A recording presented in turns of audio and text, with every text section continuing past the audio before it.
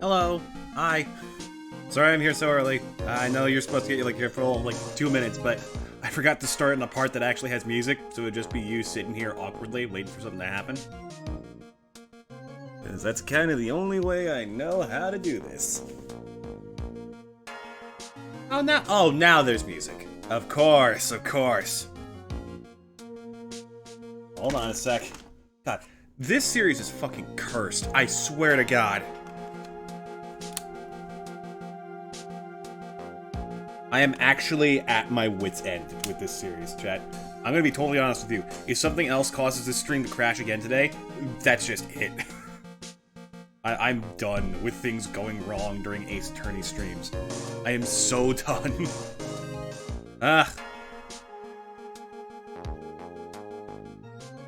But we're back. Hey, Nick. Hi. I accidentally loaded up the save file. Not even accidentally. I did it on purpose. I just didn't think of the consequences of my actions. Here we go. Alright. Everything's good. I hope to God everything is good. Let's get this underway, shall we? I'm sorry if I'm a little bit impatient. We tried to do this last week, and I had quite possibly the biggest stream malfunction I've ever had. It was a little bit frustrating, because I spent the night before preparing a bunch of stuff, but you know what? It's fine. It's fine, we're doing this. Nick, don't you fucking flake out on me again, I swear to God. Still up at this hour, reading through the trial record of a certain case. It's the first case my mentor, Mia Fey, had ever handled in a court of law. The horrifying truth that I refuse to accept is holding me hostage here within its pages. Dahlia Hawthorne. What I have read, I don't want to believe. What is written here? This isn't the Dahlia I knew. After falling into Eagle River, I was somehow miraculously saved. But I ended up catching a cold that seemed to knock me around the world and back. I feel dizzy, my ears are ringing, my throat burns and my head is on fire. But I will recover. I have to recover by this afternoon. I have to meet with the most ill-tempered witness imaginable. But I know that he'll be able to help me with him. Somehow.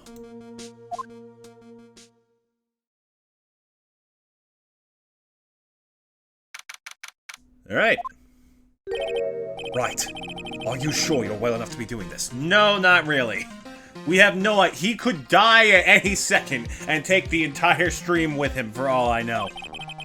You still look a little green in the face. Well, maybe Viridian in artist speak. Actually, my fever has gone down quite a bit. How's your temperature now? Only 102 degrees. Nothing to worry about. Jesus, Phoenix! Anyway, I read today's trial record. You weren't bad, Edgeworth. Pretty impressive despite the circumstances. We're not in the clear yet. The main point of contention tomorrow is going to be the murder weapon. Yeah. In the end, the Shichishito did not deliver the deadly blow. Which means there must be another sword hiding out there that we don't know about. Another sword, huh? Don't you worry about a thing, pal. I'll take up the murder weapon myself or I'll eat my coat. Don't do that. Gumshoe, you have any idea how many diseases are in that thing? Thanks again, Edgeworth. I'll handle things from here. That is probably for the best. Actually, I was thinking about paying the old precinct a little visit. There's something I want to look into. That is, our client's background, naturally. You mean Irish, sir? I have the feeling that we've met before. Was at a barbecue joint in 1907. All I want is confirmation, one way or the other. And since I probably won't be getting that from you... Sorry, Edgeworth. I bid you adieu, right? Take care. Guess I should get moving too, huh? Why? If I don't stay moving, I die, like a shark. Need to be somewhere? Yeah, I've got to get to work on this bridge, pal. I'm rigging something up so we can get across to the other side. That's right. Maya's still stuck over at the Inner Temple. But don't you worry, pal. As soon as it's all set, you'll be the first to know. Thank you, Gumshoe. Okay, I'm not doing that every fucking time. No problem, pal. Just trying to give me that coffee of yours, okay? Alright, I'm off. Hang in there, Maya. We'll get you out, I promise. But in the meantime, I've got to continue collecting evidence. Okay. I don't believe there's anything important here. We need to get a move on. I only have 4 hours to finish this thing. February 9th, Hazakura Temple, main gate. Oh, God. Come on, please! It's for art's sake, I swear! There's only one guy I know who could be this persistent and high-strung. I'm talking about the heroine here. The heroine in my book. It'll make you famous. Ah! Hey, Freddy! Enough! A fool's fool fools fools who foolishly accept the foolishness of a fool's fool. Wouldn't you agree, Phoenix Wright? Huh? Me? Nick is fucking out of it. Wait a second. I know you. Ah! Your reflexes and mine need to be shaped up. Brain's frying like a sunny side up, and you want to grill me over a name? Francie, you can't do that. Even as we speak, Nick's on the brink of death, so I'm told. Whip a dead horse. Isn't that one of your American sayings? In this very Japanese stylized location that is definitely within America? No, it's not. I'm not on the brink of anything. Come on, Nick. Tell her, would you? Tell her she needs the model for my new picture book. Francie's whippity whip. Forgot about that. Yeah! Before you ask me to model, learn to give at least semi-coherent testimony. And before that, you'll have to learn how to live a semi-coherent... Oh, wait, that's Phoenix. Before that, you'll have to learn how to live a semi-coherent life, Larry. I don't care what anyone says, I'm telling the truth. I saw what I saw. She flew, I'm telling you. Just like that dude with the red underwear. Don't think I'm gonna forgive you guys when you come crawling back to apologize. Off he goes. This is gonna be a long-ass day. It's amazing how little has changed with you in the past year, Phoenix Wright. What's up, Francisca? How you doing? You've been in Germany all this time? That's right. Extending my perfect win record. Naturally. Joy. Sounds like she hasn't changed a bit. Has it really been a year since we first met? Francisco von Karma, the prodigy. Francisco was born and raised in Germany and became a prosecutor at the age of 13. Her father was a legendary prosecutor, Manfred von Karma. He had a perfect win record for 40 long years. Now, he is gone from this world. Oh shit, he's dead! Finally!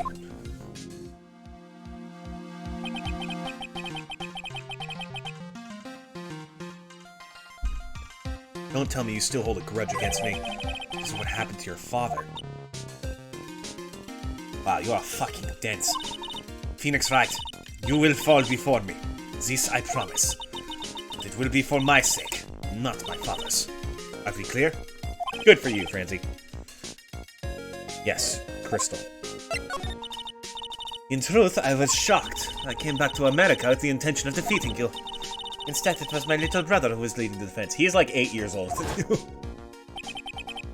Edgeworth. But think of it.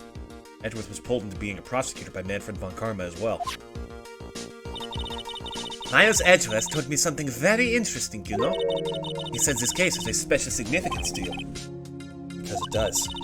And that's precisely why I am here. Your personal involvement will make crushing you to teensy-weensy pieces all the better. Braids, are you good? It's probably the fever, but she's so openly hostile. It's almost kind of cute. Yeah, that's definitely the fever, Nick. That is absolutely the fever. Ow! No smirking! No whipping the sick! Such foolish fool, doing such a foolish favor for such a foolishly foolish fool. Edgeworth. Make no mistake, Phoenix Wright. I came here for one thing, and one thing only. To pulverize you. It's not like I thought you were here to bring me Cold Killer X, you know. Eesh. Phoenix does not seem to have the patience for anyone's bullshit at the moment, and frankly, I cannot blame him. I went over the whole case file on the flight over. You read the whole thing? Yes, every last word of every last sentence of every last paragraph. All the ridiculous things you did made it a very interesting read, you know. Attempting to cross a burning bridge. Did you even consider the dangers? No. The only thought in my mind was I have to get across. A fool who doesn't think is more foolish than a fool who foolishly thinks. Don't you said he'd let me know when some bridge was repaired. Oh yeah, she's gotta be okay, I just know it. Plus I need to ask her about what really happened at the inner temple that night. So Franny, what kind of shoulder pads are you packing in that? Like, seriously. Yeah, whatever. Moving on. February 9th, Hazakura Temple, Main Hall. There was one law. Oh, yeah, it's a sigh. This is the exact same thing that happened last time. Sister Bikini? My! I didn't know you were here. How are you doing?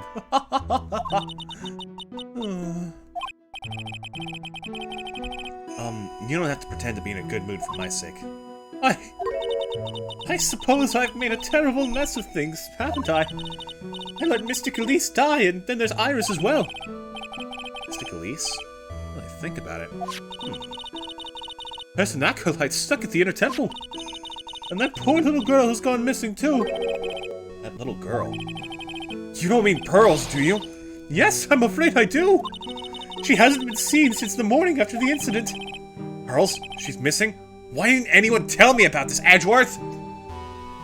Fucking hell, man! Alright, courtyard.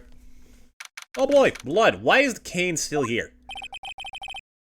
This is where Sister Bikini witnessed the incident. It's hard to imagine she was lying on the stand, so maybe there are some clues that have yet to be found. What?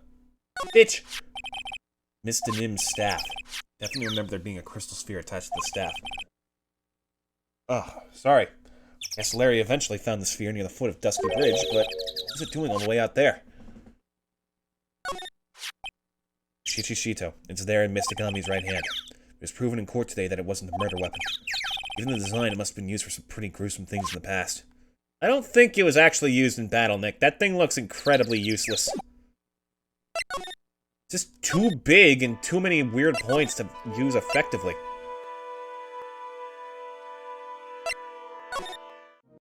Not without, like, extensive training. With that weapon specifically, not just in swordplay.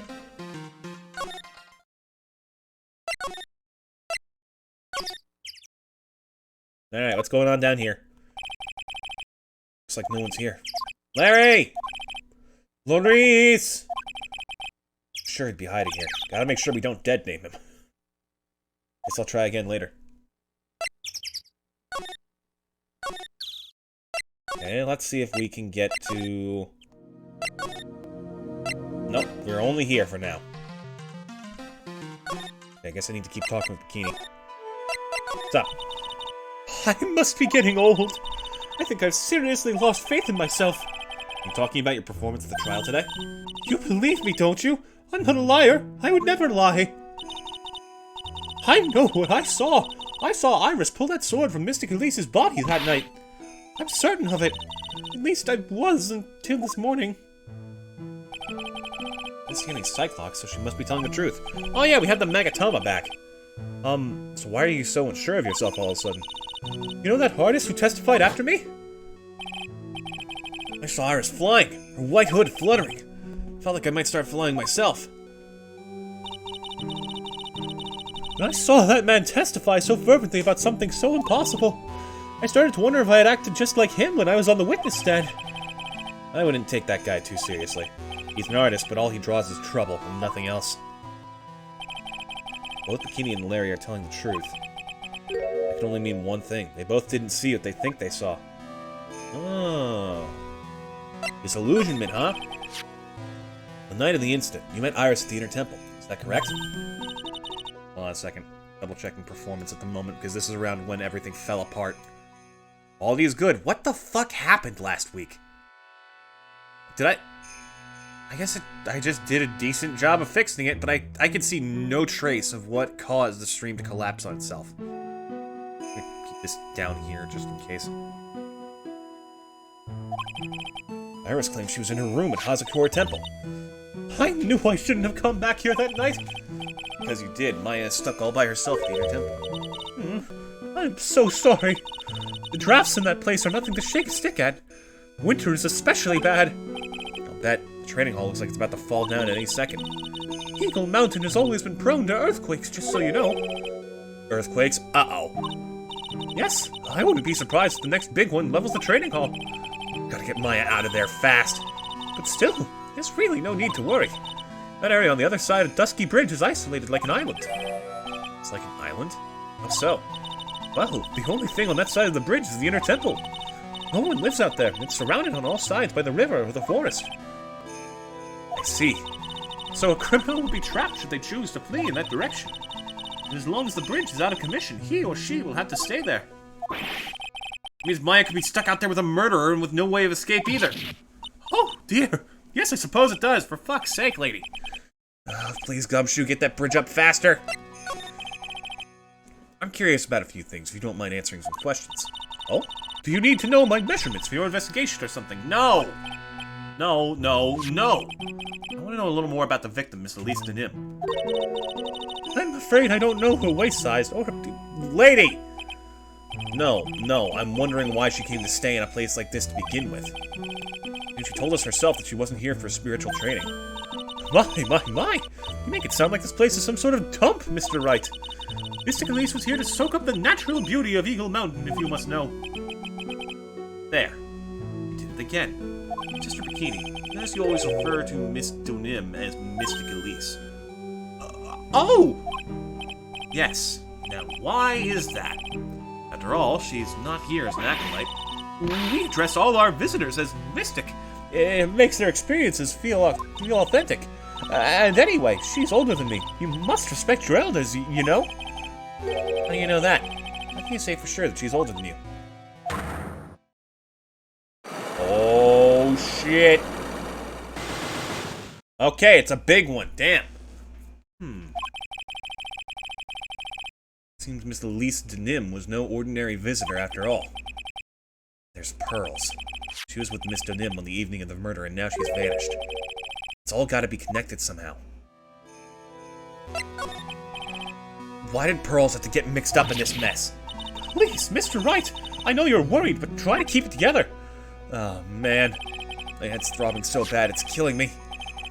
Pearls. She was with Miss Denim on the night of the murder, remember? Yes, but I have a temple to run, you know. I was busy preparing for the training. I didn't see the little darling even once after we'd finished eating dinner. Murder. It didn't take place right in front of her innocent eyes, did it? Oh, God. I witnessed the blood, Phoenix Wright. It's giving me power. No, Pearls, I thought we purged that in Season 2. Come on, keep calm. There's one place left where Pearls could be. She just has to be there. Come on, Gumshoe, tell me you'll be done with the repairs soon. Hey! What was that jarring, inconsiderately loud yell? I think I know. So this is where you've been. Keeping it nice and warm, I see. Detective, have you finished repair? The bridge? Yeah, I did. I told you I'd let you know. Well. They'll come along with you and... Sorry, ma'am. No unauthorized entry. Access is restricted to people involved in the case. What was that? I'm involved, aren't I? You couldn't get much more involved than me. Well, yeah, but that's not what I meant. Ah! Oh, great. It's been a while, Scruffy. Oh, God! The woman with the blessed whip! I gotta get out of here! Miss Von Karma! Oh, and down he goes. Sister, please leave the investigation to me. My! But you certainly seem to have everything under control. I am on your side. I won't do anything you don't want me to. As you work to pin the guilt on Iris. What are you daydreaming about, Phoenix Wright? Ow! That hurts, you know. Silence! I, Francisco von Karma, will personally guide you through your investigation. So you will follow me. She's not seriously going to follow me around, is she? Oh boy, a new assistant!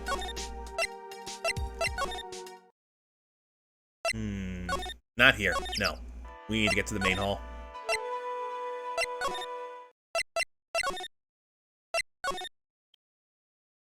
Huh. You know, somehow I can't tell if it looks sturdier or less sturdy than the old bridge.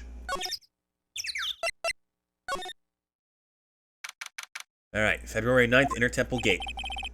Things have certainly been a lot more hectic than before. They must have commenced with the investigation. Oh! Mr. Nick! That voice! Pearls! Oh, thank God you're okay. Pearls! Mr. Nick! Mr. Nick! So you were here ever since that night? I was so lonely, I thought I was gonna die! I woke up in the morning and saw that Dusky Bridge was gone. I realized I was all alone. She was all alone? It must have been very trying for you, little girl. Here. I am Francisco von Karma, the prodigy.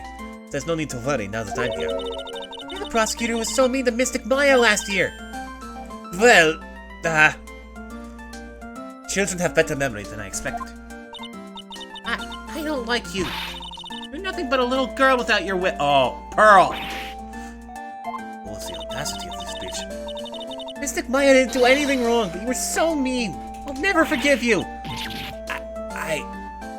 The fuck is... She sees that I am armed, yet she has the buzz to insult me to my face. Looks like Pearl's words are getting under her skin. Yow! Why are you whipping me? I didn't even say anything. You didn't have to. The smile on your lips gave you away. Anyway, Pearls, weren't you with Maya? I'm sorry. It's all my fault. Huh? What are you talking about, Pearls? I let it take control. Oh god, no! Pearls! Mystic Maya. And there she goes. Hey, wait! Pearls! She just ran off. Ow! That was cruel, Phoenix. You are one to talk about being cruel. To make a little girl cry like that is inexcusable. What's that all about? Pearls acting like that is giving me the creeps. Also, the incinerator is active. So I better take another look around since I finally got the chance. Especially since something about this place seems different from 2 days ago. Alright. First things first. There's a weird smell coming from that incinerator. The door is also open, almost like it's begging me to look inside. Oh well, let's see what stunning clue is concealed in here, shall we? Huh? It's empty! How naive of you, Phoenix Wright. It's a bit strange, don't you think, Francisco von Karma? I seem to remember. Yep. It hadn't been used the last time we were here. Snow on this incinerator the first time I saw it. In other words, someone's been using it to burn something recently. Listen, Phoenix Wright. It's impertinent to call people by their full name. I was only copying you. Way to fucking call her out. Okay, I think that's literally the only important thing here. Alright. What the fuck? Oh god! The mystic world and the real world are linking together! What has Pearls done? What's wrong? Why are you so quiet? Maya, she was supposed to be in here training. Yet it appears she's nowhere to be seen. What's that? That strange lock. It wasn't there 2 days ago. This whole room is really giving off some strange vibes. Yeah, first of all, that's a whole mess now, isn't it? What do you think this yellowish poster is, Phoenix Wright? It's a scroll, not a poster. It's a picture of a woman who's actually... A woman? I don't see any woman here. It's almost like there's something beneath the grease, but it cannot be a woman. There's a different atmosphere in this room since the last time I was here. No, it's not a different atmosphere, it's a different smell. It's gravy! What's the matter? This scroll has been completely covered in gravy. Ah, yes, there is a very appetizing smell in the air. But gravy is a type of sauce. So when you run out of paint, you Americans use gravy as a substitute. I see. Oh god, Freddy. No, no one does that. For starters, it stinks. It's supposed to be the gravy that we had at the roast on the night of the incident. Why would anyone do this? Why this scroll? And scroll update. Touch to see before and after. Yeah. Then there's the lock. This door. I was here 2 days ago. That weird lock wasn't on it. So it's changed. It's almost as if they're guarding something inside that cavern. Never seen a lock quite like this before. I have. I've seen locks and chains just like this before. But just like the ones that guard a person's secrets during a psych lock. What if this lock is guarding something too? Dark secrets in a dark cavern. What took you so long? Not even you. What the fuck? Hey, Godot! Where the fuck have you been? I thought even you'd managed to get here faster than this, Mr. Trite. Prosecutor Godot! I didn't know you were here. Prosecutor? You let yourself face another prosecutors than me? Phoenix Wright, you are dead to me! How come you didn't show up at the trial today? I can ask you the exact same question. I was nearly dead. What's your excuse? I'm also nearly dead. Look at my face. You think this thing... do you think this thing maintains itself? I had a cold, so... I had something slightly more important than a common cold to deal with. The importance of which is something you have no hope of ever understanding. Enough! I believe I have some measure of you. You are the very worst kind of prosecutor. What could be more important than a trial? Who's the wild mare, right? This is Miss Von Carmel. She was the acting prosecutor in your absence today. Well, I guess I owe you one then. You can go now, Princess. It's time for the big boys to take the reins. Oh! Okay. He takes his coffee with mild misogyny, apparently. Just who do you think you are? This case is my... Hey, Philly. Know your role and shut your mouth. Can't stand women. Wow, okay. I can't stand women who have a spine and make me question whether or not I'm in the right. I'm only going to say this once, Lady Von Whippingberg. Go home. Phoenix Wright! You could hit him! What are you hitting me for? You deserve more cracks of the whip than that, right?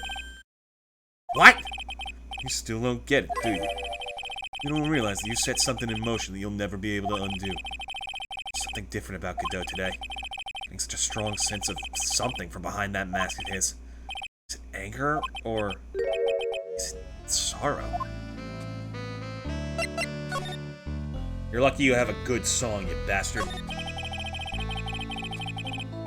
Had some important business, and that's why you weren't in court, huh? Well, what was it? I've told you once before. Perhaps you don't remember. I returned from the depths of hell to battle with you. See, Trite, I've experienced something most have not. Death. That's right, motherfucker. I'm a ghost. You died?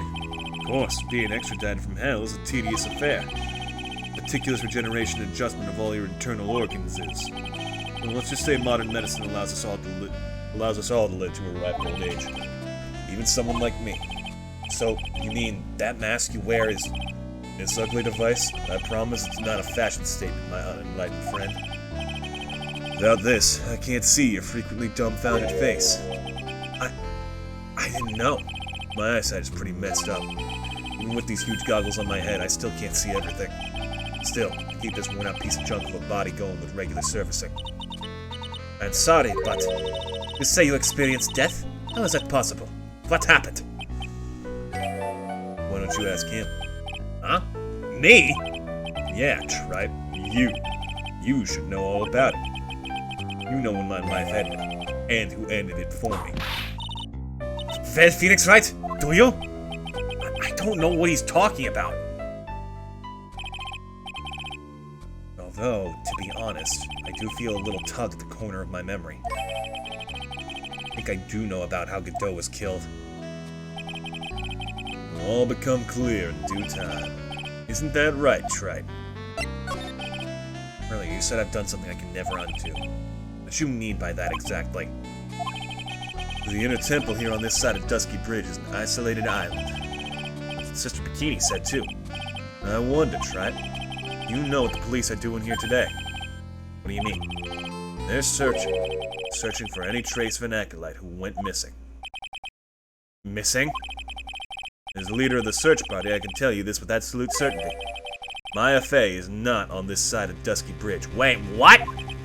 Huh? But that's impossible. She came here that night and... I won't say it again. The chances of her being here are nil. Excluding, of course, one very unique place. One? Where's that? The Sacred Cavern, the entrance of which we are standing at right now. This is the only place the search party has yet to explore. So they haven't searched that cavern yet, huh? Be aware, though, the temperature inside frequently falls below freezing.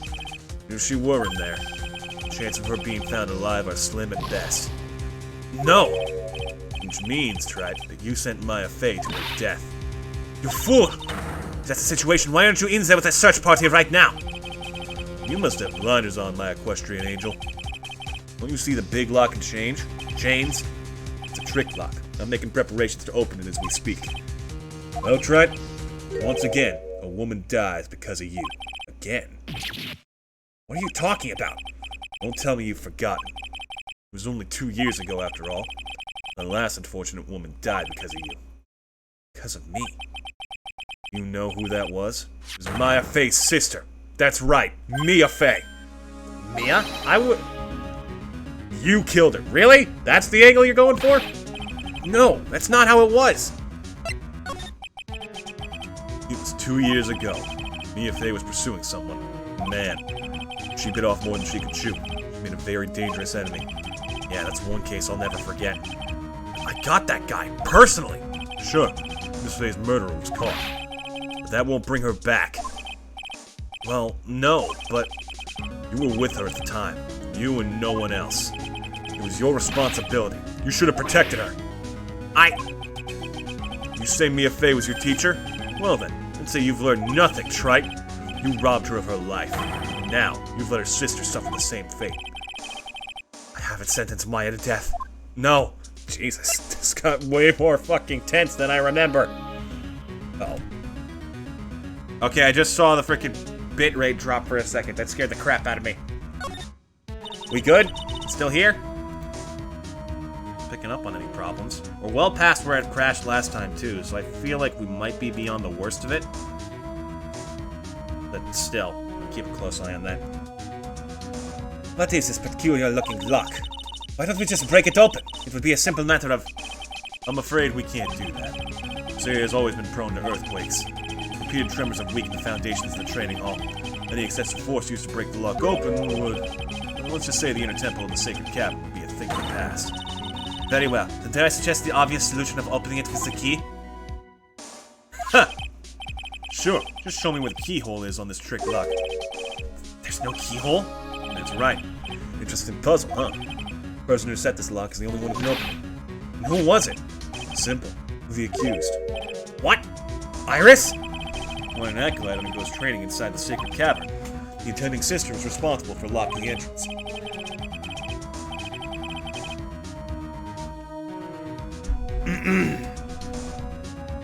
Obviously, the night of the murder was no exception.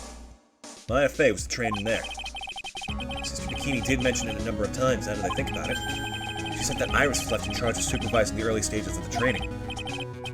So Iris, the accused, is the only one who can open this lock. I've arranged for her to be brought here now. Iris is the only person who can open this lock. Hope she gets here soon. Hang on in there, Maya. We'll get you out. So, I should be getting back to work. Wait, Kato! How sure about Maya are you? There's no doubt in my mind. She's in the sacred cavern somewhere. It's the only place she could be. You'd better start praying. You'd better pray that friend of yours brings the accused back here soon. Edgeworth? Listen up, Trite. There's only one thing I want to say to you before I go. I'll never accept you. Never.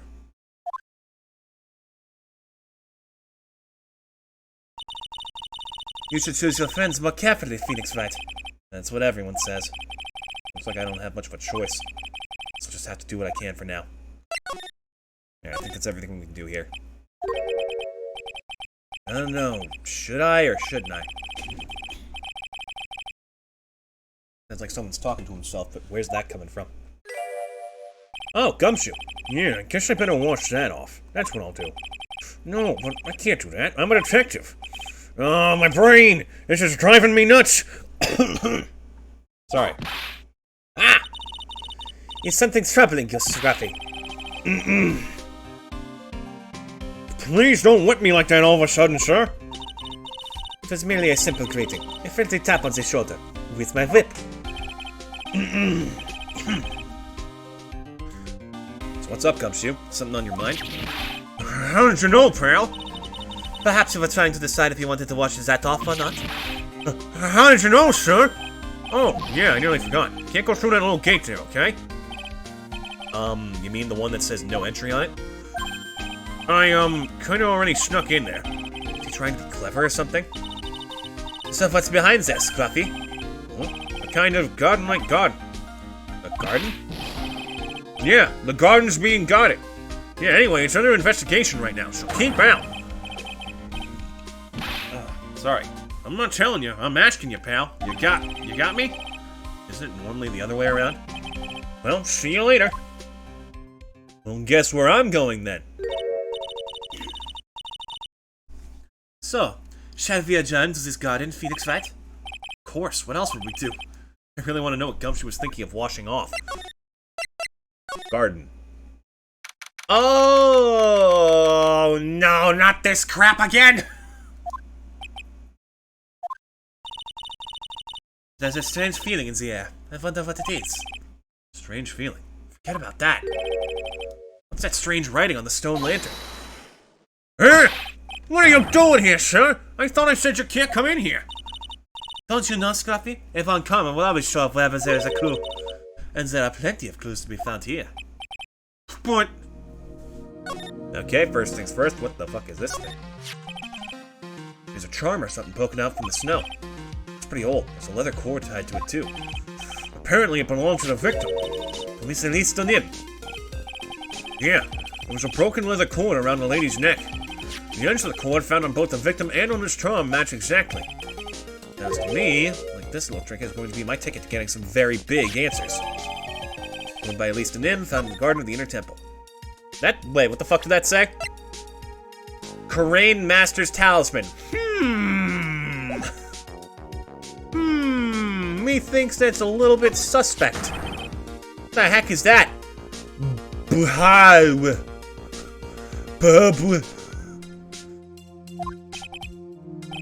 Uh-oh. You're spotting it, huh, pal? You kidding me? It couldn't be more obvious. It says Maya. Oh, upside down. Okay. I kinda see it. Yeah, before you ask, it's written in blood. You will answer all our questions now, Scruffy, without exception. Yes, sir. Alright, Gumshoe, we need some answers. How's the Inner Temple investigation going? We have the best forensic team in the world working the place. Forensic team? And what was the outcome of this scientific study? Nothing. Scientifically speaking, the place is as clean as a whistle. You're shitting me, right? You're fucking shitting me. Is that simply not good enough, Scruffy? Do you think I'll let you get away with that? Uh-oh. Well, there were a couple of things that bothered me when I first got here, sir. That stone lantern in the surrounding area that's not covered in... Oh. That stone lantern in the surrounding area that's not covered in snow, correct? They look kind of fishy to me, you know, scientifically speaking. So I got the lab boys to look them over. The results were... It's kind of hard to say, actually. Guess I better look into them myself. About Maya. Oh, did Mr. Godot tell you yet? Yes, we heard. He's got a search party out looking for her. There's nowhere else she could have disappeared to on this side of Dusky Bridge. All we can do is wait for Mr. Edgeworth to get here, pal. Edgeworth? He's escorting Iris to defend it over here. You'll have to wait, since she's the only one who can open the door to this sacred cavern.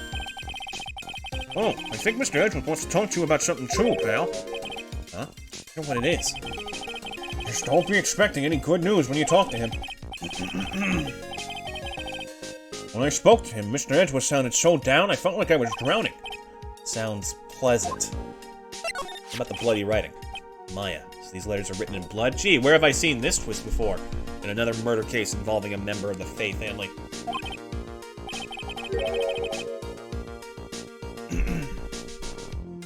Yeah. What's worse is it's written in the victim's blood. Huh? This is Mr. Nim's blood? We haven't done a detailed analysis yet, but it's looking that way, pal. Most interesting. Phoenix right. I presume you know, don't you? While Maya's name is written upside down. You know what? That was really bothering me too. I just came up with the answer. Result of my own special Gumshoe investigation. Really? Do tell. Well, the night of the murder, that stone lantern was upside down. Gumshoe. Anyways, there's really only one logical explanation to this mystery. Miss Leaf wrote these letters herself in her own blood. You must be joking. That's impossible. From the writing in a victim's blood and the other clues left behind, it seems pretty likely that this garden was the scene of Miss Elisa Nim's murder. At least that's our current theory on how the events took place, pal. What? It makes sense. So Mr. Nim was killed here. However you want to look at it, that's what people are saying now. Then, what Sister Bikini saw in the courtyard at the main temple was... Oh, what was it? If that wasn't the scene of the crime, what did she see? What do you think, Miss Von Karma? Surely a special commercial investigation would reveal the answer, no? Wait a sec. Bloody writing and all the other clues here. Someone could have easily set all that up after the murder, right? No way. No one could have gotten here. Sorry, but that's not an option, pal. Why not? How quickly you'll forget, Phoenix Wright. Ever since the incident occurred, this place has been completely inaccessible. Because Dusky Bridge was completely burnt out. Ugh. I was overseeing repairs to the bridge the whole time. No one came over here before me and my men. Which means no one could have planted all this stuff here, pal. I can't think of a counter-argument to that. I knew it. I should have washed the blood off the lantern as soon as I got here. This really was the scene of the crime. I need to figure out exactly what it was the Bikini actually saw.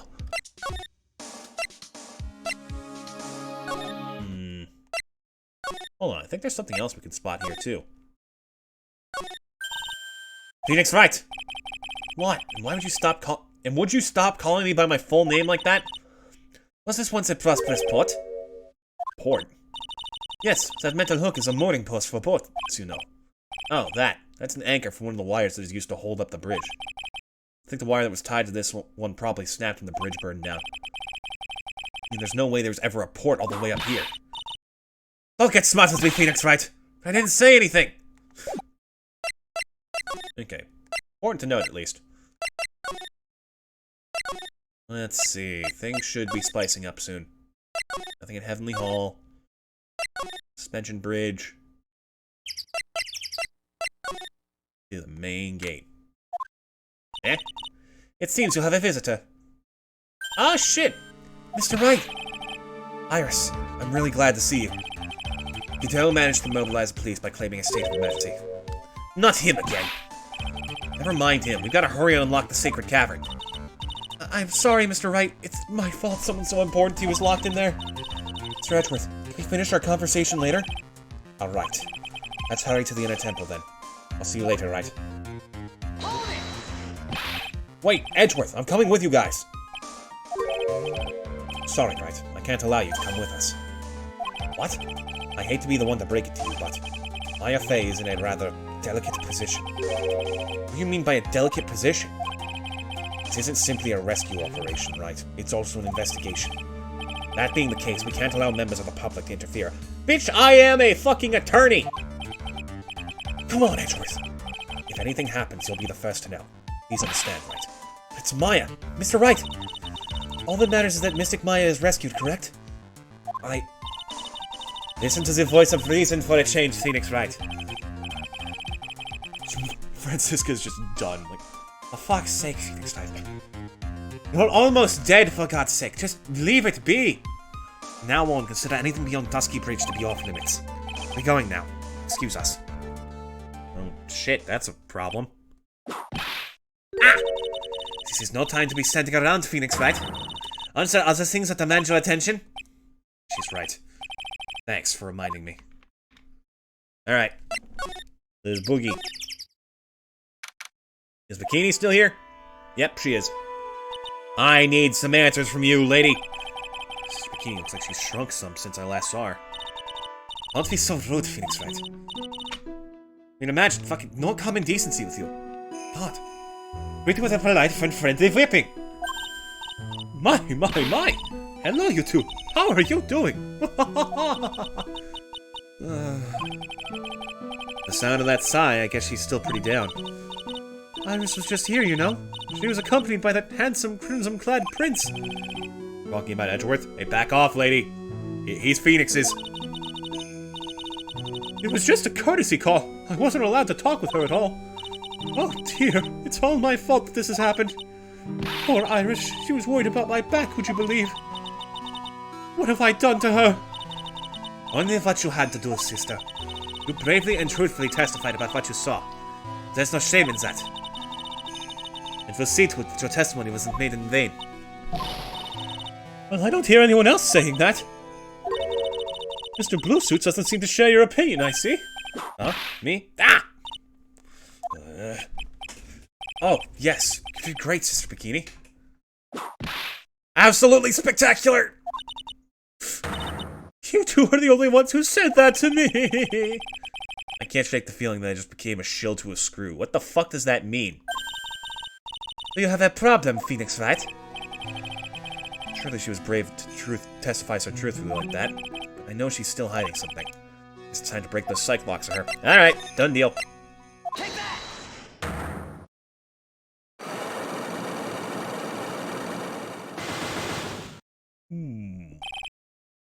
Elise Denim. Sister Bikini, the truth is becoming increasingly clear to me. Oh. Sorry. I'm convinced that Miss Elise Denim had a special significance to this temple. As to why she had a special significance, I believe it has to do with her true identity. What on earth are you talking about? She was... Mystic Elise was an author. Just an author of picture books. To be honest, I had my suspicions almost immediately after I met her. Suspicions? Yes, I didn't have any evidence to support my theory, though. But now I do. This piece of evidence proves Miss Denim's true identity. Bop-a-da-boopity, baby! Miss Denim had this charm with her at all times. Huh? Where did you... This isn't some cheap good luck charm, then. Then... What do you think it is, Mr. Wright? What could a talisman like that possibly mean? It's a talisman, is it? Interesting. Oops. This thing speaks volumes about who Miss Denim really was. This talisman and one other item unequivocally prove Miss Denim's true identity. I'm guessing it's this. Yep. The painting is obscured by this gravy state at the moment. This scroll shows the master of the Korean channeling technique. The crest at the top is a sign of that honorable title. The very same crest that adorns the talisman that victim carried with her. Ah! This crest is reserved for the master of Korean. Who on earth told you that nonsense? I've got no idea what you're talking about. The new master, Maya Fey, told me. What? You mean that acolyte is Misty Fey's daughter? Yes. Are you sure? Yes. In fact, since her eldest daughter passed away, Maya is Misty Fey's sole successor.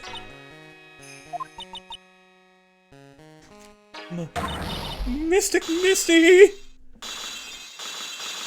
Oh, okay, that got all of them. Damn. Good for us, I guess. Unlock successful. Mystic Elise graced us with her presence about a week ago. When she showed me the mark, the talisman with that mark on it, I nearly fainted. No one had seen her since she disappeared 17 years ago, after all. What is the significance of this talisman, sister? The Korean talisman? The symbol of the Master of Korean. The bearer must carry it with them always until their death. Until their death? So Elise Denim was really Maya's mother, huh? She was Misty Fey, the master of the Korean channeling technique. Truth comes out at last. Looks like we're making some headway here. Tell me, sister. After 17 years, why did she choose to show herself now? Because something happened that called her out of hiding. What happened? Well... Uh-oh. Oh god, Edgeworth! What's happening? It can't be. Earthquake! Ah! Oh my goodness! The inner temple! This kind of tremor might... It's the inner temple? The sacred cavern in the training hall! It might very well cave in! What? Maya! This case is a fucking disaster. It seems to have passed. Can't just stand here and do nothing. Let's go. What? Where? To the inner temple, of course. Where else? Sister Bikini, we'll finish this later, alright? Of course. You run along now. People may have been hurt. Let's get some first aid kits ready. That's not our only concern. Come on, said Phoenix Wright. They won't bar you from entering as long as I'm with you. Thank you. Right at that moment, I had the worst feeling in my gut. We just had an earthquake. I wonder if he's alright. I can't leave my boyfriend alone at a time like this. You look worried. Are you thinking about your boyfriend? Come on, let's go. Understood. I will not stand in the way of love. Better hurry to the inner temple and... Right! Huh? What are you doing here? How could I... How do you expect us to understand if you don't speak up? Yow! Hey, why am I the one getting whipped? She's gone. No. The defendant, Iris, she's gone. Gone where? She fled. She escaped. What? It's not his fault, it's the trauma doing it, but... So, it was just now, during the... It's easy to see Edgeworth's one and only weakness, his fear of earthquakes. I should have known better than to escort the defendant alone. As soon as the ground started shaking, everything went dark before my eyes, and I stupidly passed out. That incident haunts you to this day, doesn't it? Why, do you really think that's a good thing to talk about right now? I'm fucking struggling. That's no excuse for letting the suspect get away. Can't believe I let it happen. Like, the inner temple area is a dead end, so she could have only escaped to this side. We haven't seen her. And we need to get a manhunt underway right now and search Eagle Mountain from top to bottom. Wait, Edgeworth, you thoroughly checked the inner temple yet? That would be ridiculous. Why would I? The inner temple is like an island. There's no way to escape but to cross. No, that's not it. Iris isn't the type of person to run away, Edgeworth. What are you talking about? Sister Bikini mentioned something when we were with her. She said that the sacred cavern might have caved in because of the quake.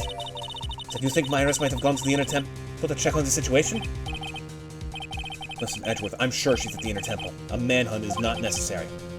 Right. Let's not waste any more time. We need to get to the training hall sacred cavern now. Alright, let's go. February 9th, Inner Temple Training Hall. Fortunately, the sacred cavern hadn't caved in. But what we found was something none of us could have ever expected. Ah! A Mind Seal! By a demon that Pearl unleashed! Oh. Yeah, that's problematic. How can there be even more locks? What's the meaning of this? Iris! Iris, please tell me. What the hell is going on? Oh, this is some right chaos. To be continued. Okay. I need to pause a sec because I think I have another fucking sugar crash coming on. I swear to God, it's always the Ace Attorney streams that this happens on. I'll be right back. I'm going to grab something to eat before I fucking collapse. God damn it. Every time this...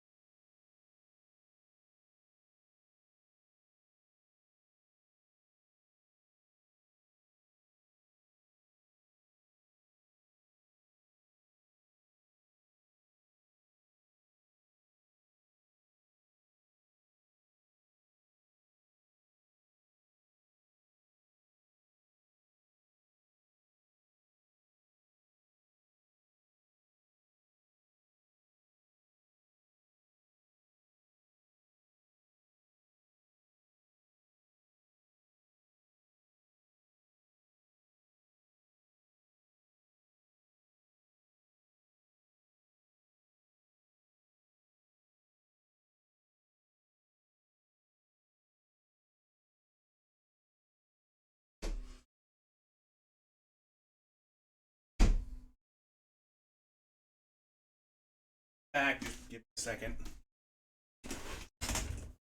Mute up for a bit while I take care of this.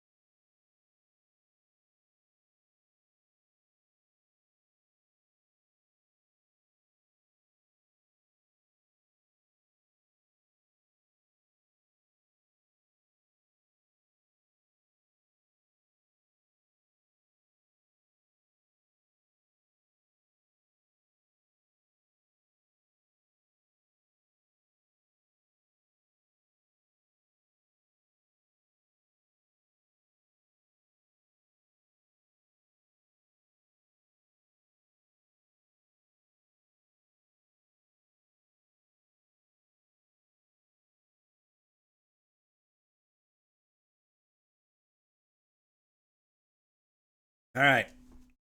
Sorry. Thankfully, that should be the last that we hear of that for the stream. Let's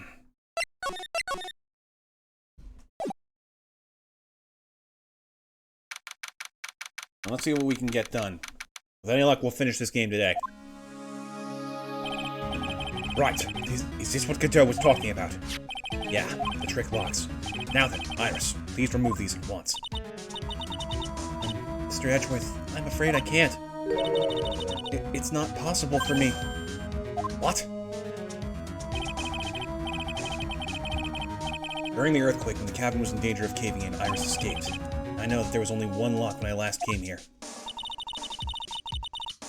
So you're saying that you can't undo the new locks? Yes.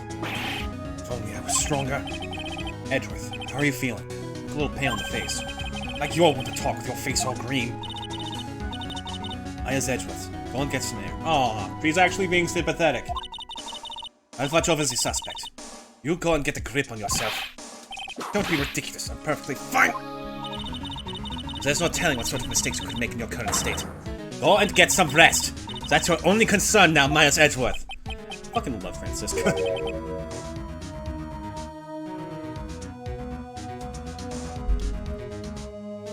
Sorry. Her growth is very interesting. Understood.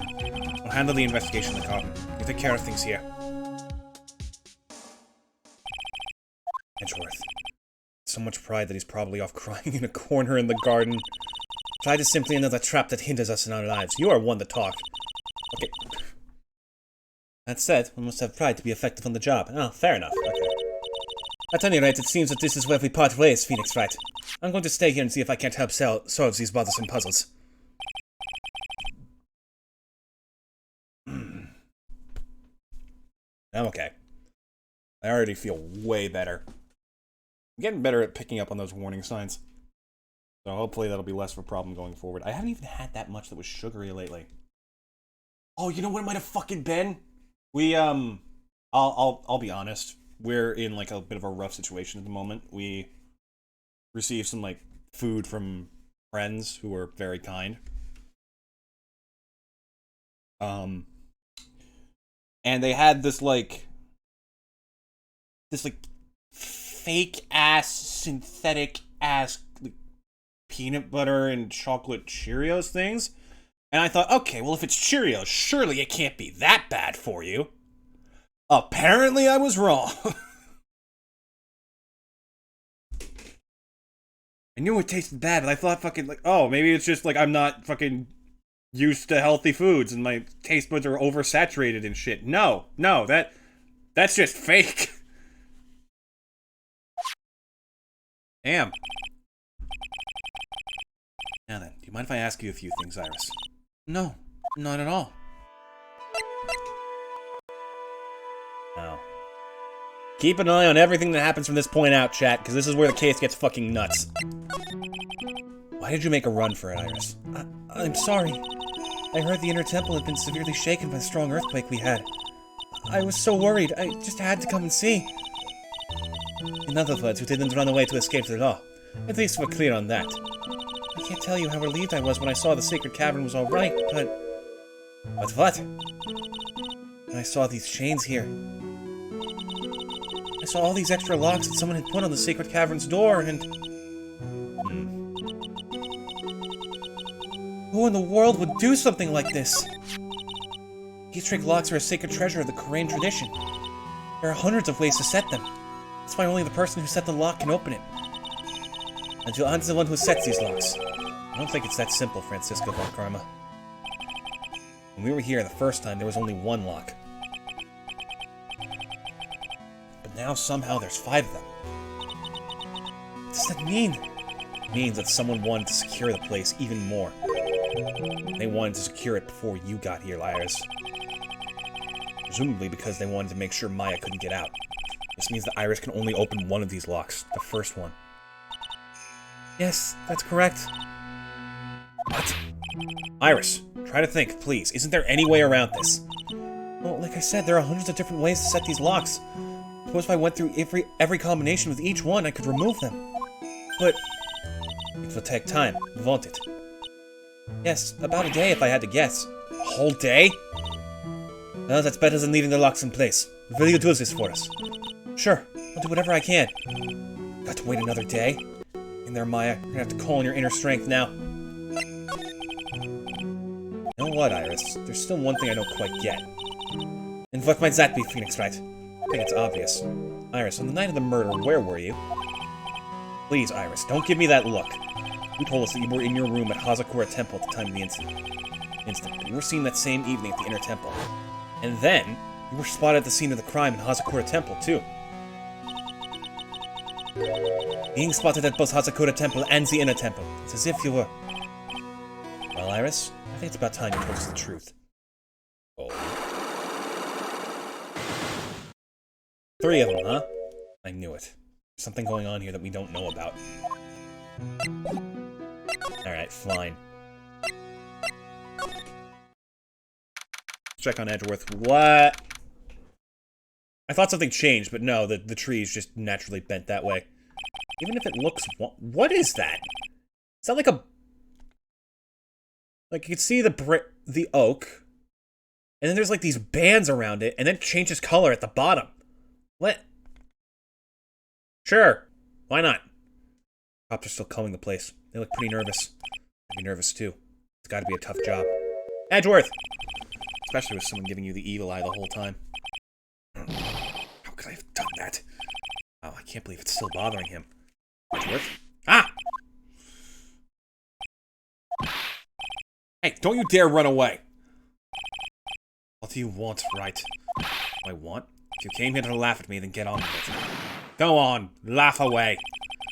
I was ready to hug it out with him, but he's just the same prideful. Ah! What a good boyfriend. Went back to the Criminal Affairs Department, right? Said you wanted to look into something concerning Iris? Yes. Thanks to what I found, I was reminded of something terrible. You guys are putting a lot of effort into the investigation of the garden here, huh? There's a high chance it's the actual scene of the crime. That's why. Maybe because of the writing in blood? The talisman in the snow? Exactly. As you know, those things couldn't have been planted here after the murder. But surely, you don't suspect Maya, do you? We have to treat everyone as a suspect. Maya as well as Iris. It's our job, right? She's locked inside of a cave, dude! That's literally not possible! So, I guess you still haven't gotten over your fear of earthquakes. No. Though, thankfully, my nightmares have stopped. Still, if the ground gives even the slightest tremor, I find myself short of breath. 17 years ago, when we were little school kids at the same elementary school, Edgeworth found himself in the middle of a murder. In the middle of an earthquake. All started with that big... Yes, we get it. It's DL6.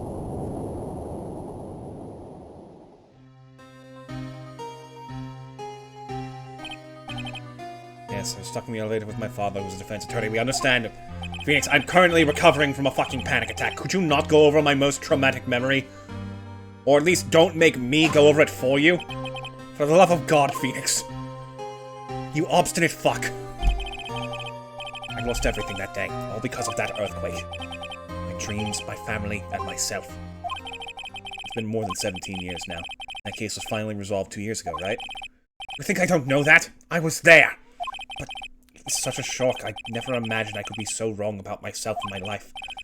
I'm sorry, right? There's nothing else I can say. Not after you chose to become a lawyer for my sake, and not after you saved me. Edgeworth, you're stronger than you think, so no more of this self-pity, okay? Aw, they're so cute together. That's real love. Why can't I find someone like that?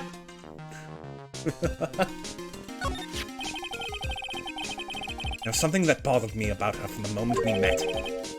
I felt like I'd seen her somewhere before. No, wait, not somewhere. I felt like I'd seen her in court before. So you went back to the Criminal Affairs Department to look for her file. Yes, I checked over every file. I checked over every case file I've ever worked on. I was right. I had seen her face before, 6 years ago. 6 years ago. It was my first appearance in court, and as cases go, it was my worst nightmare. So, who is she? I'm sorry, right? I can't give that information away to a member of the general public. What? Why not? Might be the crucial piece of the puzzle that solves this case. The woman I knew was the daughter of a jewelry store owner. She had nothing to do with Iris and Hazakura Temple. And neither did this case. No, that woman is completely unrelated to this murder. Unrelated? Yes, I can say that with complete confidence. You're wrong, Edgeworth. She's totally related to this case. I need to fill Edgeworth in. I need to explain the connection between Iris and the woman Edgeworth knew. We're gonna need more intel. Finally getting to the bottom of this case. I can count on Iris to break those locks, so I should try to gather more clues. From Sister Bikini, Edgeworth, Gumshoe, and Pearls. Okay, this is still... Something strange about this incinerator. I'm sure there was snow on it the first time I saw it. That and the door's open. Someone's been burning something, that's for sure. It's a shame there isn't a trace of what it was left inside. That's an anchor for one of the wires that used to hold up the bridge. So snapped during the fire. Please don't let Larry be here. It's weird that there's no one around all of a sudden. It sure gets quiet up here in the mountains when you're all on your own. Speaking of alone, I should go check out the shack that's just down this path. Maybe I'll find Larry there sulking again. February 9th, Heavenly Hall. Pearls! Oh, Mr. Nick! Pearls! What are you doing here? Nothing. What about Mystic Maya? Is she alright? Well, we don't know yet. Oh, I see. Hey, what do you think you're doing here, Nick? Larry. This is the loser's shack, where losers get together to lose themselves. This is the what? Hey, we find comfort in each other's failures, okay? You got a problem with that? Don't lump Pearls in with you, you little egomaniac. Look, Mr. Nick. Mr. Larice did a picture of me. That's, great, Pearls. We're going to gather firewood now. We'll be cooking some half-rotten potatoes over a miserable little campfire. So stay out of our way! I don't believe this. Why can't he try getting fired up over becoming a better man? No one believes a word I say anymore. Listen to me, Pearl. I don't want to trust this kind of guy, okay? I'll only let you down. Oh, Mystic Maya. Larry, is there something you want to tell me about this picture? I got nothing to say to you, Nick. My life's here now, with Pearl. Two losers cooking potatoes together forevermore. I'm going to do with him. Alright then, what do you think about this picture, Pearls? I think it's really well drawn. I can't draw at all, so I think it's really amazing. Yeah, same. See? Someone appreciates it. It's tough getting the flames to look like that, you know? It's supposed to be Sister Iris flying through the air, isn't it? I love it. It's like a dream. A wonderful fantasy. No, it wasn't a dream. She really flew, I'm telling you. Iris really flew that night. But Mr. Larice... Not you, too. Please don't look at me like that, Pearl. Don't look at me like I'm some kind of nutcase, I beg of you. This picture really is a representation of what Larry thinks he saw. Okay, so I was half asleep when I was here that night. I was wide awake after the lightning struck, and I saw what I saw. It was exactly like I drew in this picture. And it looks like I don't have any choice but to take the sketch at face value. Hey, what's the look of doubt on your face? Pearls. Yes, Mr. Nick? I've been meaning to ask you about the night of the murder. Where were you, and what exactly were you doing when it all happened? I was just, I'm just a kid, you know? I'm sure it doesn't really matter what I was doing. Does it, Mr. Nick? Sorry, Pearls, but not with your demons. We need to confirm this shit. The night of the murder, you were supposed to be in Mr. Nim's room, reading a book together. But Mr. Nim was murdered, and you, Pearls, were at the inner temple. The demons told me to do it! Just what exactly happened that night, Pearls? I'm really sorry, Mr. Nick. Again with the psych locks! 5 of them again! I feel bad, girl. That's why I'm being punished. What are you talking about, Pearls? My spiritual power has disappeared. What? Her powers have disappeared? What do you mean your power has disappeared, Pearls? It's all over for me. Spirit medium who can't channel spirits is like a painter who can't paint. Hey, what are you looking at me for? Pearls, did you try to channel someone's spirit right here at Hazakura Temple? Tried but failed, perhaps? Way to go, Nick. You made her cry. That was really cool of you. Just as I thought. I'm going to have to break her psych locks to get the truth out of her. Okay, we need more answers. Things are already getting out of hand. I wonder if Sister Bikini is back at the main hall yet. I haven't seen Gumshoe around for a while either. Maybe they're having a cup of tea together somewhere. I bet Gumshoe's Sister Bikini's dying. Yeah, parasitic and alien. Well, what's the damage? How is the sacred cavern? Looks like it survived. We have a bigger problem now. Well, let's get her up to speed. Sister Bikini all about it. About the 5 locks that were stopping us from getting inside the sacred cavern. But who could have done that? The only people who know how to set those trick locks are those of the Korean tradition. We have Iris at the Sacred Cavern trying her best to open them for us right now. Actually, there's something I've been meaning to talk with you about, Sister Bikini. Oh, yes. We were in the middle of a chat, weren't we? Yes, you were telling me how the Master of Korean disappeared 17 years ago. I want to know why Misty Faye suddenly appeared at this temple. It was about a week ago when Mystic Elise... No, I mean Mystic Misty arrived. After she showed me the talisman that proved she was the Master, she said... Someone is trying to destroy the Korean tradition's main family line. I'm here to put a stop to them. Oh? Someone was trying to destroy the main family line? There's only one heir to the title of Master at any time, and it's usually the eldest. That child becomes the new Master of Korean, and her daughters the main family. All other mediums become branch family members, with no hope of controlling the clan. That's why nothing has changed throughout the history of the clan. Branch families always have and always will plot to erase those of the main family line. Is the power of the Master worth this much bloodshed? A little bit nuts, but sure. You believe in the technique, don't you, Mr. Wright? You know its power is real. Yes, I do. I've seen it countless times. It's been 2 years since I first met Maya. In that time, I've seen her channel the spirits of the dead plenty of times. During the mask-to-mask case, during Maggie Bird's trial, too. Thanks to Maya, Mia is always on hand to help me out when I need her the most.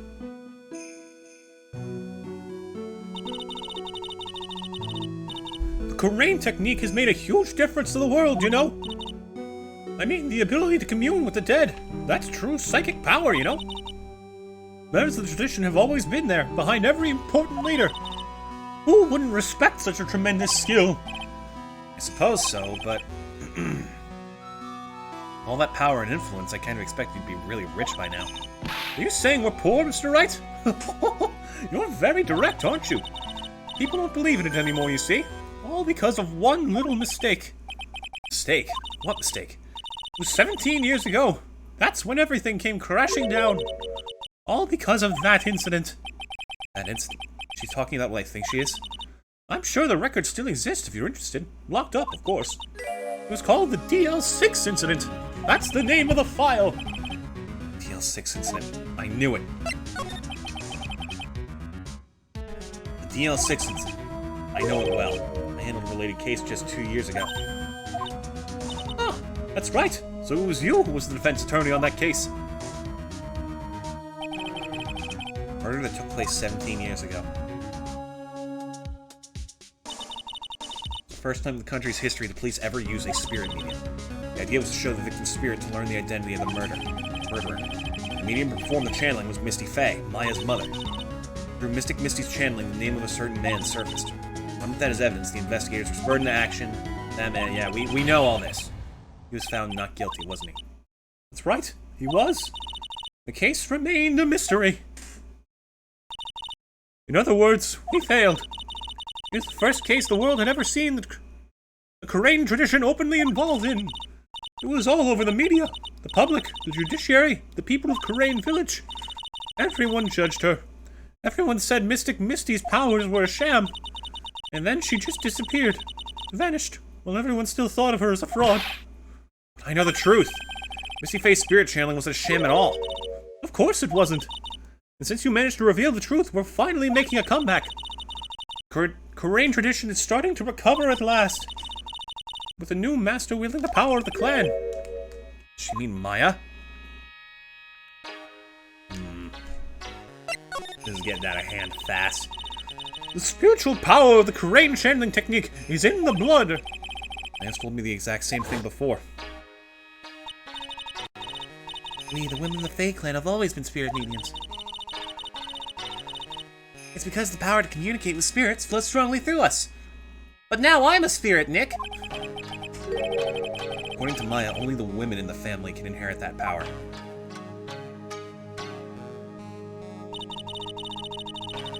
The main family's bloodline stems directly from Mysticami. With each new generation, only one daughter becomes the new master. The ones who don't become branch families, right? That's right. It's always the cause of tragedy. You know, Maya had a sister too. Older sister named Mia. Oh yes, I've heard of her. What? You know about Mia? Of course. She became a lawyer in the hopes of discovering what happened to her mother. Lost her life as a result. Do you know what Mystic Mia is rumored to have said? She said it wasn't only because of her mother that she became a lawyer. She also didn't want to fight with her sister over the leadership of the tradition. Really? Well, she saw what happened to her own mother, Mystic Misty, as she grew up. I guess Mystic Mia got tired of seeing all the rivalry between her mom and her aunt. Right. Morgan. That's right. Misty Faye had an elder sister too. And Misty, having superior powers, managed to usurp the master seat from her. Mystic Misty's sister is Mystic Morgan, as you probably know. That's psycho. Morgan. There's a name I know well. It was a year ago now at Maya's home, Karain Village. What she did was terrible. It was also she could make her own daughter the next master. I suppose if you know about Mystic Morgan's daughter, you must have already realized that Iris... Huh? Iris? What's Iris got to do with any of this? That Iris is Mystic... What? I don't remember this! Iris is what? Is she kidding me? Iris is Morgan Faye's daughter? Did you just say that Iris is Morgan Faye's daughter? Oops, I thought you already knew. It sounded like you'd met one of Mystic Morgan's daughters already. I have!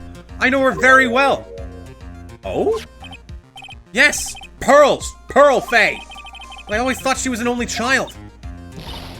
You jest? That child, she's Mystic Morgan's... I had no idea. Mystic Morgan. She's in prison now, isn't she? Yes. Ever since she was found to be a co-conspirator in a murder case last year.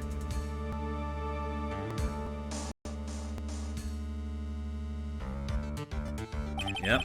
There's the bitch. It was all done to set Pearls up as the next Grand Master. It's an interesting little bit of inter-family politics. It's done decently well. I see. So I've been wrong all this time. Mystic Morgan had 3 daughters, not 2. Hold the fuck on a minute. Wait, what? Three? Yes, Iris, her twin sister, and Mystic... It's always the fucking twins. What? Twin sister? Oh, didn't you know? It all happened 20 years ago. Okay, what else do you think I already know?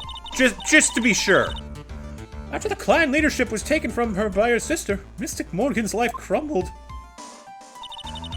It wasn't many years later that Karain's reputation hit an all-time low. When Mystic Morgan's husband realized his wife would never become the master, he left her and the village, taking their twin daughters with him. Awful. He was a jeweler, you know? In the end, he remarried, and that's when it happened. He decided to give one of his girls up to be looked after by us here at the temple. That was Iris, you see. It's unbelievable. Iris has a twin sister. Could it be? Could you tell me one more thing, Sister Bikini? What was the name of Iris' sister? I'm sorry, Mr. Wright. I just can't remember. All I can recall is that her father was a jeweler. Well, that's a clue, I guess. Jeweler. Thank you very much. You've helped clear up a lot of details. Girls had two older sisters, huh? Yes, that's right. No doubt it was all because of Mystic Morgan's anger towards the main family. Anger? What do you mean?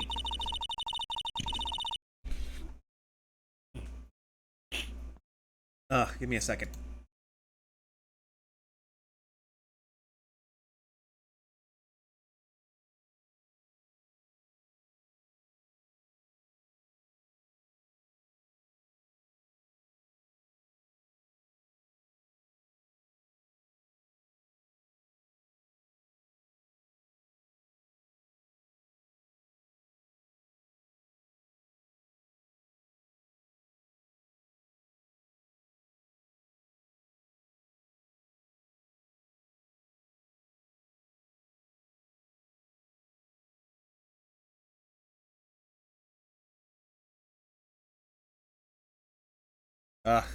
This series is fucking cursed, I swear to God. I paused, muted to take, like, a decently long drink because I haven't had anything to drink in a bit, and I nearly fucking choked.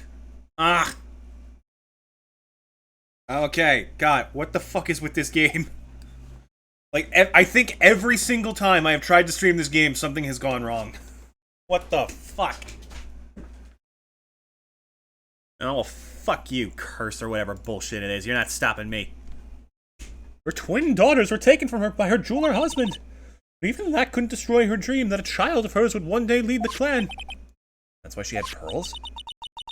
It seems that the incident here was a result of Mystic Morgan's anger. She was able to break free of the bars that confine her. So Iris has a twin sister, The plot thickens like a fine soup. This information will be... What is wrong with me today? No, I refuse to fucking give in. Information will be useless unless I can flesh it out a bit. I need to ask more questions and get some more info. Let me try. I just had a twin sister. That's really all I know about her. Other than the fact that she was taken away from her mother by her jeweler father. I don't have any idea where she is or what she's doing now. Tell her. She'll probably have a coronary and a half. What about Morgan? When I think about it, I do kind of feel sorry for Mystic Morgan. It wasn't her fault that her sister was a more powerful spirit medium. Mystic Morgan just couldn't compete with her sister. It must have been really tough on her. Even so, that doesn't excuse all the things she did. No, of course not.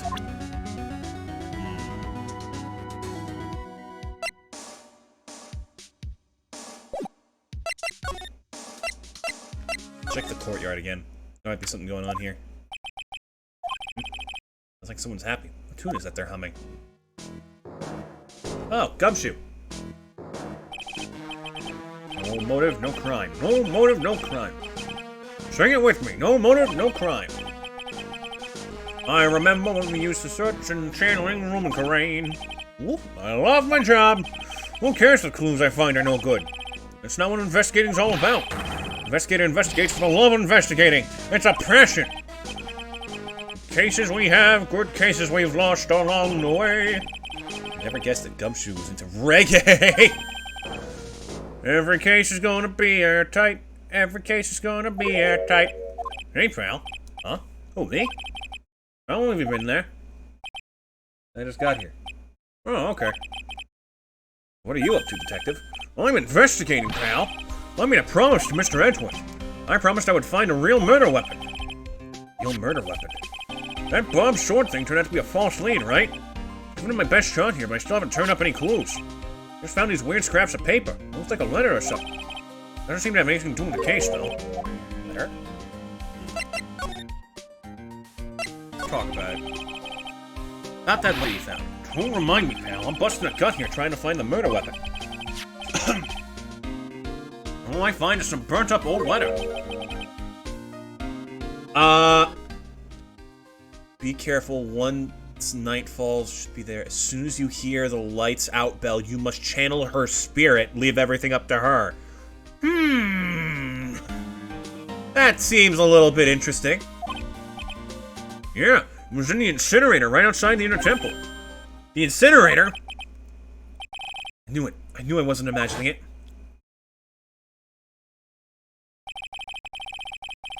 There was snow in the incubator when I first saw it. After the incident, the snow had melted away. Which means someone used the incinerator on the night of the murder. What's up with you, pal? I've got it right here if you want to take a look. Can I? Do you mind? Sure, go nuts. I don't want it, pal. You can have it. It's all spirit mediums and masters and stuff. I bet it's got no relation to the case. Spirit mediums? It's gotta be important if it mentions spirit mediums and masters. Better give it a good looking over and some serious thought. Make sure you chuck it in the trash when you're done. Littering's a crime, pal. Fuck's sake, Gumshoe. Okay. Let's channel her spirit, leave everything up to her. Her name is blank. She is the whole... Here's a picture of her. Use it when you channel her. I know you can do it. Once this is burned, also tell anyone about this letter. Gravely roast the master in the fires of Hades and bring our vengeance to fruition.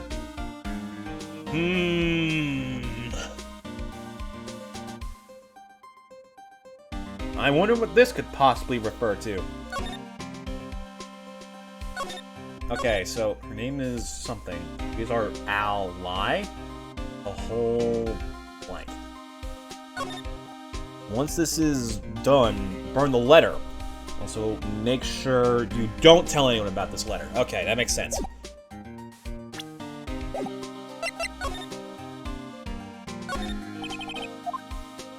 I know there's something weird about this staff. Mr. Nim's staff. Definitely remember there being a crystal sphere attached to the staff, because Larry eventually found the sphere near the foot of Dusky Bridge, but what was it doing all the way out here? So what do you know about the real murder weapon so far? Well, it wasn't the Seichi Shito that was found impaled in the victim's body. Mr. Edgeworth proved that in court today. Yes, that's true. In which case, it must have been another blade. And that's what you're running around like a headless chicken looking for now, huh? Yeah, and man, it's a tiring of work. Let me tell you something, pal. I'm no chicken. We got the feather of forensics in our cap these days. We're using the department's secret weapon on this. Secret weapon? Oh no, not this secret weapon crap again. How's the investigation going, Detective Gumshoe? I don't know if I should be telling you, pal, but I guess it can't hurt. Looks like the murder took place in the Inner Temple Garden. And they're taking that bloody writing on the lantern pretty seriously back in HQ. What? You mean... I don't have the details, pal. All I know is if you don't find Maya down in that sacred cavern, we're gonna be faced with one ugly situation. What kind of ugly situation are we looking at here? You're counting me. I don't know. They're not my words, pal. And who said it? Mr. Godot. Godot? What did he mean by that? This secret weapon of yours. You wanna know? You gotta think scientifically, okay? Alright? The murder weapon was a sword. Swords are, scientifically speaking, made of metal, right? Any questions so far? No. I know what he's gonna say, but I'll let him look smart. So what's the perfect tool for the job? Ta-da! A metal detector! Ah, remember when you took this to Von Karma? And you started freaking out? Yeah, that was fun. Raise your hand if you didn't see this coming from a mile away. Well, you wanna give scientific investigation a go? Huh? Me? I've been using this thing for hours now. It's pretty boring after a while. Why don't you give it a try? I don't know. Oh, I'm absolutely helping out. Come on, pal. It's good fun, I'm telling you. Alright then. Guess I'll give it a go. Like I said, it's the department's most advanced gadget. The absolute best. So sensitive you can make it cry. So high-tech you could skydive off it. Oh, bother. So I'm gonna tell you how to use it. It's possible the real murder weapon is around here somewhere, right? Sure. That's what we're trying to find out. Right, so first let's turn the detector on. Ooh. That's the sound of the metal detector signal bouncing off of something metallic. Next, move the oh god, don't worry, this baby will let you know when you hit on something metallic. And when that happens, press the A button to give the area a good search. This thing picks up metallic objects that are hidden from sight, too. Take a good look at anything and everything that seems suspicious, okay, pal?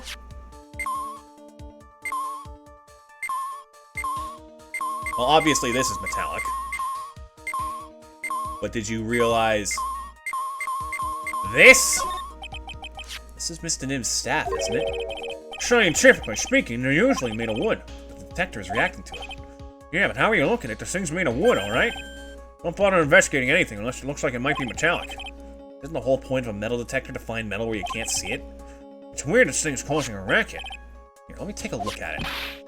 Hey, hands off! Examining evidence is a job for the... crack. Ah! The top is coming off. Look what you've done! You damaged a really important piece of evidence!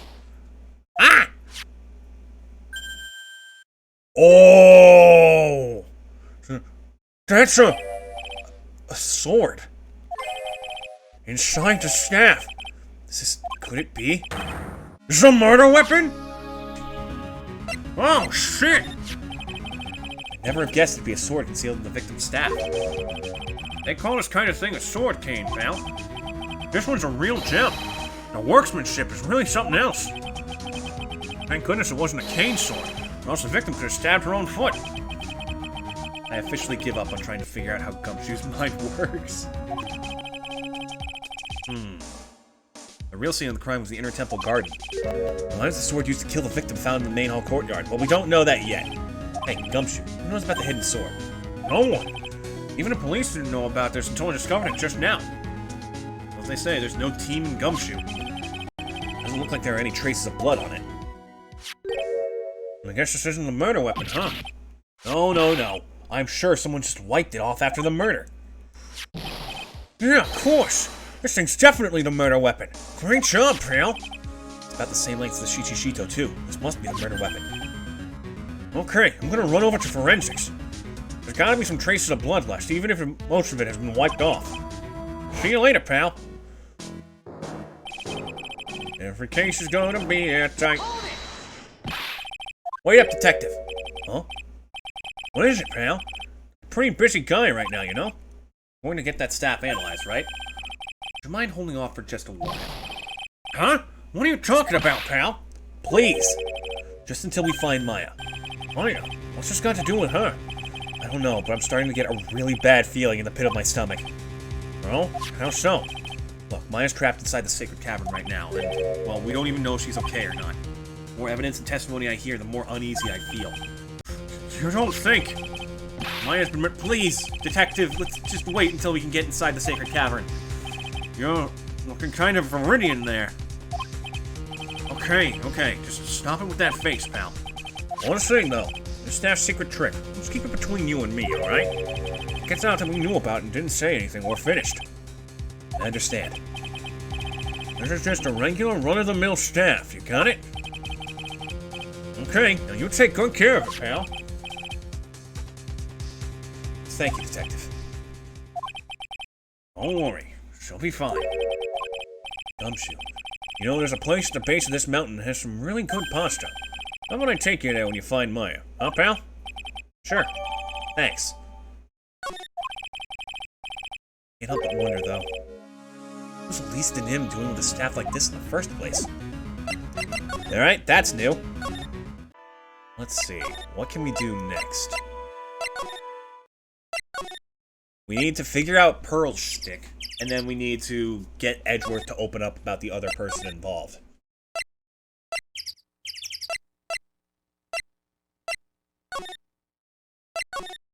Let's try...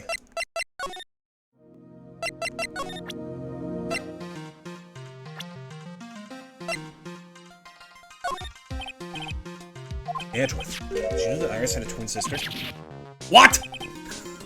A twin? You can't be serious, right? You better not be fucking joking with me. I swear to God. Sister Bikini told me. But the problem is she didn't know the name of this twin. There was nothing about Iris having a sister in the files I checked.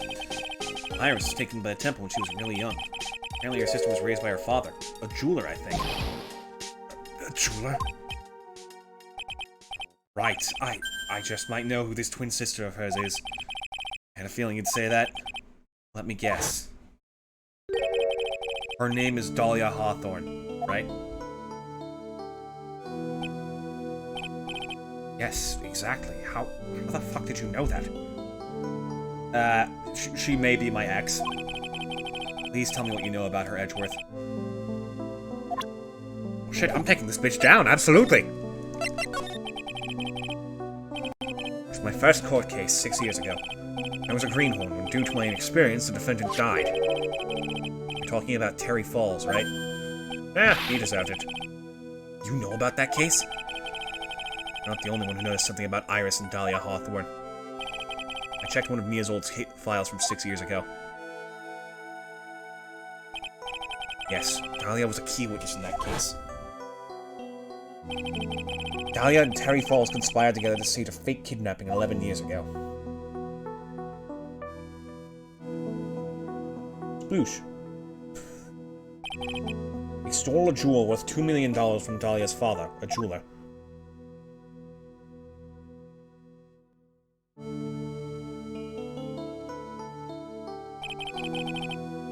Five years after that, she murdered her own sister, Valerie Hawthorne, to keep her from talking. Her sister? Well, her stepsister, actually. They weren't blood-related. Valerie was the only daughter of Dahlia's father's second wife. Jesus. Oh. And this is when she entered my life. The woman who tried to kill me. The bitch. So after Terry Falls died, what happened to Dahlia? Did you check that out? Does it really matter? Like I said, Dahlia isn't connected to this case.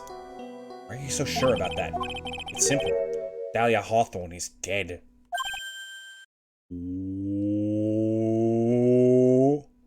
What? Well, her metabolic processes are a matter of interest only to historians, so to speak. Her metabolic processes... What? I was trying to be delicate, right?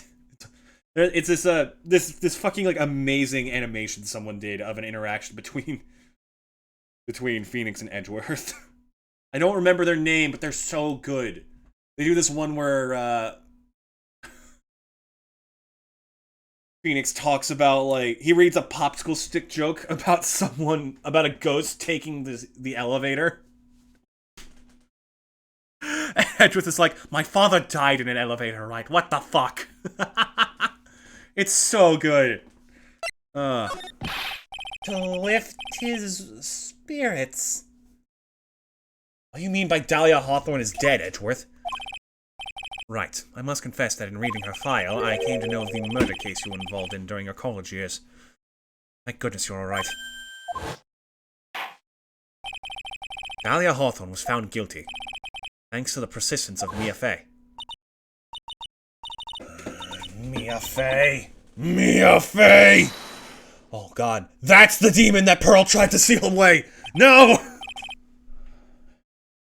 At the time, Dahlia, like she was possessed by a demon.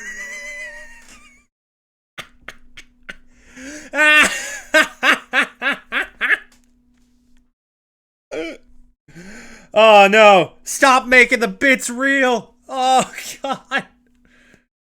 Oh no! I've been running this joke since the second game! Oh no, stop. So I need a second. I actually need a second after that. Holy shit.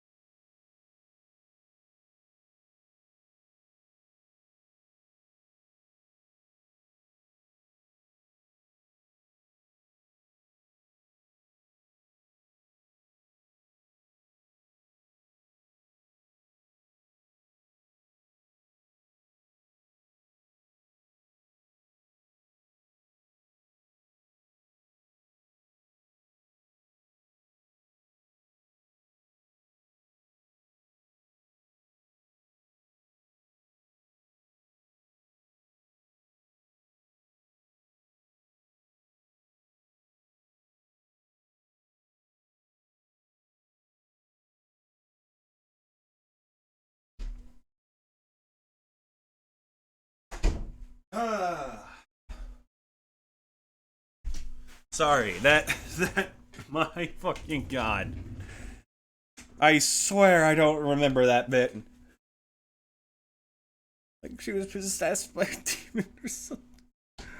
Fucking hell. Cause, no, she's not possessed by a demon, she's just fucking evil. I made that shit up. It's been almost 5 years since that guilty verdict was handed down. And her sentence was finally carried out. Good fucking riddance. She was executed. Last month. Executed? I'm sure that's a bit of a shock for you, right? And for more reasons than one. Do you understand now? She can't possibly be connected to this case. She's dead. And when someone is dead, there's no way to revive them. There's no way to revive the dead? I wonder. Seems you're not aware of one other connection yet, Edgeworth. And what is that? About Iris and Dahlia Hawthorne's mother. What's their mother got to do with any of this? She's Morgan Fay, a spirit medium from a branch family with a crane channeling technique. Did you say crane channeling technique? Do you know something about it? Oh, yes, I know it's connected with that fraudulent spirit medium. Fraudulent? I was involved in another Nightmare 17... We know! Not this flashback again! I was caught up in the middle of a murder investigation. The police didn't have any leads. They were stumped, and that's when they called her in. The very famous spirit medium, the master of her channeling school. Do you know what happened? As a result of her efforts, an innocent man was accused of murder. She and her powers, they were all fraudulent. Edgeworth, go to the police records room. It's all in there. All you have to do is check the DL6 incident case file, and you'll know. It is a bit of a sore spot for him. Of course, how could I forget? Edgeworth was the victim in that case. He was murdered. He's currently in denial about the fact that we summoned him here as a ghost through spirit medium. I don't know when to break it to him. Edgeworth, you'll understand someday. Then you'll see that the crane channeling technique is real. Okay, so that's more intel.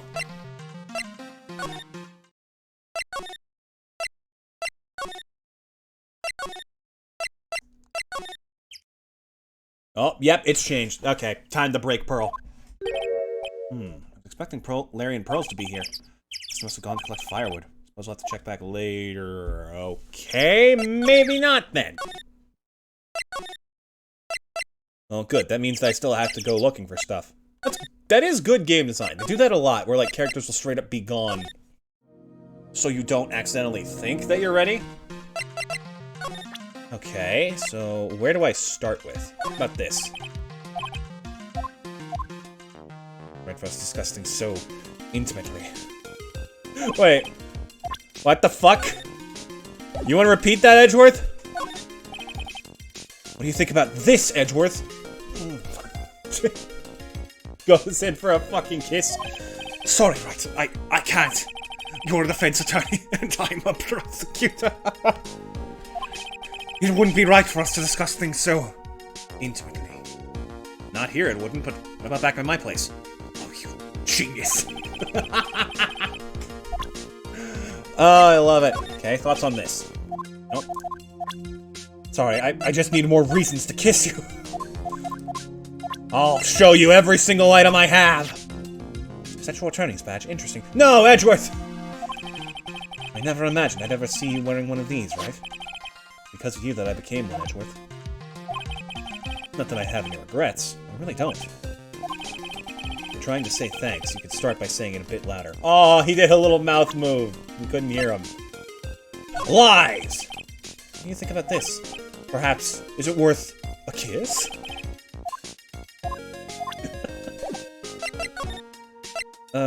Let's see. How's things going here? Oh, that's right. You still owe me a couple of explanations yourself, don't ya? Question is, do we have to finish you before we move on to Pearl? Probably. You have less locks and you're still here. I think it's time you told the truth about what you were doing on that night. You said you were in your room at Hazakura Temple the entire time. Do you still claim that to be the truth? Yes, that's where I was.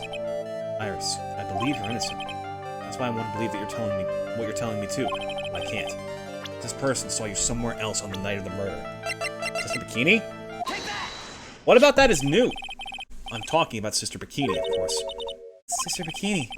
Her testimony in court today was very clear. That night, I was helping an acolyte with her training in the inner temple, but, well, as you can see, my back likes to act up violently, so I left Iris to help the acolyte and returned to Hazakura Temple.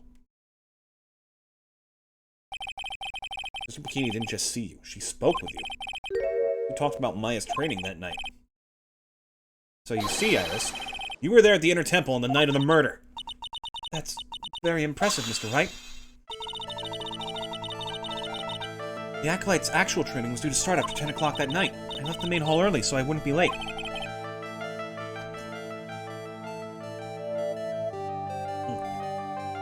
Sorry. What time was that? Let's see. It takes about 20 minutes to walk between the main hall and the inner temple. So I would have left at about 9:40 p.m., I think. Why'd you have to think that out? I'm sorry, Iris, but lying just doesn't suit you. Huh? Now, you say you left the main hall at 9:40 p.m., but what you say doesn't add up with this. Oh god, now I gotta go over all the fucking info. Snowed from 7 to 10:50. So it was snowing at the time. We have the photo of Elise, we have a picture of the tracks. The tracks have been covered up by the snow, so it's either that or... Wait! Yeah, she testified that she was in the room until... at 10. Take that! You yourself testified to the contrary. Don't you remember? You said you rang the lights out bell at 10 o'clock that night. Ah! Plus, only moments before you rang that bell, you were seen at the main hall by the most reliable witness I have. Who's that? Me. Mr. Wright, you even spoke a little that evening. That's when you gave me this. Surely you haven't forgotten. No, that's right. I remember. And that brings us to another puzzling fact, Iris. At 10 o'clock on the night of the murder, you were seen in 2 different places at the same time. The time you told me exactly what's been going on, Iris. So far, I've managed to prove 2 things. First, on the night of the incident, you were at the inner temple. Second, at the exact same time, you were ringing the bell at Hazakura Temple. Only one possible explanation for this apparent impossibility. Or 2 of you. On the night of the incident, you were seen in 2 different places at the same time. Which means there must have been 2 of you. I can't think of any other explanation, Iris. But that's crazy. How could that be? There's only one of me. It's impossible. Possible? I wonder. The way you're trembling certainly seems to suggest otherwise. You're seriously trying to suggest there's more than one of me? Show me the evidence. Show me something that proves there's more than one of me. I don't know, how about your twin fucking sister? Got it. Wait! Okay, no, they didn't use the same picture. They did touch it up a bit. Anyways, I have a firm grasp of the situation now, Iris. You have a sister, don't you? A twin sister, perhaps. Ah! That's right. Dahlia Hawthorne. A bitch I know only too well. No idea you knew of her. Very impressive, Mr. Wright. But she's no longer... Yes, I know. Her sentence was carried out recently, wasn't it? Sorry. Thank you. There's no need to explain now, is there, Iris? The second you who was here at the temple on the night of the murder. It was your twin sister, Dahlia Hawthorne. You just said it yourself a second ago. Sister's dead. Have you forgotten that? Have you forgotten this, Iris? This is a channeling dojo, a training ground of the Karain channeling technique. That night, someone channeled Dahlia's spirit, and you knew about it. And that's the secret you've been trying to hide from me. Ah! There was an explosion! The place is coming down! I was in my room in the main hall that night. As soon as I heard that I'd been spotted at the inner temple, I knew. I knew it was my sister. Dahlia, the other half of me who passed away last month. Just as I suspected. The Iris that Sister Bikini saw at the inner temple on the night of the murder. It was Dahlia Hawthorne. Why didn't you tell me this before? Because my sister always does the right thing. Excuse me? Because I mustn't get in the way of what she's trying to do. I already betrayed her once before. I can't do it again. Betrayed her? What do you mean? That's why I had to accept I may be found guilty. It's the only way. What's she talking about? You know about it, don't you, Mr. Wright? About the fake kidnapping that took place here on Eagle Mountain 11 years ago? That was the start of it all. That's what started her down that twisted path. Oh, God. She started to commit crime after crime, and in the end, she lost her life. It's all because I betrayed her. How did you betray her, Iris? It was no coincidence that Eagle Mountain is where the exchange was to take place. After all, I helped plan the whole thing. Oh. Yeah, that kind of has an impact. What? I got scared, so I ran away. What are you talking about? Why would you help her? Stealing $2 million from your own father? That's awful. But I promised that I'd help. And she didn't do it for the money. Huh? It was revenge on our father. Revenge? What? Oh, is he a piece of shit? What do you mean by revenge? He was a hideous man. He threw our mother away and then sent her to hell. Mother? Talking about Morgan Fay. Our mother was the eldest daughter of the main branch of the Fay family. The main family had a lot of influence in many businesses and political circles at the time. As the eldest daughter, our mother was set to inherit all of that as the next master. That's the reason our father married our mother in the first place. For power. This plan backfired, because our mother's sister took it all from her. She took over as the master of Karain. That would be Misty Fay, Maya's mother. Before long, the credibility of the Karain tradition hit rock bottom. The new master, Mystic Misty Fay, made a terrible mistake. It was during the investigation of the DL6 incident. After that happened, our father took me and my twin sister away, leaving our mother and our home behind. He hated the place. He said it was a hick dive and that he had no reason to stay there. And that's when you came here to Hazakura Temple. Yes, the woman my father took as his next wife already had a daughter. Valerie. I had no place in his new family, you see? Oh. I haven't seen my mother once since then. Having the master seat stolen from her and being rejected by her own family. I've heard she's been very battered, spiritually and emotionally. I'm finally beginning to see how the pieces fit together. Oh, hey, Franny. I have asked her everything I can in my capacity as a prosecutor. This incident, everything related to it goes back to the history of the Fey clan. You're also one of the only other people who actually believes in the Karain channeling technique, so it's kind of a vibe that you're here. That's what it looks like. Iris, there's just one more thing I want you to tell me. What is it? During the incident in which your sister, Dahlia Hawthorne, poisoned a lawyer, she began a relationship with a certain college student in order to hide the evidence. That college student, have you heard anything about him? Well, I did hear one thing. He said she hated his guts. I see. Thank you for your help. I'm gonna go cry now. Okay. You're welcome. Hurry up, Phoenix Wright. There's still much to investigate. Leave these locks to me. I'll open them for you. I promise. Thank you. I suppose I better continue my investigation. There's still one giant secret left to unlock. Pearl's psych lock. Time for some fucking answers.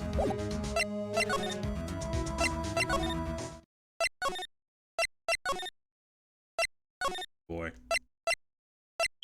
Come on, Pearly. It's time for the truth. Look at that. They really did make a fire right in front of the shack. Oh, Mr. Nick. You're too late, Nick. You came here for one of our potatoes. We've already polished them all off. You'll never get them now. I think I pretty much got all the evidence I need. I just need to find out what Pearls is hiding. Alright, Pearls. We're exercising you once and for all, and then we cut to the heart of the matter.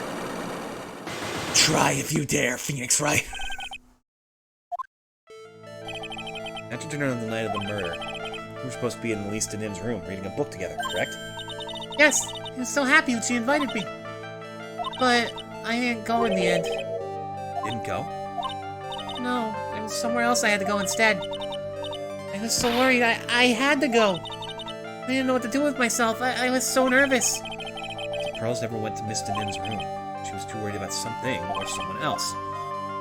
Pearls? The night of the murder, you went to this place, didn't you?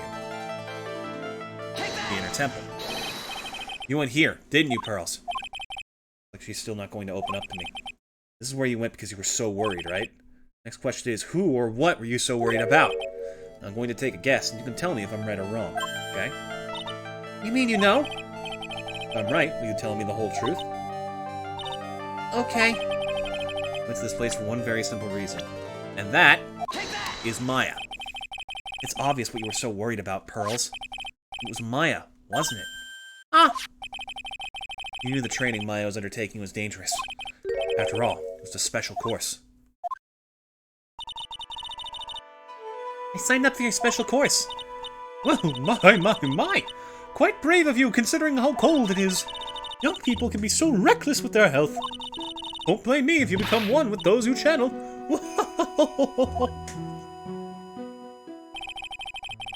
Sister Bikini scared you with what she said, didn't she?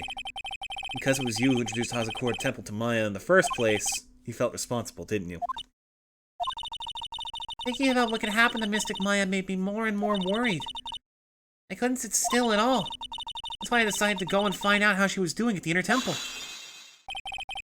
We're clear now that you went to the Inner Temple that night, Pearls. What's not clear is what happened after that. About what time was it when you headed over to the Inner Temple? It was probably around 9:30 when I left the main hall. I heard the real training was supposed to start at 10. I wanted to get there before it started. There was so much snow, so I didn't get there until after 10 o'clock. After 10? How did you know what time it was? Because I heard the bell ringing for lights out. Heard the lights out bell? Hazakura Temple bell's pretty small though, isn't it? You must have really good hearing. I was really trying to pick up the sound of that bell, that's all. I didn't want to miss it. That would be terrible. She was trying to hear the...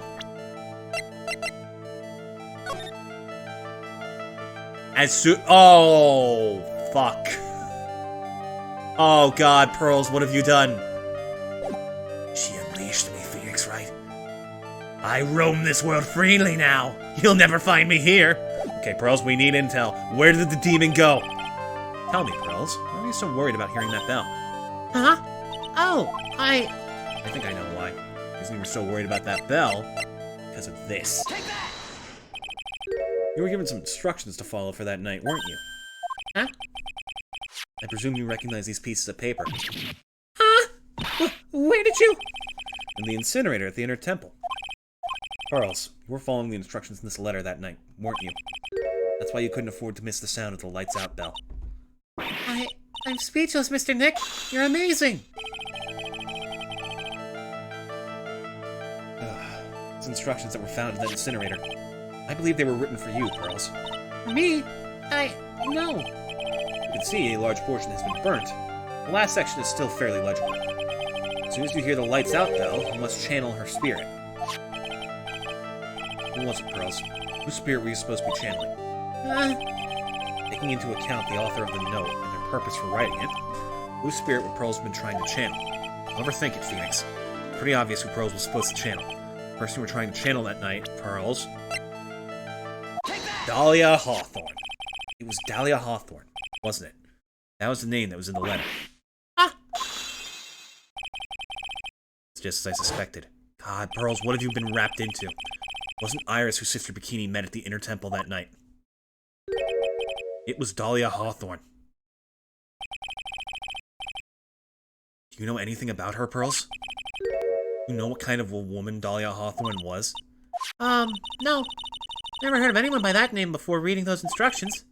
I thought so. Pearls doesn't have a clue. She doesn't know that Dahlia is her sister. About the instructions in the letter I found, Pearls. Who wrote them? Whoever it was asked you to channel the spirit of someone you'd never heard of. You must have quite a lot of respect for them. After all, you followed their instructions without question. So here's my next question. Who wrote the set of instructions for you to follow? One vindictive bitch! Pearls, I have to wonder about something. You didn't have any idea what these instructions meant, did you? Oh, is that her heart freaking racing? You followed them to the letter regardless. Why? Because it was your own mother who asked you. That's why. How did you... Figured it out. The person who wrote you this letter was your own mother. The same person who planted the demon spirit in you in the first place to finally release it now. Alright, Pearls. It's time you started telling me the truth. Mr. Nick, Why is she holding back from me? I don't like this. don't underestimate me just because I'm a child. That demon wasn't the only source of my power. Huh? If you're trying to say I follow these instructions, I'd like to see some proof. What? Because I don't think you have any. Say anything rather than admit to carrying out those instructions. Provide some more evidence then. One more thing should do it.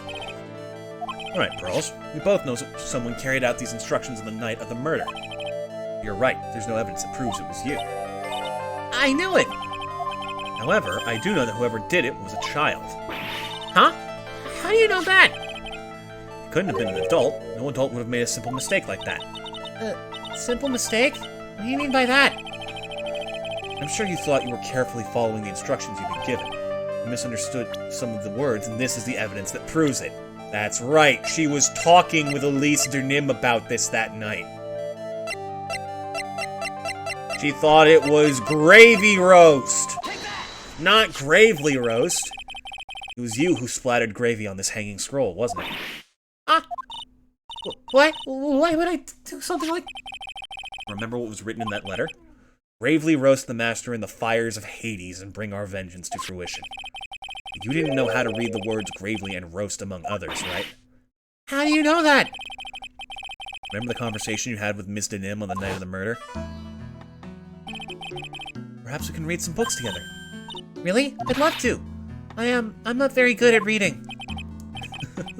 Well then, would you like to practice reading with me? Miss Elise, so for example, how do you read this? It says gravely. That's kind of a tough word. Oh god. So Elise knew. Sure, Miss Denim taught you how to read gravely and roast. What she didn't teach you is what they meant.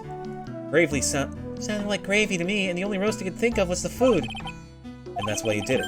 That's why you covered the picture of the master in gravy from that night's pot roast. To be honest, I did think it was a bit strange. Guess I really did get the wrong idea. Just a tiny bit. I really am useless. I couldn't even burn the letter properly as my mother had asked of me. Just a simple thing, and I couldn't even do it right. God, Morgan, you fucked up this kid. I hope you burn. You fucking awful mother. Horrible human being. After dinner that night, I did go to the inner temple. With a pot full of the leftover gravy. Gravy? I saw the picture on the hanging scroll. Near the sacred cavern. I'm sure it was... Sure, it was the Master of Karain, like it said in the letter. I see. And then? Well, it was already way past 10 when I got there because of all the snow. So I went to the inner temple guest area. The guest area? Yes, I thought I could wait there until the training was over. Why didn't you just go to the training hall? Because Mystic Maya's main training had already started and I couldn't interrupt it. So I just stayed where I was and prayed for her to get through it.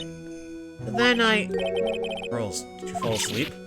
I'm sorry. I didn't mean to. I just couldn't help it. Hey, don't worry about it, Pearl. Who cares if you fell asleep? She should care. Larry, you are a terrible example for these kids. I fell asleep waiting for Iris, too. It happens. Anyway, then you found yourself trapped at the inner temple. Yes.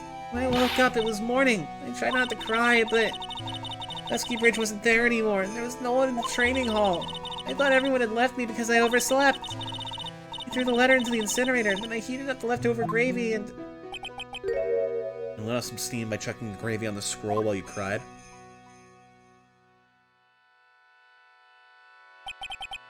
Must have been pretty scary for you, Pearl. I know what it's like. Nick used to leave me behind when I fell asleep at school, too. Don't equate something so trivial with her experience, Larry. Her mother conned her into committing murder. This is about lost powers. It was written right in my mother's letter. It said as soon as you hear the lights out bell, you must channel her spirit. I was on my way over to the inner temple when I heard the bell ring. So you channeled Dahlia Hawthorne's spirit? No. I tried, but I couldn't do it. Couldn't do it. I've never failed at channeling someone. This is the first time it's happened. I tried, and I tried, and I tried.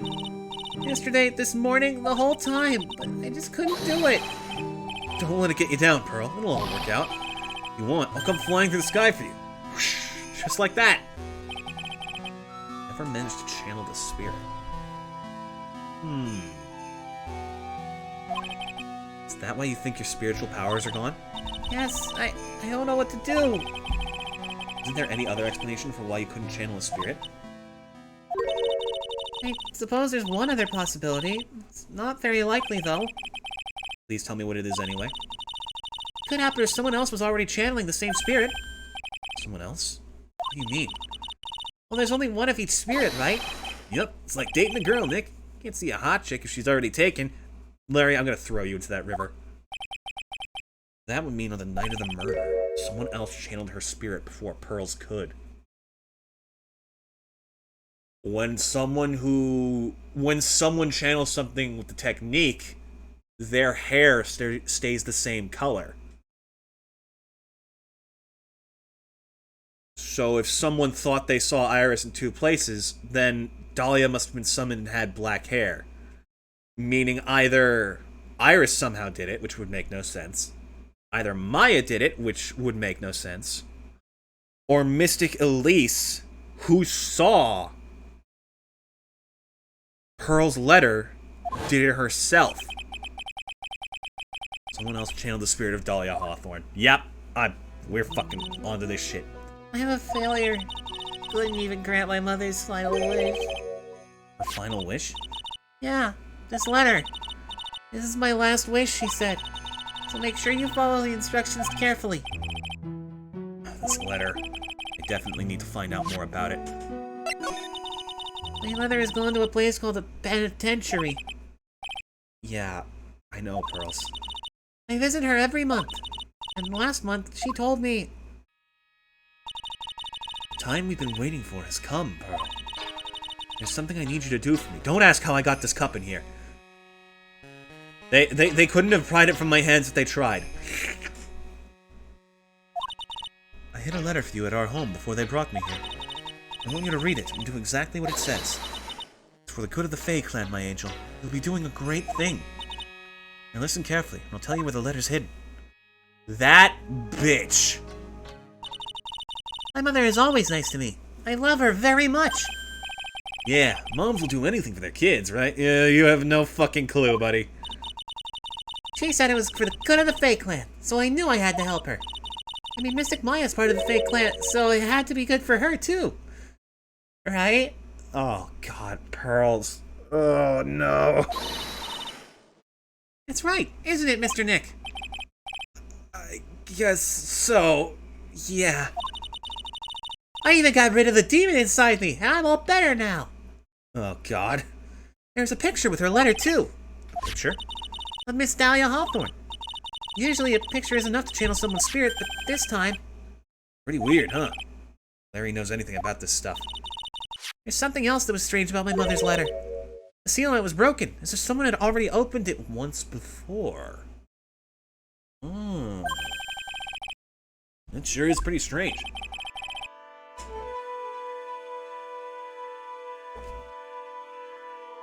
Someone had opened it already? Letters from Morgan Fay opened once before. Thanks, Pearls. You really helped me out. You're very welcome. My mother is watching over us. From below. So I'm sure Mystic Maya will be alright. Because below is where the good people go, right, Mr. Nick? You're really starting to get to the point where I can't hide this shit from you, Pearls. Hide what? Look at that innocent smile on her face. What am I supposed to say to her? Huh? Oh, hi, Godot. Finally figured it out, have you, Trek? You've finally realized how terrible of a crime being painfully oblivious is. Godot! The entrance to the sacred cavern looks like a freaking puzzle workshop. I guess he's talking about Iris and the lock-breaking effort. But it's all a waste of time. Why do you say that? Because Maya Fey isn't coming back. What? You don't know what you're talking about. How can you say something like that? It's your job to protect her, Trite. Just like it was your job to protect Mia Fey. Two sisters caught up in the worst of circumstances. I realized that, but... And you were the only one who was by their sides. You were the only one who could have saved them. But I didn't know anything about what was going on. Ha! What did I just say, Trite? Being oblivious is a heinous crime in itself. Tomorrow. We'll settle everything in court tomorrow. Once and for all.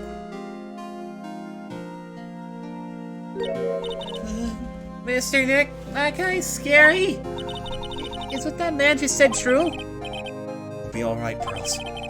I'm sure Maya's alive. You'll see for yourself tomorrow.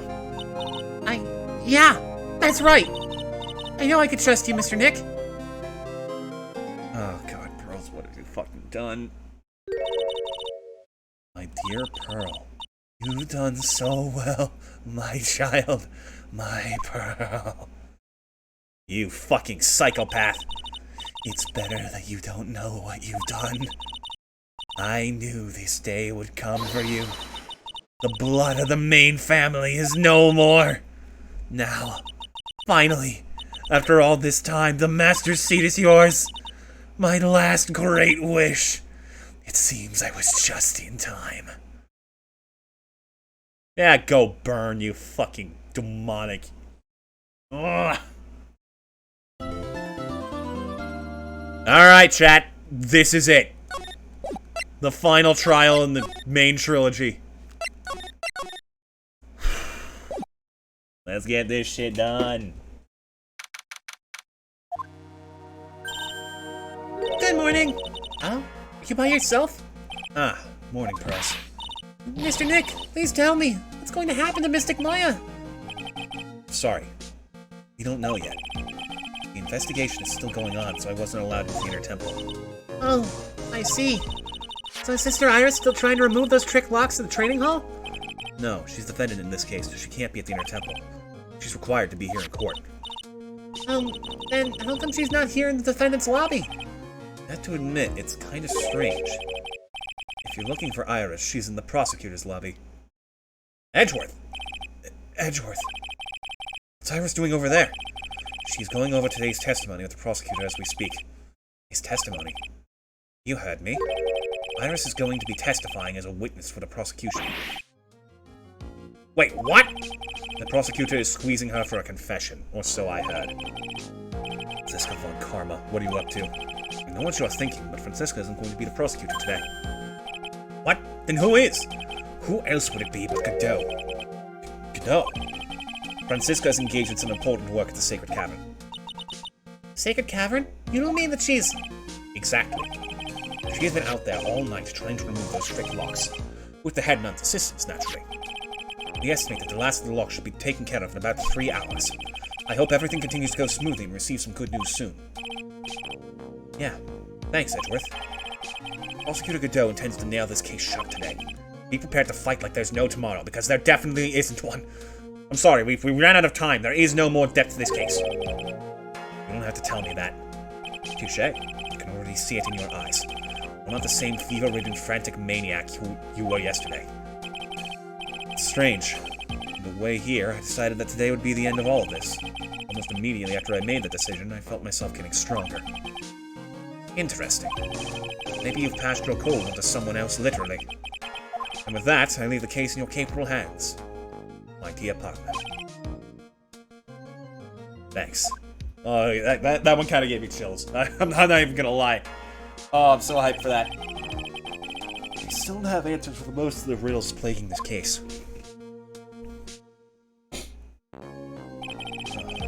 Circumstances around the murder of Miss Elise Denim. No, I mean Miss Misty Fey. The impossible flight Larry claims to have seen. And what that woman is really after. I will solve them all and bring this whole tragedy to an end. February 10th, 10 a.m. District Court, Courtroom Number 7. Wait, that's not the same judge. Hello, I'm back! You thought you could get rid of me, huh? Court is now in session for the trial of Iris of Hazakura Temple. Your Honor, what are you? You can't escape me, bitch! Oh, me? Well, my little brother came to visit me in my chambers earlier this morning. All of a sudden, in the blink of an eye, he developed a scorching fever and fainted. Therefore, I'll be standing in for him.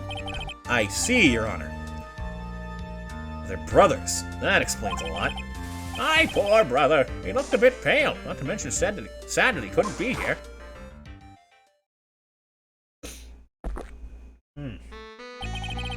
It is impossible to predict what the future has in store for any of us. It's precisely why people feel a need to judge the past. And we, the court, are in charge of the solemn duty of passing such judgment. Well said, Mr. Godot. I understood exactly what you said, at least up till the end anyway. Now then, Mr. Godot, please proceed with your opening statement. Humans are fragile, fickle beings. Our hearts change with the shifting of the tides. There's only one thing that remains a constant in this crazy world. The bitter darkness that lies at the bottom of this mug. So then, you mean... forget it. What do you mean? During yesterday's trial, the accused refused to admit her role in the crime. Today, she has had a change of heart. Sister Iris of Hazakura Temple has a confession to make. Confession? The defendant? Iris, why didn't she discuss this with me first? Very well. This court will now hear the defendant's confession.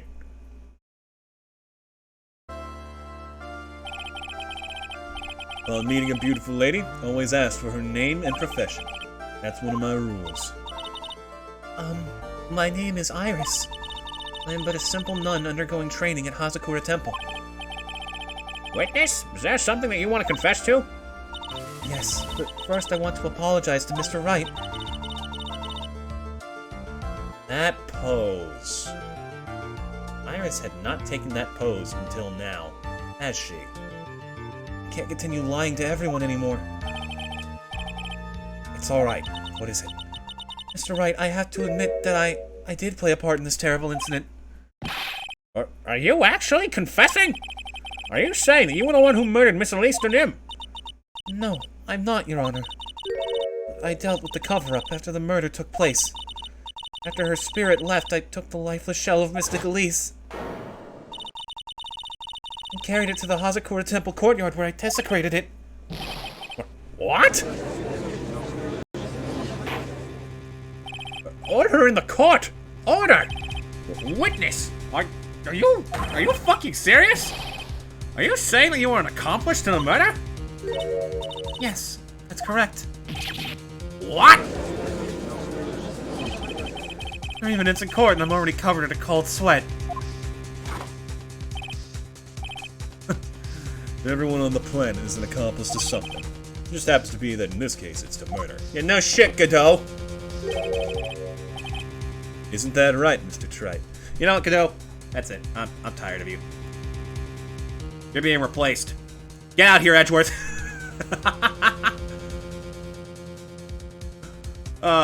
Wait, hold on. There we go. That's better. Yes, I agree with everything that man in the blue suit says. Meanwhile, actual Edgeworth is just watching in the audience like, right, what the fuck? What is that? How did you make that? When did you make that? Okay, don't worry, I got a couple more tricks like this prepared. This is gonna be fun. If only I could replace him with Edgeworth. Unfortunately, he was stronger than I thought. Godot. That's the confession they were conferring about. Pains me to say this, but it looks like Iris' testimony was all a lie. Iris' testimony crumpled up and shoved into a pocket. Now then, little lady, if you don't mind, I've got a question for you. Whose crime were you trying to cover up by your actions? Iris is covering for someone? Now I'm definitely at the creek without a paddle or a life jacket. I've been at Hazakura Temple ever since I was a little girl. Hazakura Temple is run by one of the branch families of the Korean tradition. One of our missions is to protect the main family. I'm sorry, but main family? Yes, and that's why I would dirty myself if need be to protect her. The daughter of the master of the Korean channeling technique, Mystic Maya Fey. Excuse me? Huh?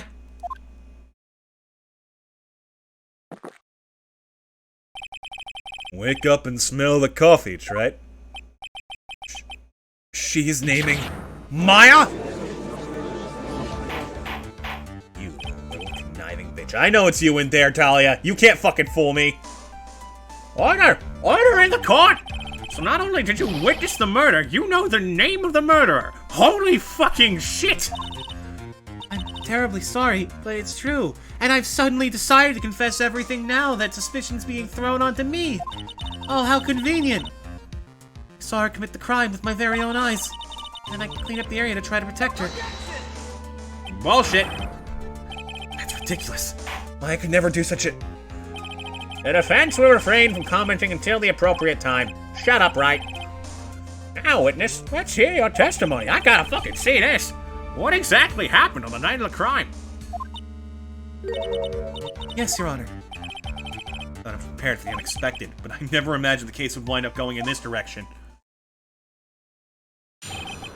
The real murderer.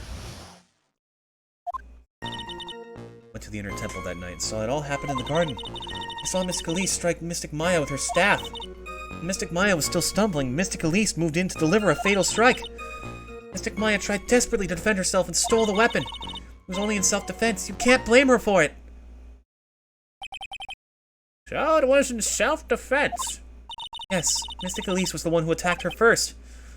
That's why I tried my best to protect Mystic Maya. You moved the victim's body to the temple so that Maya wouldn't be suspected. Isn't that right? Not bad. You got the instincts of a true criminal. Something's not quite right. I'm sure it was established yesterday that Iris never went to the inner temple that night. The person who did go was that woman. Iris even admitted it. Now then, Mr. Wright, please proceed to a cross-examination. The real murderer. Alright. God, what? Think. Saw Miss Gleek strike Maya with her staff. We know that the staff is also a sword, so if she was going to go for something fatal, she wouldn't have done that. Stole the weapon. Let's see if we can pull this part apart. And then... Mystic Maya, she turned things around, and then she used the weapon she had taken back and lunged forward for a strike. Witness, are you absolutely certain? Yes, but believe me, she had no choice. If Mystic Maya hadn't done something... Maya Fey's name would have been written on this autopsy report instead. Yes, I see. This is bad. I still can't put the pieces together. So I find a contradiction in her testimony. Maya's going to get blamed for this. I only have this to say. Playing in self-defense, you can't blame her for it. So you're saying Maya Fey was the one who stabbed Miss Elise Denim. Sister Iris, is that really what you saw? Yes. Try. If your mug is filled with black and bitter suspicions, the only way to get rid of them is to drink them down quick. Like this! I know it's supposed to be a metaphor, but I don't get it. There's only one thing you need to get, Trite. It's called evidence. Now hurry up, before my next cup gets cold. What does that mean? Is Godot waiting for me to point out the contradictions? To avoid the whole spirit channeling thing if I can. Not only would it be inadmissible as evidence, but I think it might actually hurt our standing with the judge. First I need to pick her testimony apart and expose the unnatural sounding parts. There are two things I noticed that just don't add up. Okay. Sister Iris, your testimony has changed quite a bit since yesterday. You stated yesterday that on the night of the murder, you didn't go to the inner temple.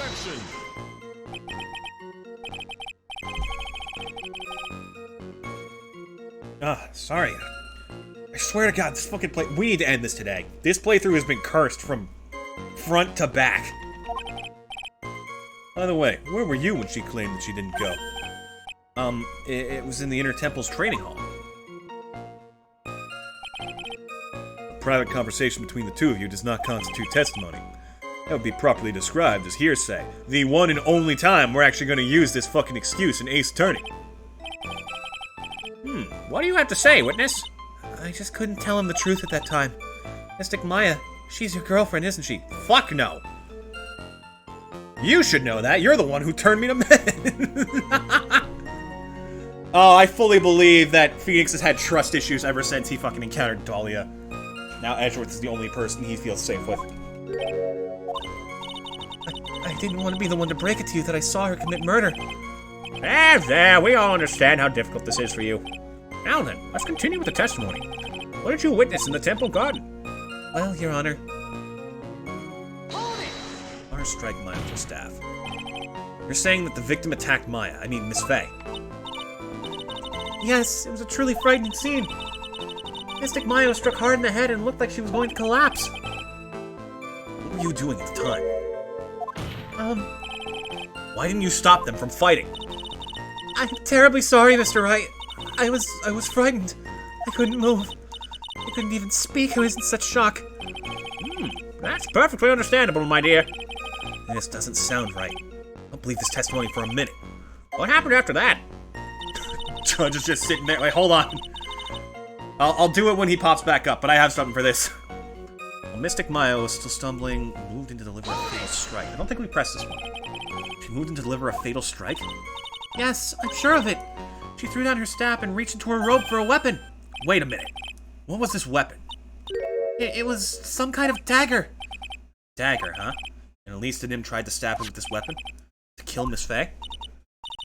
Yes, exactly.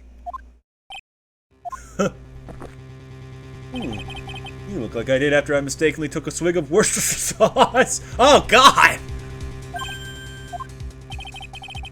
You have a problem with the testimony we're hearing from a client, lawyer boy? I have a problem with Iris' testimony? Yes, several problems. Your Honor, I have a small problem with the witness's testimony. You do? This witness... This witness is your own client. Yes, well, nevertheless. That's fine. Witness, let's add your last statement to the testimony.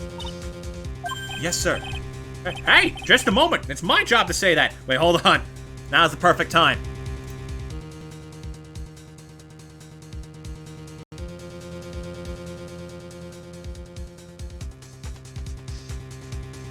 Now, don't mind me. Just God! I fucking hate fake PNGs so much! don't mind me. Just sitting here with my popcorn, enjoying this shit show.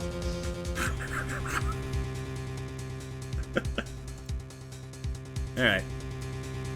I'm sorry, I'm getting used to this whole, like, manipulating images on the fly. It's fun, though. I want to use this more in streams. Listen, Gramps. I won't say it again. Final judgment will be rendered by me. Whippersnapper. Okay, now, let's continue. Her staff away and pulled a dagger from inside her robe. Okay, we should press this one specifically. She threw her staff away? Mystic Elise was trying to kill Mystic Maya. I think that's why she wanted a more lethal weapon. It's true. It's not easy to inflict a deadly blow with a staff.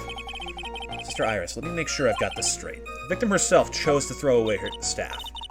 Yes, that's what I saw. Is there anything odd about that, Mr. Is there anything odd about that, Mr. Wright? Yeah, it's odd, alright. Mystic Elise attacked Mystic Maya with a dagger. I'm sure of this. Alright. Bring out the sword. Objection! I'm calling bullshit. Sister Iris, there's something strange about your version of events. Huh? Miss Nim throwing her staff away makes no sense at all to me. But all you can do with a staff is hit someone. Naturally, you wouldn't know this, Sister Iris, but the victim's staff had a special feature about it. As you can see, it's a sword. Ah! If Elise Nim really had wanted to kill Maya Fey, she wouldn't have needed to use a separate dagger. Not when she already had a beautiful blade in her hands already. Well, Sister Iris, what do you have to say? Even now, in panic, she looks different. That was an impressive bit of investigating, Trike. I never would have thought there was a sword hidden in that staff. But even so, how should I put this? A long sword is unwieldy, thus quite ineffective in close quarters combat. Maybe that's why she chose a dagger over her blade. Well, I mean, maybe she didn't, you know? Anyway, the type of weapon she chose to use isn't what's important. The important thing is that she tried to kill Maya Fey. As long as there's nothing strange about that, there's no problem with her testimony. There is something strange about this whole testimony. Well, Mr. Wright, the prosecution has a point. Very well, Your Honor. The defense will now present evidence to back its argument. Mr. Wright, I have here another piece of evidence that shows that this testimony can't be trusted. Miss Elise Nim would never attempt to take the life of Maya Fey. That's right, it's her freaking daughter. But how do we prove that? The best bet is a talisman, but it's worth checking profiles too. It does also say here that it's Misty. Yeah, it says that it's her mother. Yeah. Okay, good. Elise Nim would never have attacked Maya Fey. How can you be so sure? Because the victim's real name was not Elise Nim. Her real name was Misty Fey. Hey, huh? no, not Mystic Misty Fey. Who is this Misty Fey? Is she related to... Misty Fey is the Don't fucking interrupt me, you piece of shit! Fine, you know what, fuck, no, go ahead. Let's hear what's so important that you had to cut an old man off. I'm waiting. Judge is just done, continuing to munch away at his popcorn. Misty Fey is the master of the crane channeling technique. She is also the mother of Maya Fey. Are you serious? Is it really true, Mr. White? Was Elise Nim actually the great Mystic Misty? How did you not know about that? There's no doubt about it. Looks like Iris had no idea. I can hardly believe it.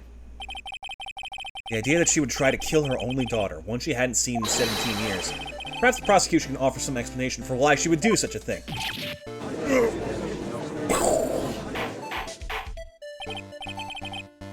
Order! Order in the court! Upon first hearing the witness's testimony, it seemed natural enough. However, in light of some facts that have just been presented, one, the victim supposedly threw away a sword during a fight, and two, that the two people battling to the death were mother and daughter, despite the facts being believable when taken on their own. When taken together, the entire story seems difficult to believe. Listen, there's nothing in this world that isn't possible. Except for one little thing. Yes? What is this one little impossible thing? Fucking... Hold on, I have to continue with this stupid joke.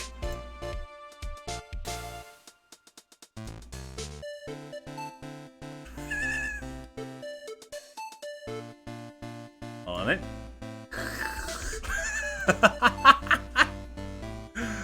Oh, God. Okay. You still don't get it. You think maybe my beans are under-roasted, but you have no idea, Gramps. What the fuck does that even mean? Could you get to your point? I heard this witness's confession this morning. Just as I had taken the first sip of my 8th cup of morning coffee, I'm currently on the verge of exploding from the inside out. You're going to ruin your health, my friend. As he's chugging fucking soda. Oh, you really? You really shouldn't be drinking coffee like that. It's awful for you. Not like me and my fucking 8-gallon drum of soda.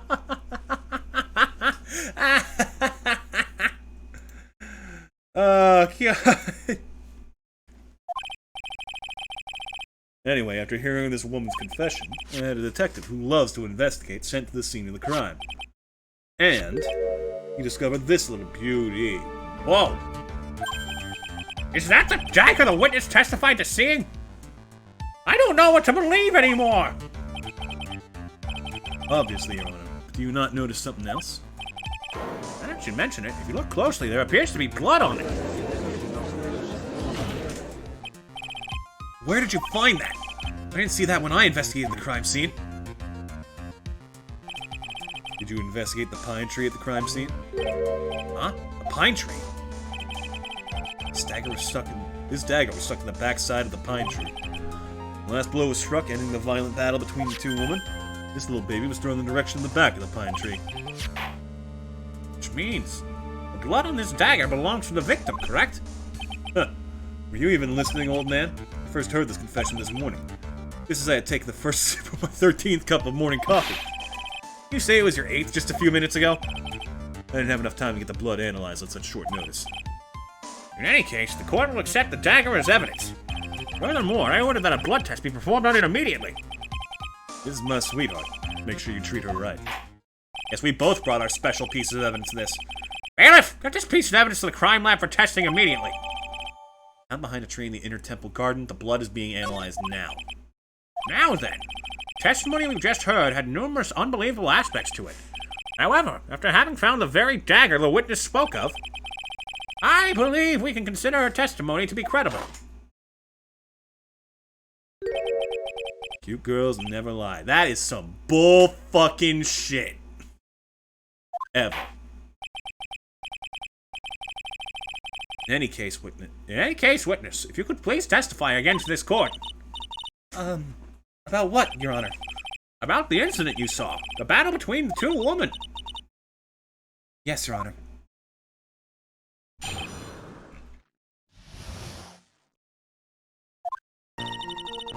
Mystic Maya stumbled briefly after being hit over the head with the staff. Then she dodged Mystic Elise's next attack and stole her weapon. Suddenly, Mystic Elise was the one on the defensive, with her back to the stone lantern.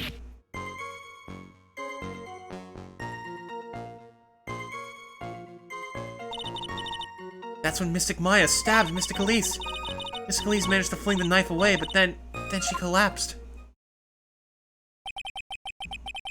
That was a very heartbreaking story. I don't know if there were any bad feelings between them, but it's been 17 years since Mystic Misty's disappearance. Guess they simply didn't recognize each other anymore. That seems reasonable. Now then, Mr. Wright, proceed with your cross-examination. Okay, well, first things first. How the fuck did she manage to make a reversal after being struck in the head?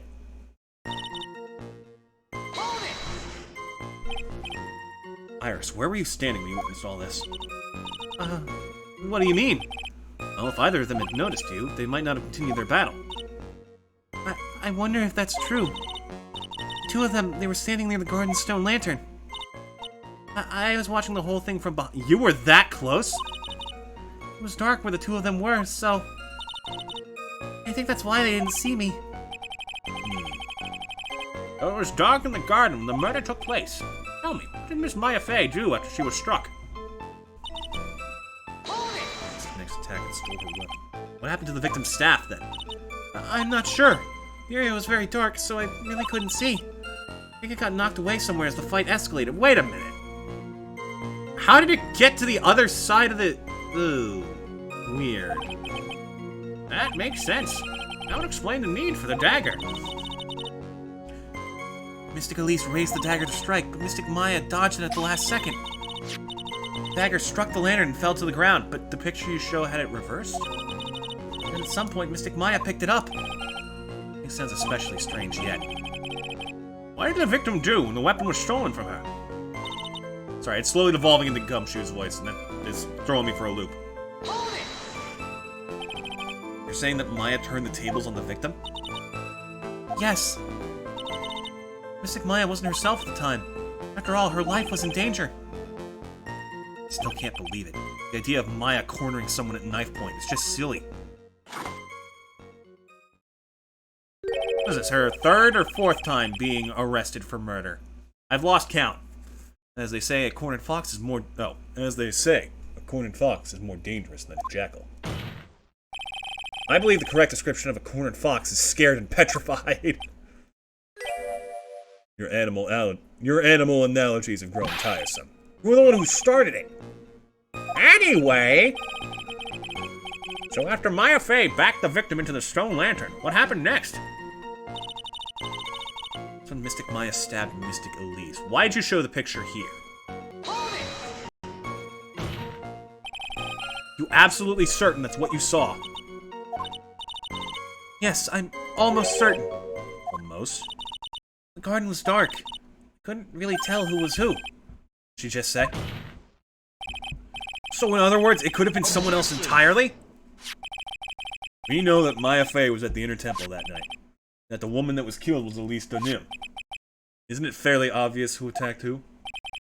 I don't have anything to counter that yet. Well then, witness, please continue with your testimony. Yes, Your Honor. Face each other for a moment.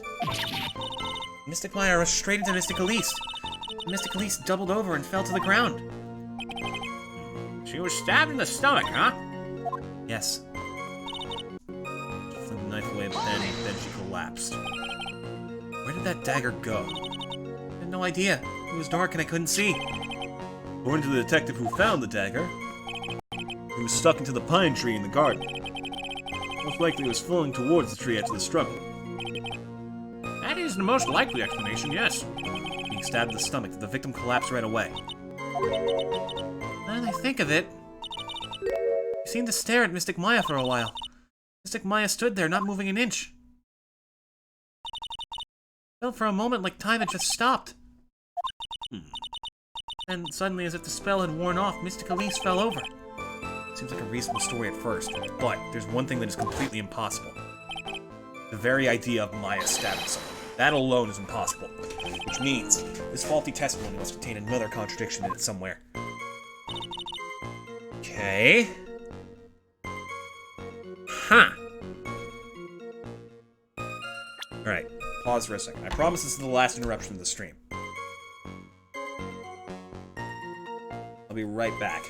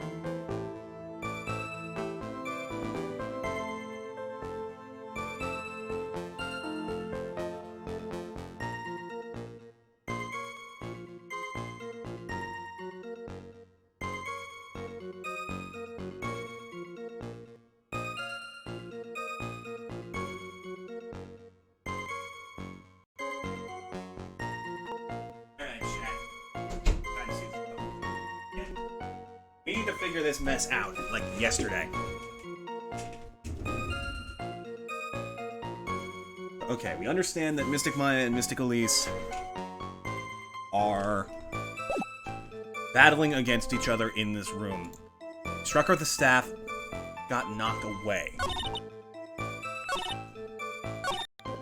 Dodged Elise's next attack and stole her weapon. You did say that she lost the staff and then the weapon got stolen, but now you're saying she dodged.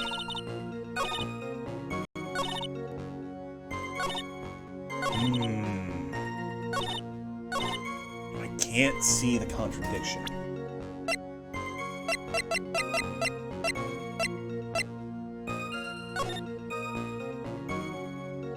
Oh yeah, how the fuck did the body get there?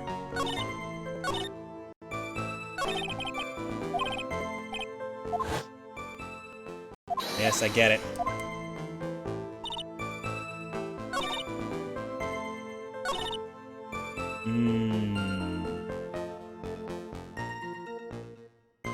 He did press everything, so he obviously had to present something.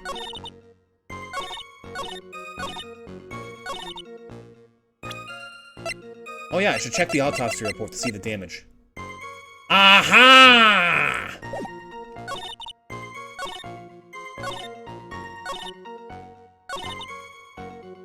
She was stabbed in the back, not in the front. Objection! Something about you just isn't right today, Iris. Huh? Till now, I didn't think you were the type to make such a careless mistake. However, the testimony you just gave contains quite a few contradictions. What do you mean? What's so wrong about my testimony? According to you, Maya Fey stabbed the victim while she had her back to the stone lantern, correct? Yes, that's right.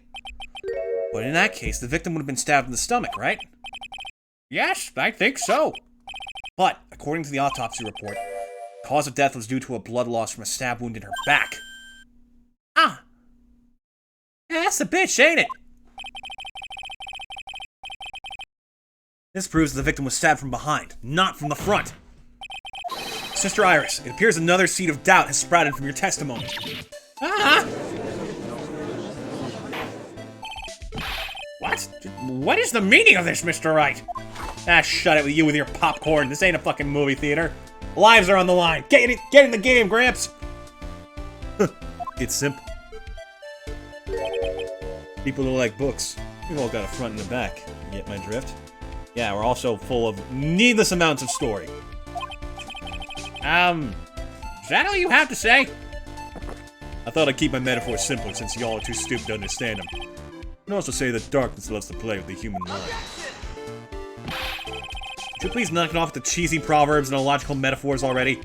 The point is, too much of this testimony just doesn't make sense. Throwing away a useful staff, the people fighting being mother and daughter. And now she falsely claims the victim was stabbed in the stomach. There certainly are some inconsistencies.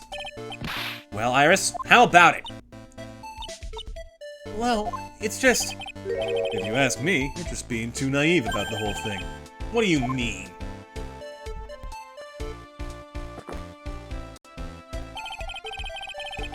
There are 253 distinct... God damn, the fucking coffee. There are 253 distinct types of bitterness in the coffee. Pick out each one requires total concentration and the use of all the senses. You want to get replaced by Edgeworth again, Godot? Get to the fucking point. Are you really concentrating on what this witness actually said?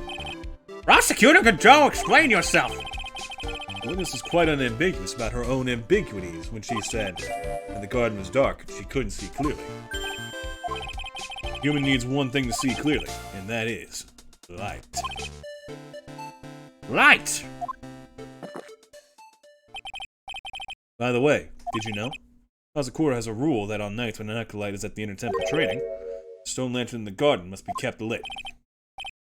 Did wonder what that stone lantern was there for. Well, if that's true, shouldn't the witness have been able to see the crime more clearly? Normally, yes, Your Honor. But according to the head nun, Sister Bikini, on the night of the crime, it was impossible to light that stone lantern. Possible? It hadn't been used in a long time, and the wick was no good. In other words, it had to have been nearly pitch black in the garden that night. There could have been a faint light coming from the training hall, but that's all. Most enlightening. I can be smart with them word games too.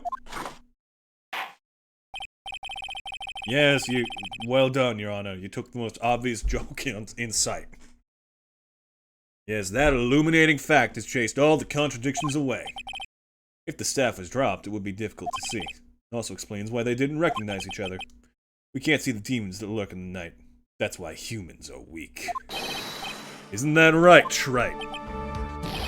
No! How did you know that there's a demon involved? Order! Order! Order! Here, Your Honor. Let me present the... Let me present... Godot, you good? No, I got it. Let me present the stone lantern into evidence. How the fuck did you bring that thing in? Maybe it will rekindle the flame of truth in your mind. Lantern from the inner temple garden was not lit the night of the crime, and is also covered in blood writing. Why is the judge just sitting there with that look on his face? What's wrong, Your Honor? Was that flame too hot? This lantern, there's something written on it. Eh? What? It's written in blood. Oh boy. The judge didn't know about that yet. Written in blood? Godot? It says It says Maya upside down! What the? Oh, yes, that's right. After being cornered and then stabbed by Mystic Maya, Mystic Elise didn't fall down right away. She must have been writing that on the stone lantern behind her, with the blood that was draining out of her body. It certainly looks that way. Hang on just a minute. What are you all talking about? What do you mean, what are we all talking about? We're talking about the message written in blood. Nonsense. This lantern, it's as clean as a whistle. What? Could it be? He can't see the bloody writing at all? When I think of it, he did say something to me yesterday. My eyesight is pretty messed up. Even with these huge goggles on my head, I still can't see everything. That's what he meant by that. In any case, this is obviously an important clue. We now know that the crime scene was dark, and that the victim scrawled this message on the stone lantern. Well, Mr. Godot, anything further?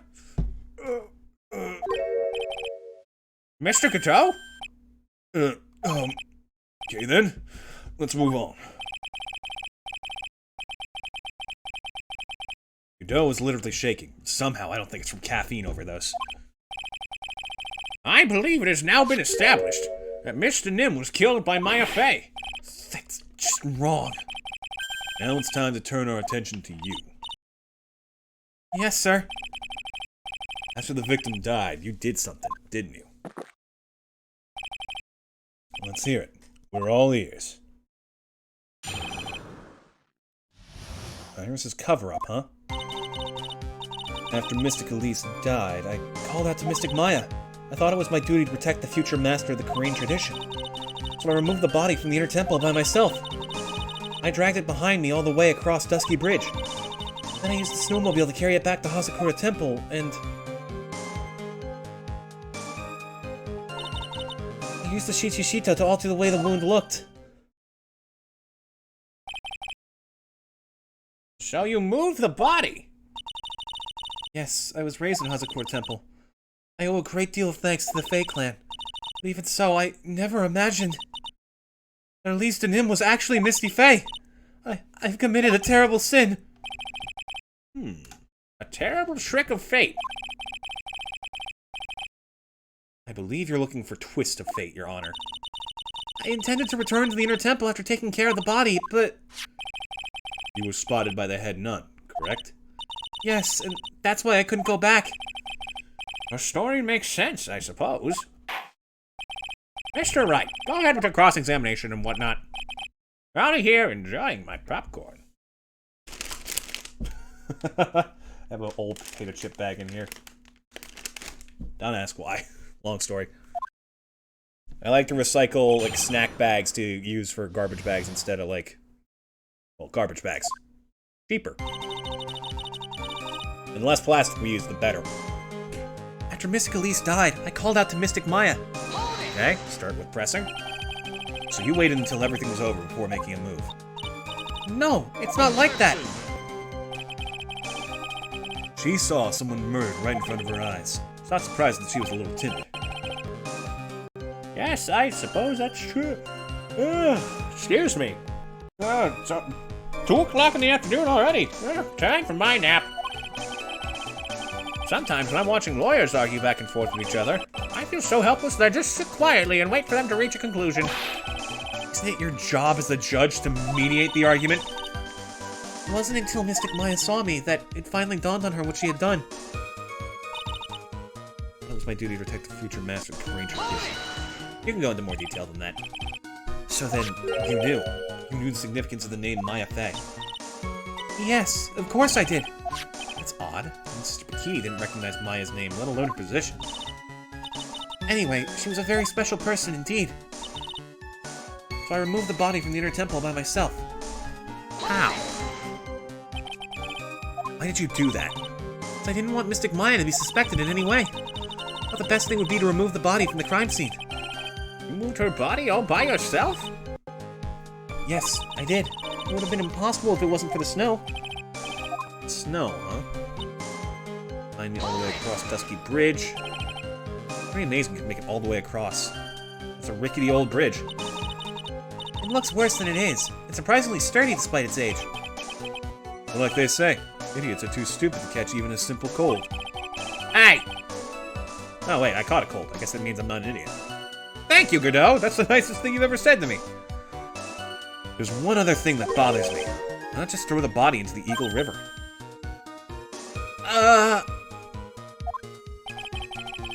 It would have been much easier than dragging it all the way to Hazakura Temple. I thought that would still cast too much suspicion on Mystic Maya. That's why I tried to take the body as far away as possible. Makes perfect sense to me.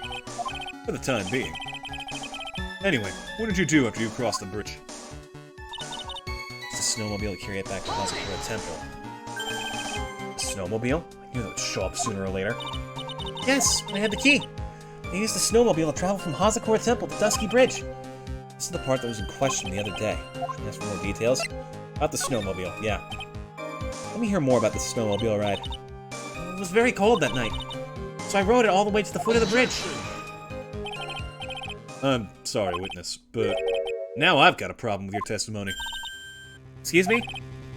Doe, what are you up to now? That night, after the head nun left the remainder of the training to you, she said she walked from the Inner Temple back to Hazakura Temple. Yes, I'm fairly certain that's what the record indicates. Let's recall her comments on the subject. Maybe, but when I made it back to Hazakura Temple, it was there, by the main gate. The snowmobile, I mean. The snowmobile was in front of the main gate. This is one of those contradictions, wouldn't you say? Thank you, Godot. Order! Mr. Godot! Why are you pointing out contradictions in the witness's testimony? Let's just say I like things to be neat and tidy, okay? Well, maybe Sister Bikini missed it. Yeah, maybe she didn't see it. You think she missed it? That doesn't sound right. Huh, whatever. Even I don't think this is decisive enough to warrant any more time or effort. It's just, you'd better be careful in your testimony. That's all I wanted to say. Or a little cookie like you shouldn't have any trouble understanding that. Yes, sir. What was that all about? Why would Godot want to give me a hint? Why was that gavel so quiet? What the fuck? Just a little... Not even that, just... So you transported the body by snowmobile all the way to the Hazakura Temple courtyard? Yes, I thought that way Mystic Maya would never be suspected. That's what I thought anyway. Then I... Oh, hold on, there's still another piece of that.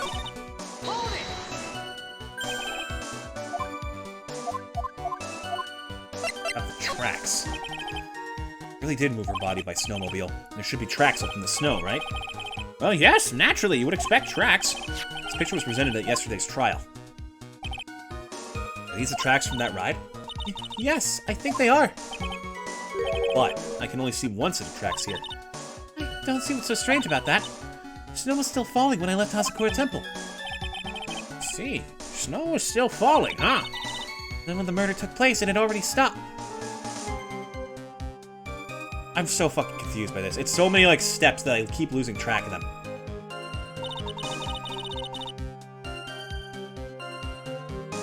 That's why there are such fresh-looking tracks. How about it, Mr. Wright? Very important. When the murder took place, the snow had already stopped. Did we prove that wrong yesterday? I forgot. Doesn't make sense if you stack it up against the other evidence. Your Honor, I'd like the statement Iris just made added to the testimony. But does it have something to do with this case? All will be made clear if you allow her statement to be added to the record. This should be fun. You, let's get this snow business cleared up, shall we? Yes, sir. All he knows that something's up. When the murder took place, the snow had already stopped. So, the victim was murdered... Snow stopped at 10:50. The victim was murdered at any time between that. Okay.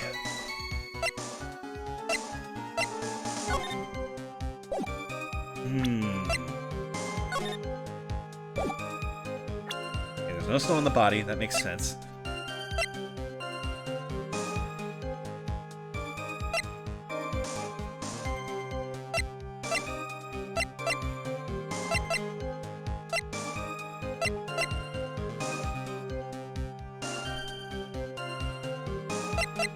When was she found at the place? If it's a 20-minute trip...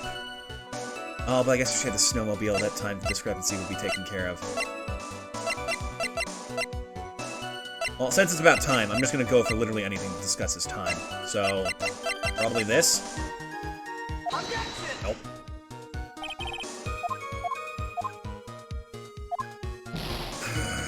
Okay, I think. Oh, I guess I could press this separately. There have been a lot of contradictions in your testimony so far. This time, are you sure it's all true? Yes, I am. When the murder happened, the snow had already stopped. According to you, that's why the snowmobile tracks were so clear. That's right. I'm certain of it. I trapped her this time. I see how you think. Snow, huh? What is going on here? The snow really had stopped by the time of the murder. You mean there's a bigger hole in her story than that movie, The Great Revelations? What? Huh. Well then, Mr. Trite, perhaps you'd like to share your theory with us. I don't know what the theory is! Let's see what's up your sleeve, or rather at the end of your index finger. I want to believe it, but I don't think my logic is failing me. I was just trying to pin the murder on Maya. But why would she want to do that? There's only one reason I can think of. Oh, goddammit. I don't get it!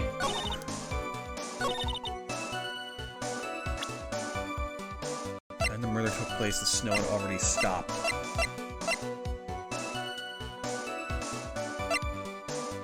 Fourth, the night of the crime.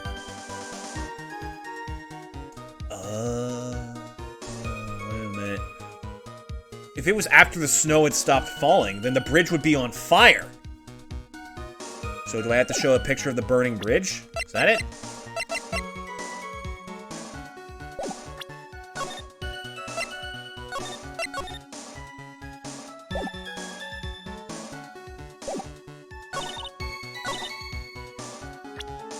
I'm gonna go for it. Nope. Fuck. Okay.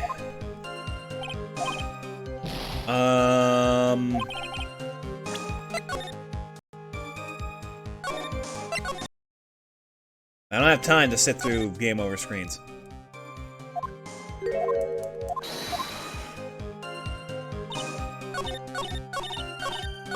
Well, I already tried the report, so maybe it's just a picture of the tracks? Nope.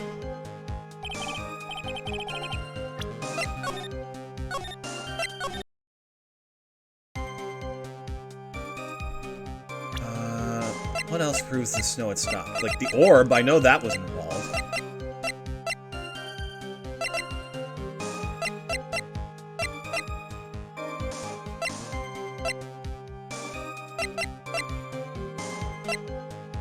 Well, it was found in the garden, so I guess it couldn't have been buried, but that would also make sense because the snow was stopped, according to her. We know it wasn't, but how do I prove it wasn't if it's not the fucking report that says that the snow had been stopped? Unless I had to press it first, in which case, that's some BS. I'm gonna try it again. Okay. Just had to be sure, because that made so much sense to me.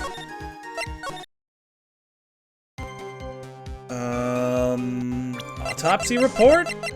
Is that where we're going with this? Fuck me.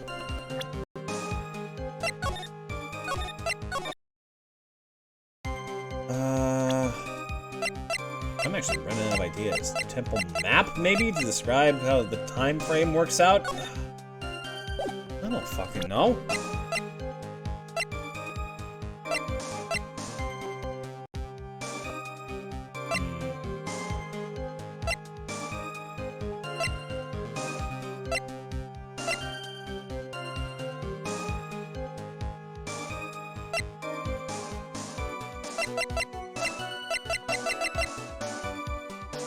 You know that it stopped snowing after she crossed the bridge. I feel like I'm miscounting time, and this is completely confusing me.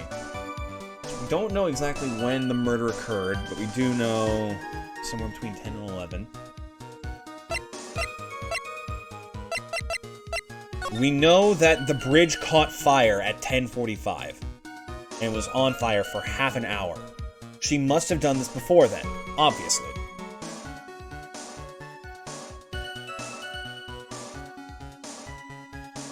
So, all this had to have occurred while it was still snowing, but it doesn't accept this information as what's correct, so how else do I prove it?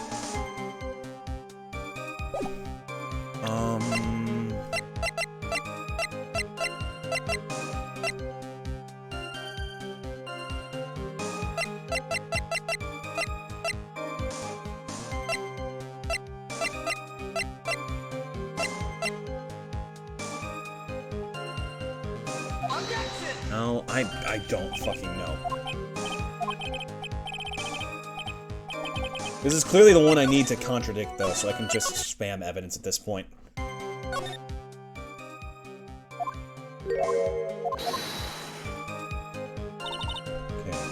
Optimistic Maya. Sure. Move the body from the temple by myself, drag it behind me all the way across Dusky Bridge. Use the snowmobile to carry it back to Hazakura Temple. Use the Shichishito to alter the way the wound looked. By the time my murder took place, the snow had already stopped. How the fuck do I prove that? Literally everything relating to the snow is not acceptable. I guess we could talk about how the fuck the cane got there, but what does that have to do with the snow?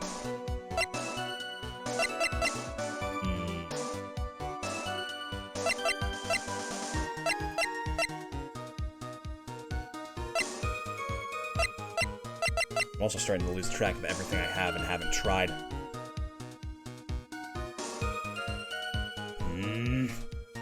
Confusion!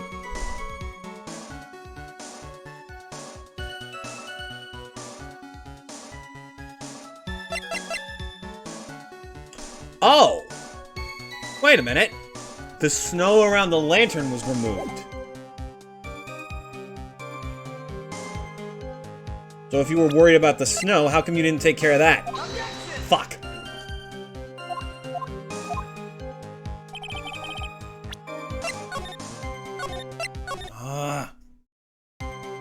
Everything that makes sense isn't working.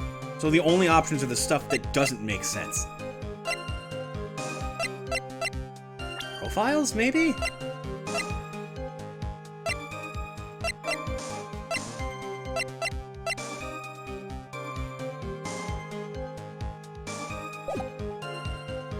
I'm lost. I have no idea.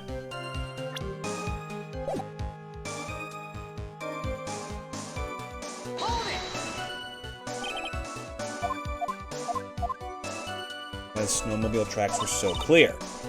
We checked the snowmobile picture. We checked the weather report. Snow, huh? Snow really had stopped by the time of the murder. Then yeah, there's a bunch of huge holes in her story. But you're not letting me present them in any way that makes sense.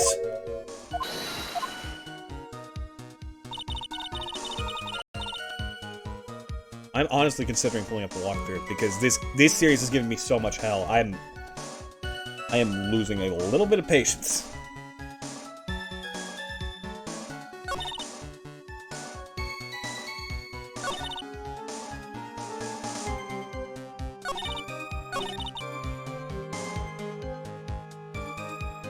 Maybe able to help. I would appreciate it. Because, like, using a walkthrough is a bit of a bitch way out. I know there's a site that gives you hints, but that one's also a dangerous snowball, because it's such temptation. The answers are all right there.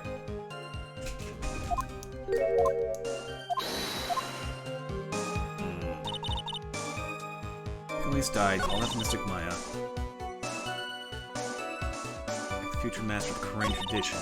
Move the body from the inner temple, drag it behind you all the way across Dusky Bridge. Use the snowmobile to carry it back to Hazakura Temple. But the snowmobile is at the temple, but also presenting the snowmobile picture did not correct anything. Did it? No.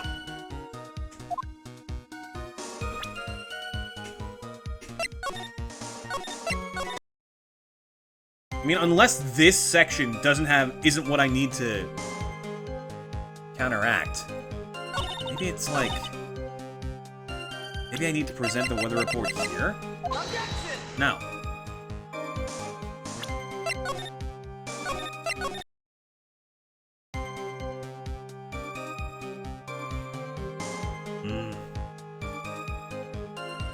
This is a weather report? We tried that, though. We tried it twice. That's the wrong statement? Fuck. Oh, do I have to highlight the part where she's specifically talking about crossing the bridge and that extra statement is just a red herring? Oh, fuck you. The audacity! Oh, that makes so much sense now that I think about it, though. You couldn't have dragged it across the bridge because it caught fire by then. Objection! God damn it. Why would you add a new statement for that? You claimed that the snow had already stopped when the murder occurred. I'm sorry, Iris. That just isn't possible. It's almost like there's another statement that specifically talks about the snow stopping that I could have presented this on. Huh. What? This is the weather data from the night of the murder. According to this, the snow didn't stop until 10:50 p.m. But you couldn't have crossed Dusky Bridge at that time. Why do you say that? Because 5 minutes before the snow stopped, Dusky Bridge was struck by lightning and had caught on fire. What did you say? The bridge, it was on fire? You don't mean to say you didn't know about it. It was because of that lightning strike that the bridge burned down. What? But it can't be. It looks like you still haven't figured it out. No matter how hard you try to deceive and conceal the truth, you can't pull the wool over the eyes of a real defense attorney. We got you, bitch. Order! Order! Order! I'll order another bucket of popcorn and an extra large soda, please. Thank you. The bridge was already on fire when the incident took place. That's right. The inner temple was already totally cut off from the outside world. There's no way you could have crossed that bridge, body or no body. Witness! Even my patience has its limits. Any further lying and I will find you in contempt of court. You have anything to say for yourself? The only person here that is truly contemptible is you. What are you guys, trite? Old man. Oh! What the fuck, going after the judge this time? Okay, Godot, I see you. Me? How dare you? Whether this witness lied or not doesn't mean squat right now. Squat? The important thing now is to find out the truth. Isn't that right? Yes, of course, but... Whether it was snowing or not snowing, and whether the bridge was burning or not, there are two facts that can't be disputed. First, the body of Elise Nim was discovered in the Hazakura Temple courtyard. And second, the head nut, Sister Bikini. Witness Iris desecrating Elise Nim's body. Makes a good point on both accounts. That's right. I'm not lying. What are you claiming this time? I wasn't myself at all that night, so my memory is still somewhat hazy. You stood at that witness stand and testified this entire time. Are you telling us now that your memory of that night is hazy? It is only human to err, right? You're so perfect, right? Maybe you can explain this for the court. What is it? When the murder happened, the bridge had already burnt down. Somehow, the body traveled across the bridge and was found in the temple courtyard. Perhaps you have some kind of perfect explanation for this little magic trick. Not exactly, no. Well, there must be some other way she got across that burnt-out bridge. Unless I can somehow demonstrate it, we'll never know the truth. It looks like the defense is not prepared to offer a suitable explanation. See what I mean? In other words, you're in no position to suggest that this lady's testimony isn't the truth. Ah! Fucking Godot. Alright then. Witness, let's hear your testimony once more. About what, Your Honor? You've admitted that you moved the victim's body. Nevertheless, your prior testimony contained a rather large inconsistency. Please add an explanation for that to your testimony. Yes, Your Honor. This be your final testimony? Don't say that. I know for a fact that we're nowhere near done. Moving the body. Other than walking over the bridge, there's no way to move the body. Hold on a moment. There's something I have to fix up real quick ahead of time. There we go. Okay, don't worry. You'll see in a little bit. Other than walking over the bridge, there's no way to move the body. So I must have just gotten confused, I guess. Is the snow still falling, or had it stopped? Does it really matter that much? Or are you saying that there's a way to cross a burning bridge? Yeah, jump onto it. Like I did, coward.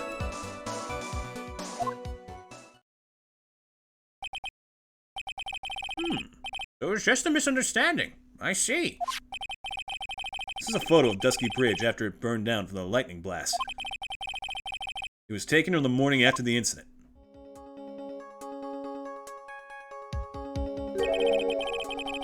Certainly was burned to a crisp, and one of the suspension wires even snapped. It's amazing the whole bridge didn't fall. Clearly, it would be impossible to carry a corpse across a bridge in this condition. Once I do something to discredit this testimony, it's going to be deemed as untrue, and Maya will be accused of murder. That's right, I'm only going to say it one more time. It is only human to err, and only humans can spot the errors of our ways. The more sense he makes, the less sense he makes. All right, Mr. Wright, please begin your final cross-examination. Yeah, sure, final. Like I'm gonna believe that in a fucking Ace Attorney game. I'm walking over the bridge, there's no way to move the body, so I just got confused. The snow's still falling, or had it stopped. Does it really matter that much? I'm saying that there is a way to cross a burning bridge. Hold it! Well, I don't see why there couldn't be a way across. Mr. Wright, don't you think that sounds a bit silly? A dead body crossing a burning bridge. Did anyone actually witness such a Oh, God. Yep, time to bring light to this plot thread. There was. I don't think you'd call someone like that a witness. After all, a dream isn't the same as actually seeing something. This way, so I owe it to everyone to figure this out. How do you transport a body across a burning bridge?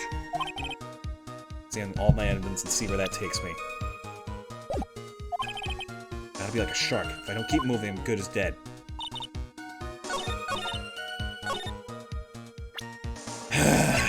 Time for this ridiculous answer. As if I could forget this part. A dead body flying over a burning bridge. I wouldn't exactly rule out the possibility. What?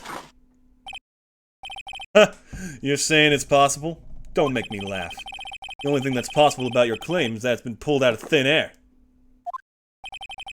I don't know about that. In any case, we have a witness who did see it happen. Preposterous! Preposterous! Who is it? Who is this witness? Can't chicken out here. I've got to keep on the attack and go, go, go! Miss Elise Denim's brilliant and highly gifted apprentice, Laurice Denim. Man, I thought perjury was illegal in court, Phoenix. Brilliant? Highly gifted. Apprentice? Remember what he said in his testimony. That night, he was at the Mountain Shack, Heavenly Hall. And that's when he witnessed the event. I think you've all seen this sketch before. It's the exact drawing of what he witnessed that night. Are you serious? Today's not April Fool's Day, is it? Actually, it's August 30th. Mr. Wright, are you seriously claiming that the victim flew through the air? You're using this pathetic Hey, it's not a bad drawing, you asshole! He did pretty good! He's an idiot, but he drew pretty well. Uh-oh. The judge looks like he's about to blow a gasket. Huh. Well, Trite, there's nowhere for you to hide now, other than looking like it was drawn by a... Excuse you? I have never seen a 6-year-old draw that well. Does this sketch prove anything? Yes, I'm pretty sure it does, and I'm going to prove it. Listen, I know your tricks. You're trying to turn this whole thing upside down. You're so eager to turn this case upside down. Why not start with this sketch? Upside down? Why did Godot say that? Pretty fucking obvious why. Alright then, let's hear the defense's theory. What exactly is this sketch trying to show? I think old Whiskerface is going to forgive any more mistakes. Alright, Phoenix, look carefully and think it over. The sketch drawn by Laurice Denim is exactly what happened. Of course the victim was flying through the air. You could see it right there in the sketch. Whoosh! No, you're trying to remind me of yesterday's witness. What? That was the last thing I wanted to hear. You have any evidence that the victim flew through the air? Just so you know, we haven't discovered a giant human catapult at the Inner Temple yet. I wish they had. Even if you're a lousy lawyer, at least you're 1 cup's worth of entertainment. I think we should skip the penalty this time. Must be some way, I just know it. There must be a way to use Larry's sketch to show the truth of what happened. Alright then, the witness will now return to her testimony. Oh, did I choose the wrong thing? Now I have to do that all over again?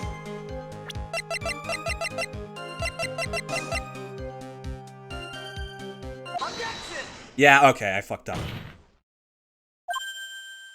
I can't believe we're looking at this again. I admit that I didn't really understand it before, but I get it now. That's why I believe the sketch shows the truth. Very well. My voice is giving out.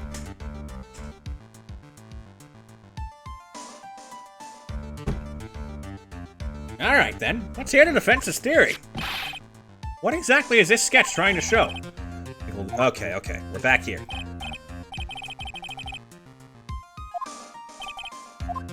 Is complete contradiction. Probably. That's probably the one that makes the most sense. It's obviously funny about this sketch. I'm no art critic, but even I can see that. No, that's not what I mean, Your Honor. Reese and him stated it over and over that this sketch was exactly as he saw it. However, if we're to believe his testimony, then the sketch contradicts reality as we know it. It contradicts reality? It's not that bad. This is getting interesting. Looks like you're back to that finger-pointing thing again. Okay, Trite, so what exactly contradicts reality as we know it? I mean, obviously the woman flying, but I think it's more talking about these ropes. Take that! It's this wire connected to the bridge! The wire? Huh. Is that the thing that contradicts reality? It is indeed. And to show us the reality it supposedly conflicts with. What's something that will point out how the sketch contradicts reality? The picture! That's a photo of Dusky Bridge, correct? Yes, I compared the sketch and the photo for a minute. In the sketch, the wires appear to be above the guard wires. But on the actual Dusky Bridge, Jumpin' Jehoshaphat! the wires are below the guard wires! I fucking love Godot's, spit takes. Order! Order! Order! This sketch is somewhat different than what's depicted in the photo. However, isn't it likely that the artist just saw it wrong? Or perhaps he just drew it wrong. Either way, it sounds like you're just wrong. With someone like Maurice, I admit a mistake is a definite possibility. Then that begs the question, why did he make a mistake? What was the reason?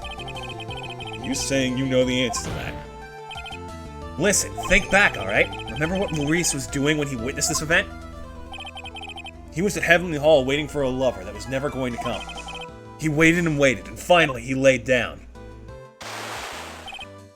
But then, lightning shoots from the sky and sets the bridge aflame. Now ponder what sort of position Maurice must have been in at the time. He was lying on his back, which is why he remembered the scene the way he did. He was lying on his back? I can't see how it relates. But it does, Your Honor. That is the reason why the wires in the sketch go up instead of down. Ah! No way. Maurice and him witnessed the event while he was lying on his back, face up. In other words, the scene that he saw was actually upside down. So then, this sketch should actually... I think you finally get it, Your Honor. The correct way to view Maurice Denim's sketch is like this. This is how it should actually look. Victim's body wasn't flying above the bridge. It was actually swinging below. That's right, just like a pendulum. Ridiculous. Order! Order! Order! Of all the things to say, a pendulum. The bridge was burning to a crisp. There was no way to get across it. If the body had been found at the Inner Temple, it would have caused problems. This is where the criminal decided to take a gamble. They used the burning bridge to get the body across to the other side, and a pendulum was the only way to get it done. Let's think about this for a minute, shall we? Dusky Bridge is about 20 yards long, which means it's about that far from the inner temple to the opposite cliff. Yes, that sounds right. In order to cover that distance with a pendulum, you need a rope at least 10 yards long. Over a rope that long, you'd have to plan ahead.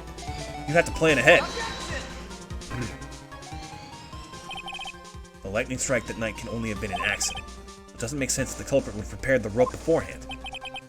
So then, they didn't have to get the rope ready. The rope was already right in front of them. What? I'm saying that it was just a matter of using what was already there. In that case, Mr. Wright, please give us an explanation to support your theory.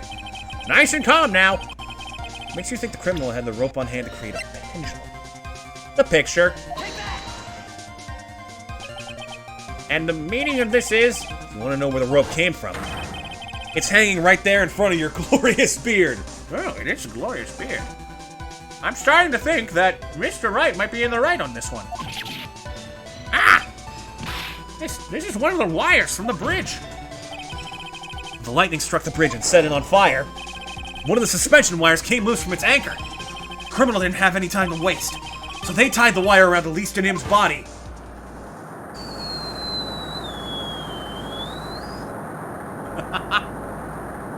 Wow! That's fucking lucky. Because there was simply no other way to move the body.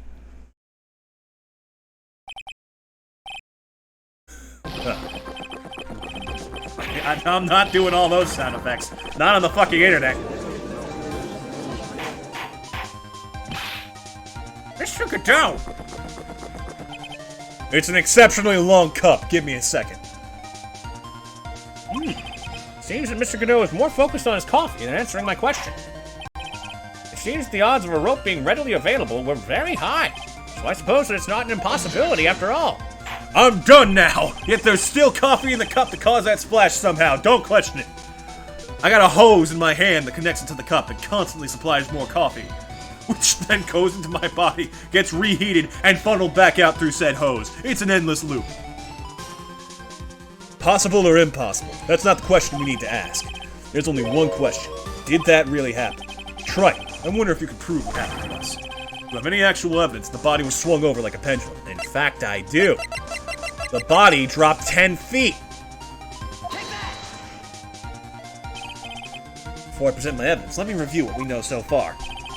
According to this photo, one of the wires snapped. Looking at the map, we can see it's the one that was in front of the inner temple. So then that was the spot where the criminal... Yes, precisely. Now let's consider the body's movement by looking at the overhead map again. The body was pushed from this point here. It would drop on the opposite bank at approximately this point. Did you say drop? An alternative name for Godot was Joseph Cuppa. A Cuppa Joe. Okay, I actually kind of like that more than Godot, but you know what? It works. They must have failed. They must have failed to catch the body on the other bank. Yeah, no one's that fast. What makes you think something like that happened? Because I have evidence to suggest her body dropped some distance. What kind of evidence?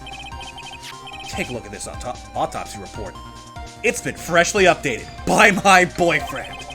Alan Givens, thank you for the follow. Absolutely appreciate it. It says here that her body fell about 10 feet after her death. 10 feet, huh? That's most likely the height difference between the two sides. The body overswung due to the forward momentum, but then came loose and fell about 10 feet. And then as a result of the landing impact, this crystal sphere was knocked loose. Yes, this blood-stained amethyst crystal. It's the one that came off of Miss Elise Denim's staff. Even more important is the place where this crystal sphere was found. Indeed. I believe it's already marked on this overhead map. The crystal was found... Precisely, Your Honor. In the very spot where the pendulum would arrive if given the right amount of speed. This explains your theory quite well, Mr. Wright. You've provided us with the way the body could have been moved that night. An impressive deduction, Mr. Wright. Most impressive. Oh, hey! Mr. Wright! I thought this cold coffee might help cool you down. What is the meaning of this, Mr. Godot? I let people be brutally assaulted by whips in my courtroom, but throwing coffee? That's a line we don't cross.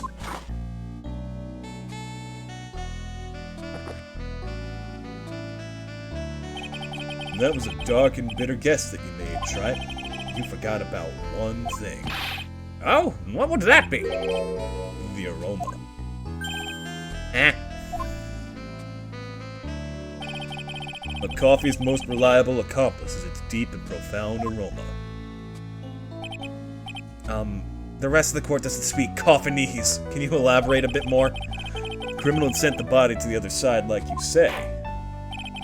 Then naturally, there must have been an accomplice lying in wait to catch it. An accomplice? The criminal wasn't able to cross Dusky Bridge. So who collected the body? What do you have to say about that, Trite? Mr. Godot is correct. This can't be the work of a single person. Now, Mr. Wright, you know what you must do. Yes, Your Honor. Body couldn't have made it to Hazakura Temple without an accomplice. Very well, then. If you please, Mr. Wright. Who's the person that received the body on the Hazakura Temple side? Now it's time to fucking break this shit wide open. Let's go! Take that!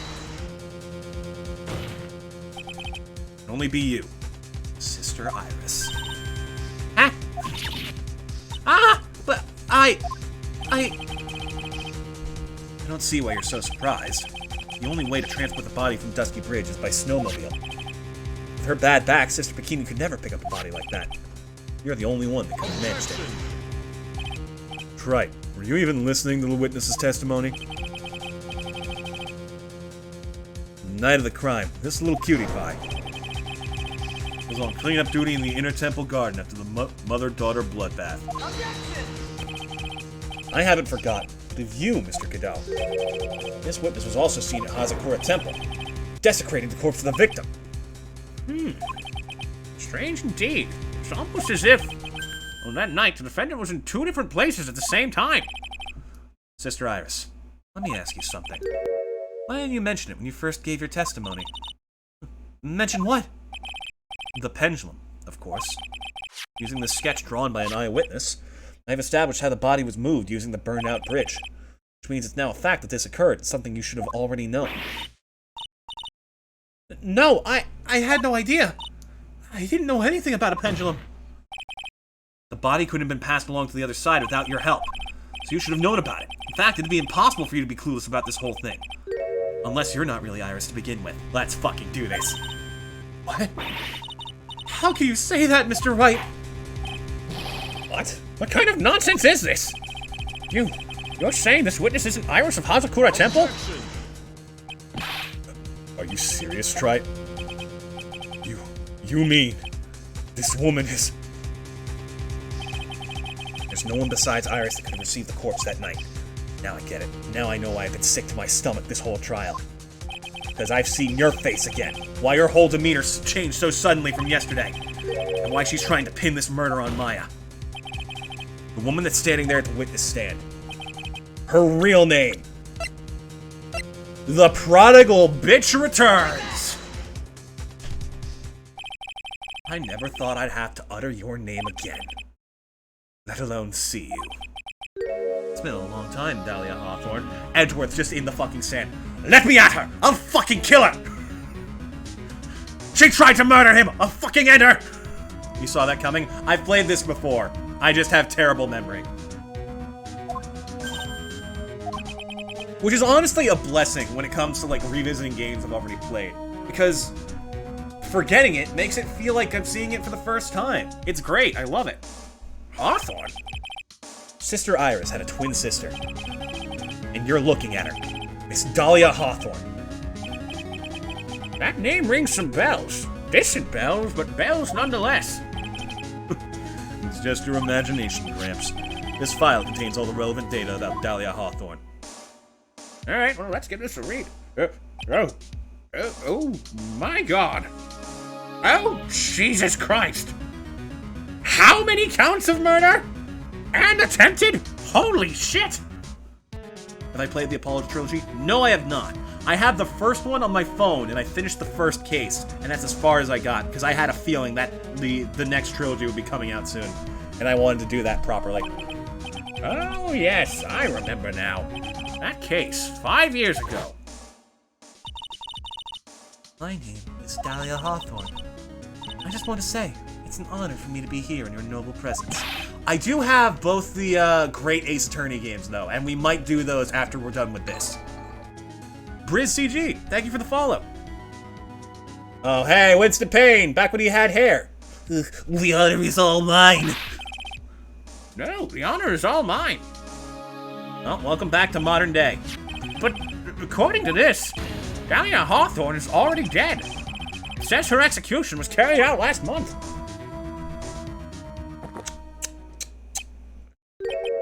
So what? Death has no meaning in this courtroom. Just look at me.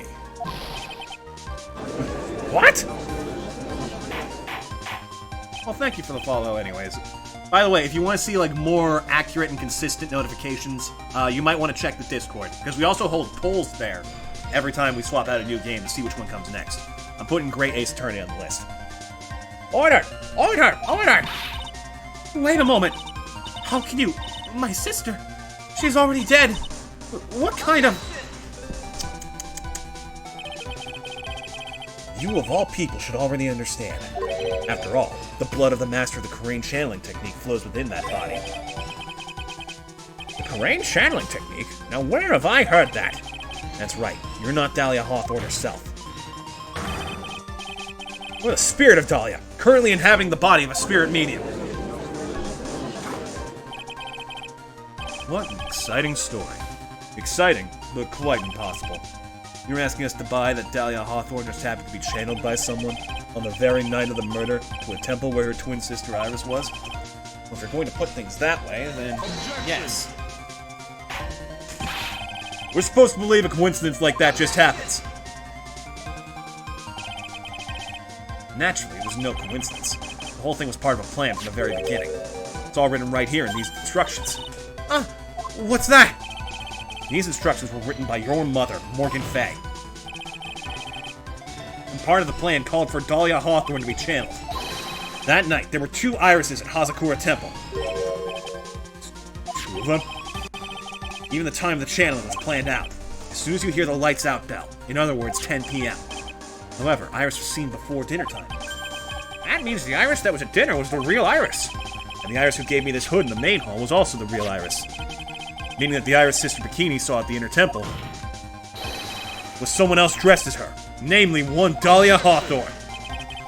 You even know what you're saying, Tripe? This whole channeling the spirit of Dahlia Hawthorne business. Yes, it's true that you found plans to talk about it. However, there's one thing that's perfectly clear. The witness currently standing in the witness stand is the real Iris. What? How do you know? Calm down and remember what you know about the night of the crime. After meeting Sister Bikini and the Dahlia Hawthorne had been channeled, would have been stranded at the inner temple due to the lightning strike.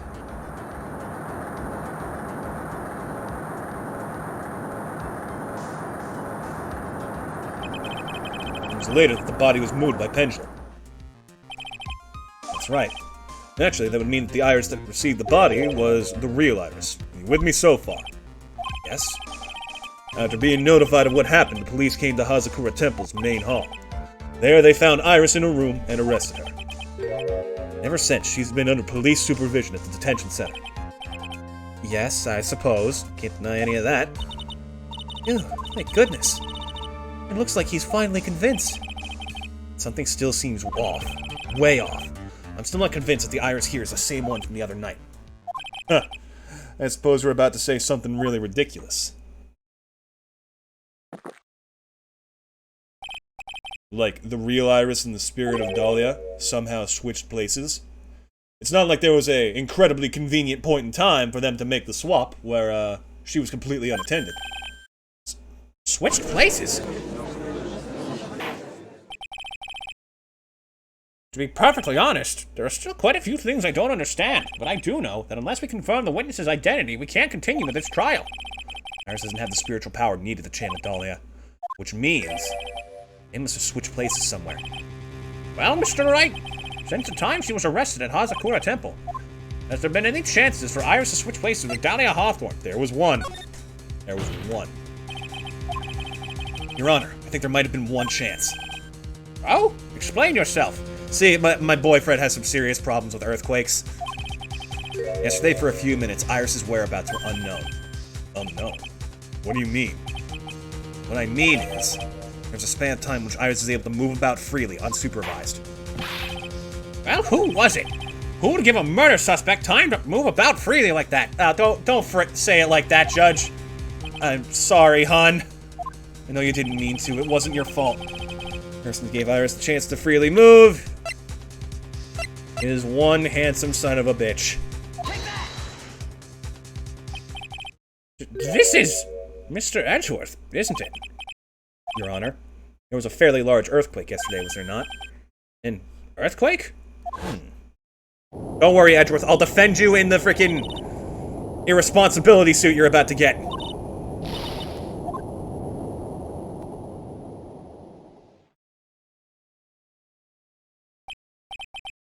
How could I have... It wasn't your fault, Edgy, I promise! We went to the inner temple right away. And it's true, Iris was already there. However, they had already switched places by that point in time. When I arrived at the training hall, I was met by none other than Dahlia Hawthorne. That's quite enough already, Mr. Wright. Now see here! No judge is right. Be quiet. Ooh. It's been a long time, Mr. Judge. That voice. Guess I'll have to ask again. Upon meeting a beautiful lady, always ask for her name and profession. That's one of my rules, although for you, I don't know if that quite applies. Dahlia Hawthorne, and my current profession, permanently retired. So you're not going to bother hiding your identity anymore, huh? Why should I? After all, I'm dead. There's really nothing you can do to punish me. What is going on here? The judge is having a fucking crisis. Still munching away at his popcorn. Dahlia Hawthorne. I never thought we'd meet again. I never thought we'd meet like this. This time I'll end it. For her and for myself.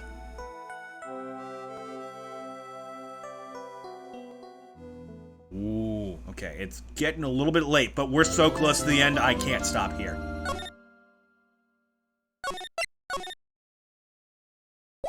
Let's do this. February 10th, 1:06 p.m., District Court, Courtroom number 7. It's been 3 hours. Which means that some sort of test must be done. Now then, let's continue where we left off, shall we? Well, witness? Yes? How can I help you, Mr. Judge? Well, it seems that if we're to learn the truth, we'll need to hear your testimony. I have no problem with that. When you've seen what I have, sometimes the truth is better left unknown. In any case, let's hear your testimony. Tell us about the plan that was carried out that night.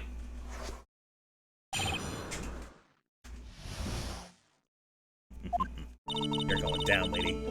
The whole plan began with my death. A stupid plan hatched by Morgan Fay to install her own stupid daughter as the next stupid master. But for it to work, Maya Fey would first have to die. The idea was for me to kill Maya and then have the blame pinned on Iris. The plan went wrong. It seems to have succeeded anyway.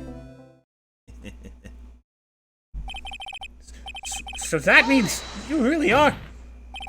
Wait a minute! Did you just say the plan was to kill Maya Fey? Yes? You have a problem with that? Don't give us that nonsense! There's no way that... Watch yourself, Tripe. If you've got a problem, solve it during cross-examination. That's one of my rules. Mr. Cadeau is correct. And by the way, that's one of my rules as well. Kill Maya? Could it be true?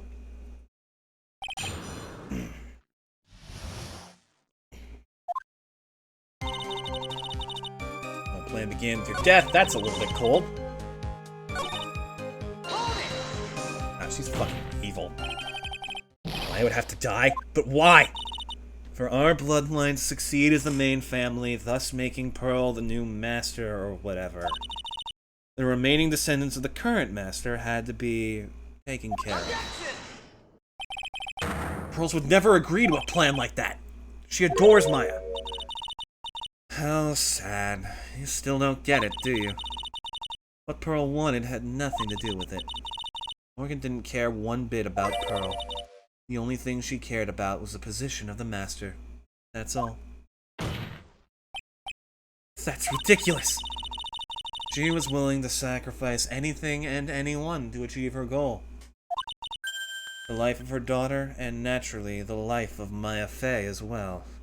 How could anyone do that? The idea was for me to kill Maya and then have the blame on Iris. You were going to kill Maya! Pearl didn't need to know anything about it. All she had to do was follow the instructions in the letter and channel me. Then it was simply use her body and finish the job. In any case, I'm already dead. There's nothing any of you can do to me. Ugh. So the plan was to blame the crime on your younger twin, on Sister Iris of Hazakura Temple. She and I look absolutely identical. No one can tell us apart.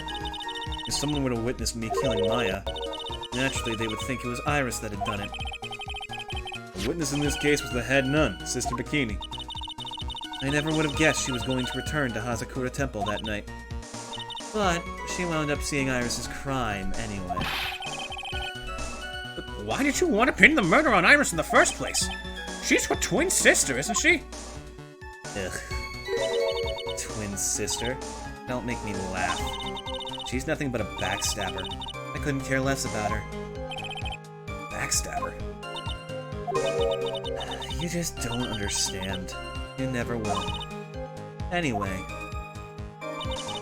Plan went wrong. Seems to have succeeded anyway. Okay, you need to fucking elaborate on that shit right now. Think the plan was a success? You heard me.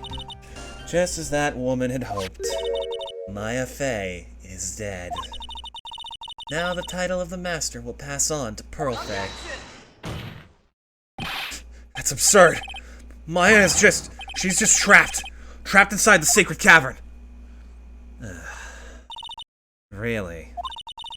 You're as foolishly optimistic as ever, aren't you? My darling Feeny. Do you want to know the truth?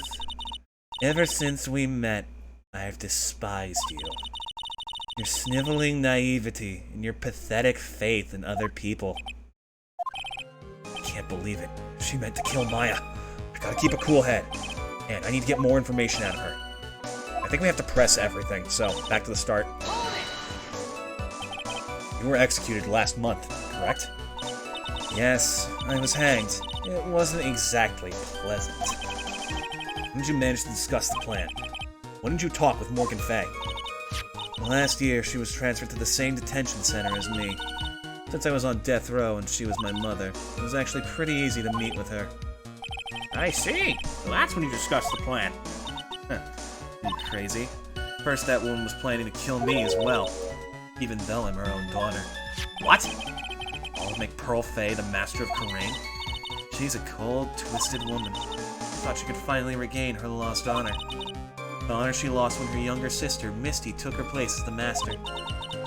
Ever since that day, she's been working on this plan. A plan, huh? Stupid plan hatched by Morgan Fey. Yeah, okay, we've been over this. You're talking about Pearl Fey, is that correct? Yes, well, at first she had high hopes for the two of us. You and your twin sister Iris? That's correct. Fortunately, neither of us had much spiritual power. That's why we were abandoned by her, along with our father. Abandoned? The only person I ever really cared about in life was myself. My sister was a nuisance, so I convinced my father to leave her in an old temple. You mean Iris? Yes, my father remarried a woman who also had a daughter. The less children you have, the more money there is to go around, right? Holy shit! And on top of that, my father had absolutely no interest in children in general. How horrible! The really horrible one was that woman. That bitter, vengeful woman. It was her stubbornness that gave birth to that child, Pearl Fey. She was born with an abundance of spiritual power, unfortunately for her. Morgan Fay heaped all of her broken hopes and dreams onto that poor child's back. How tragic. All because of her pathetic dreams of having her bloodline become the main family. I just want to know one thing. What did you personally think of Morgan Fay's plan? I told you already, didn't I? It was a stupid plan. It had no point, no value other than fulfilling her own greedy desires. Yes, it was certainly nothing to be proud of. If that's how you feel, why did you help her carry it out? Why would you do it? Why would you kill Maya? You may not understand it, being the kind and gentle soul that you are. You may not be able to appreciate why someone like me would help a woman like that. So then tell me, why? Isn't it obvious? I'm not like that woman. I only act in my own self-interest. The reason I helped her is for myself. For my own personal satisfaction. What did you say? So this woman, Dahlia Hawthorne, she had her own reason for wanting Maya dead? You understand? Oh god. Obviously, it's because you were helping Morgan Fay. Helping? Don't make me laugh. From the day I was born to the day I died, I never helped anyone. I lived for myself, and in the end, I died for myself. I thought that was obvious. She wasn't actually cooperating with Morgan. She was just using Morgan in her plan so she could accomplish her own goal. All I wanted to do was kill Maya Fey. That was the only way I could think of to get revenge. Revenge? Looks like I have no choice but to present that piece of evidence. Can't believe... What piece of evidence? Oh, Mia.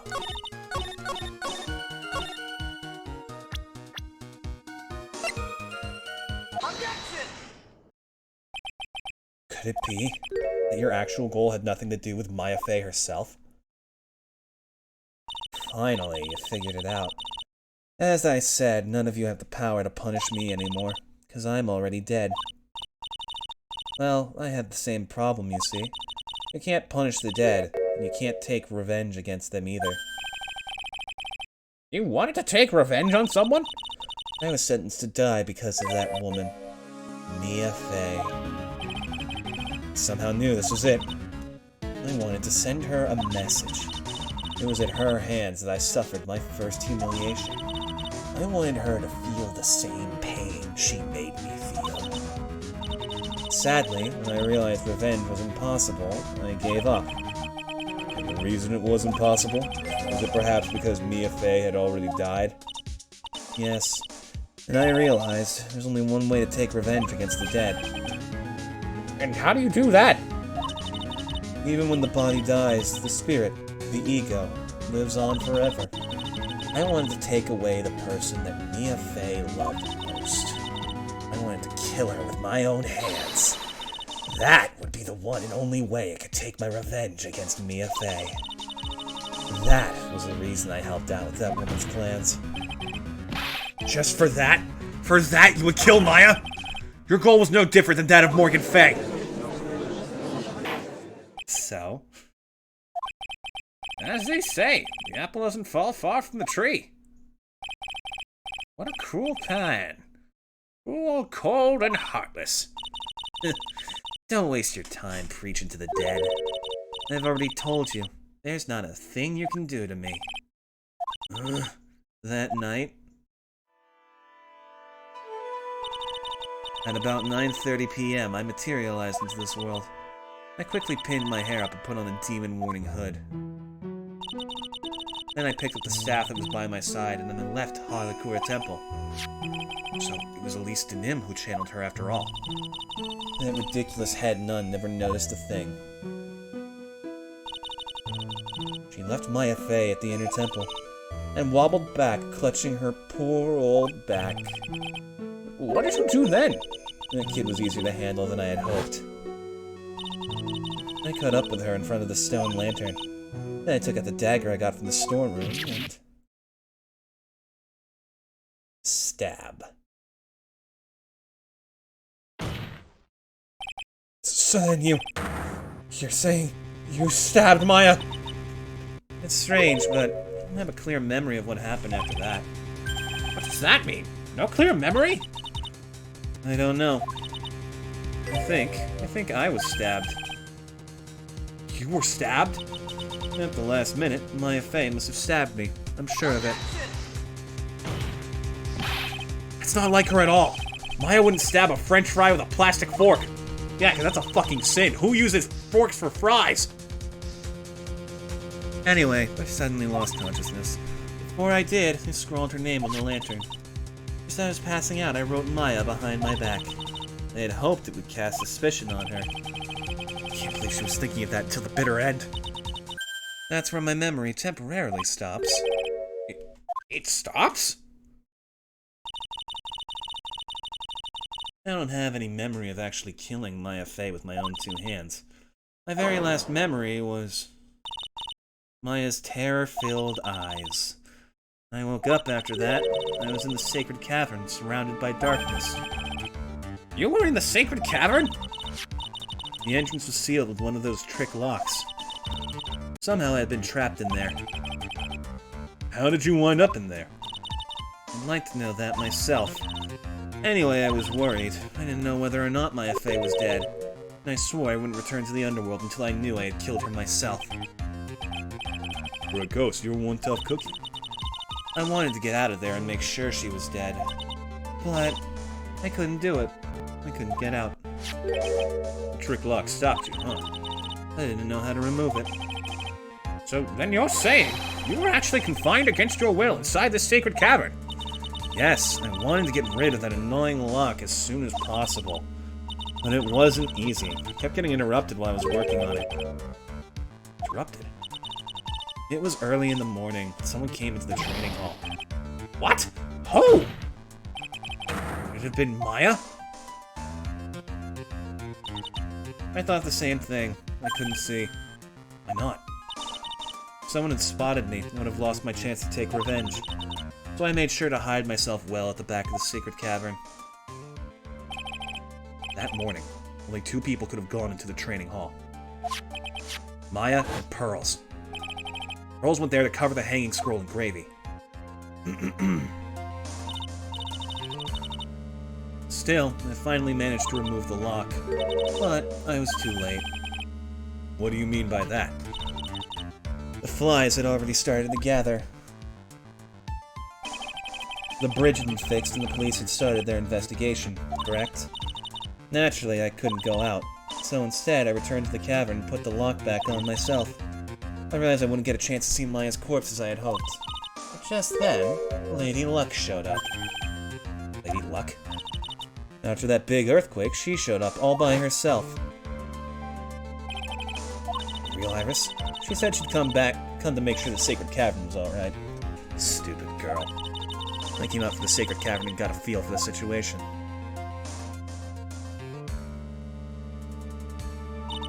And I locked her away in my place.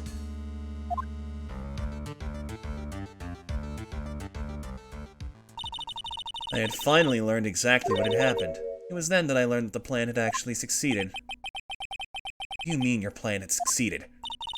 I had misunderstood one thing, you see. That night, the one that had summoned me, I assumed that it was Pearl Fey. Well, of course you would have assumed that. It was written in the instructions. But I was wrong. The person that had actually called my spirit back was Misty Fey, the picture book author. What? Well, it's really the only possibility, isn't it? Idiot. After I lost consciousness in the garden, it was her body that was left lying there.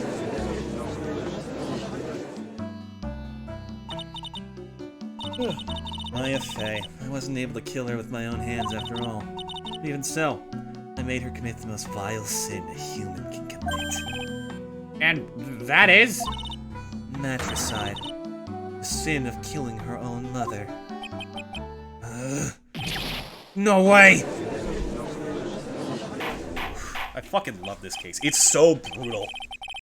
Order! Order in the court! What is the meaning of this? It's true that I was the one who attacked Maya Fey, but even so, The murderer who actually snuffed out Misty Faye's life was none other than your darling little Maya. Ridiculous! That's nonsense! Are you sure about that? Just think about it. There's even evidence supporting these facts, isn't there? What? What do you mean? What is this so-called evidence? The fact that Maya Fey has disappeared is evidence enough, isn't it? Huh?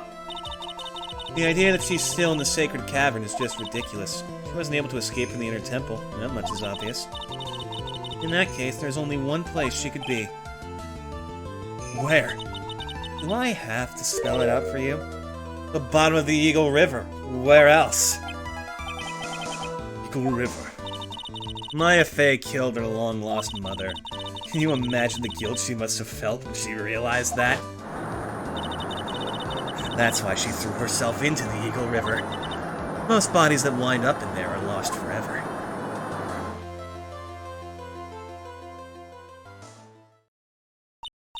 So, what do you have to say now, Beanie?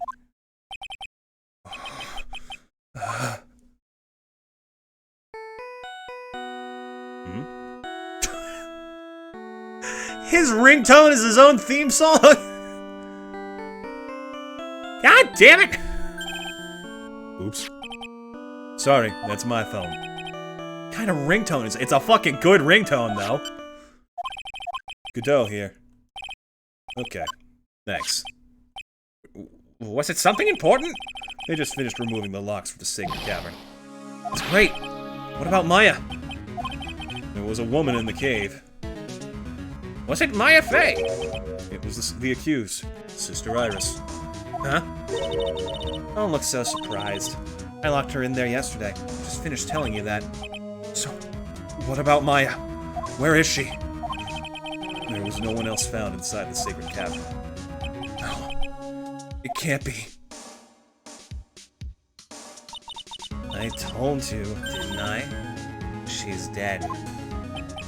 No. No! People are still holding Edgeworth back in the stands, by the way. Absolutely. He's been going fucking feral this whole time. It seems that this case has come to an end. A tragic end. Sadly, it appears the killer of Elise Denim, also known as Misty Fey, was her own daughter, Maya Fey.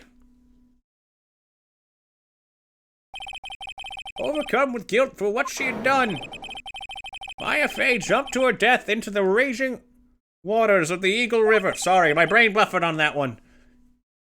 It can't be.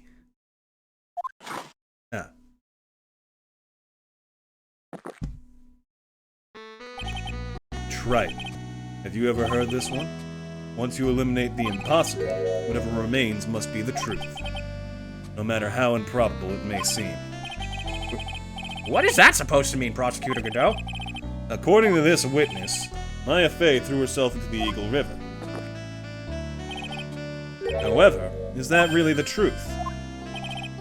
Remember, this woman testified earlier that the bridge was already on fire when the murder was taking place in the garden.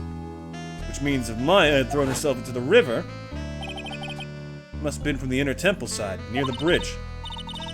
That's right, that's where she jumped from. The map! Sorry, I just remembered. But that's impossible. It's impossible to jump to the river from there. What? The fucking... It's all cliffside underneath that. For at least like 7 or 8 meters. Even an Olympic athlete couldn't reach that fucking river if they tried. Not without proper equipment, anyways. Don't get your panties all twisted up, Trite. Just relax and think through the whole thing again. So it's impossible? Maya couldn't have thrown herself into Eagle River? Well, Mr. Wright, Miss Hawthorne claims Miss Faye threw herself into the river, from the inner temple side, no less. Do you have any evidence that refutes this claim? You bet your fucking sweet bippy I do! Take that! It's impossible to jump into the Eagle River from the inner temple side. No one knows that better than this witness. Did you say? 11 years ago, you jumped into the very same river. And? Just take a look at this overhead map. Eh?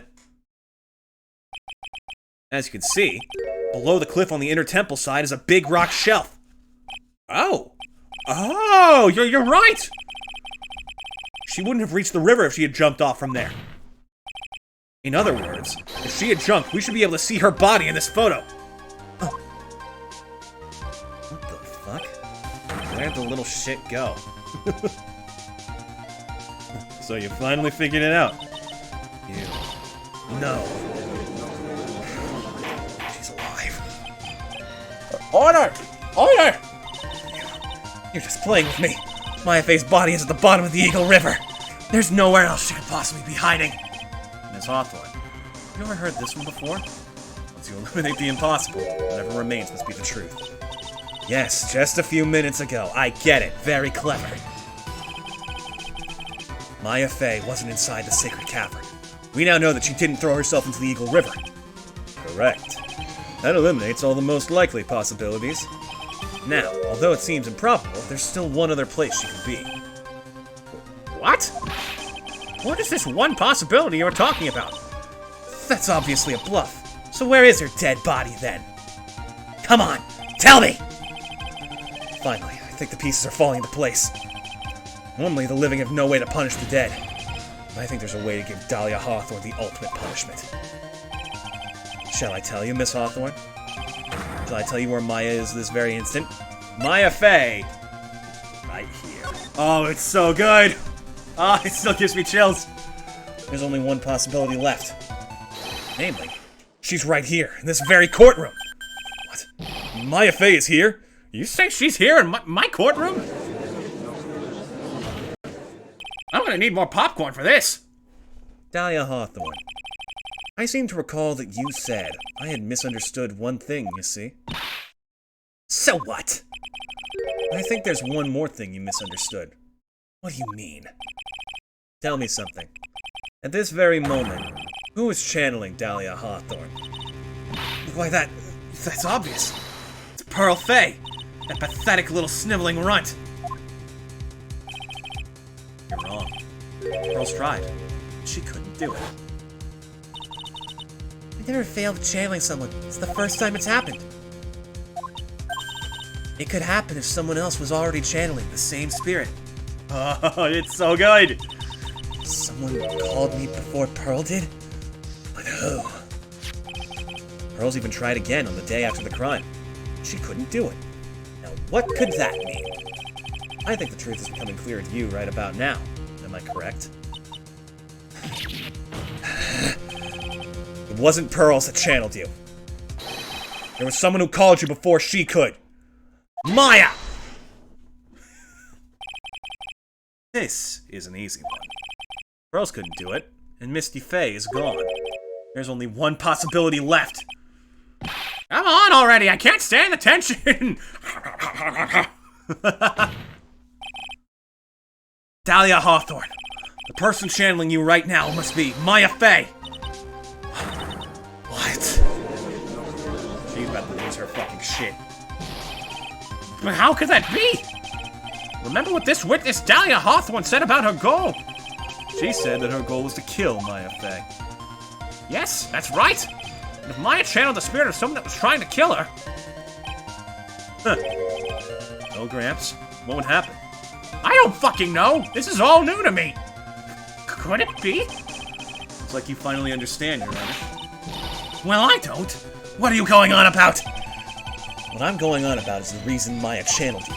There's only one reason. Protect herself from you. To protect herself from me? Yes, on the night of the crime, you were only interested in one thing. Killing Maya Fay. The path back to Hazakura was closed off, and there was nowhere for her to run. So then the problem became, where would be the safest place to hide? You mean that's what she channeled me? All this time, you thought you'd been channeled by Pearls. That's why it never occurred to you. That Maya's hiding place was you! No. No. Don't say that! You're saying that I, Dahlia Hawthorne, was played for a fool by that little whelp? Maya Fay killed herself! Isn't it obvious? Sorry, but no. It would have been impossible for her to jump into the Eagle River. This was the only avenue of escape to Maya. The only way that Maya could disappear from the Inner Temple. I don't believe you. A stupid little girl like that who has never been out in the real world. She could never have come up with a plan like that. Who could have ever given her such a brilliant idea? Well... me, of course. Oh shit! Mia! Mia Fey! It's been a long time, Dahlia Hawthorne. It's true. It was you. Yes. There's something else. What are you doing here? That hair. It's pearls, right? Tell me something, Dahlia. I want you to think back to that night one more time.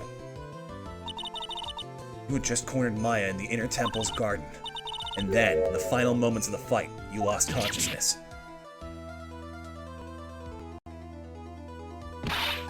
I was stabbed by Maya Fey!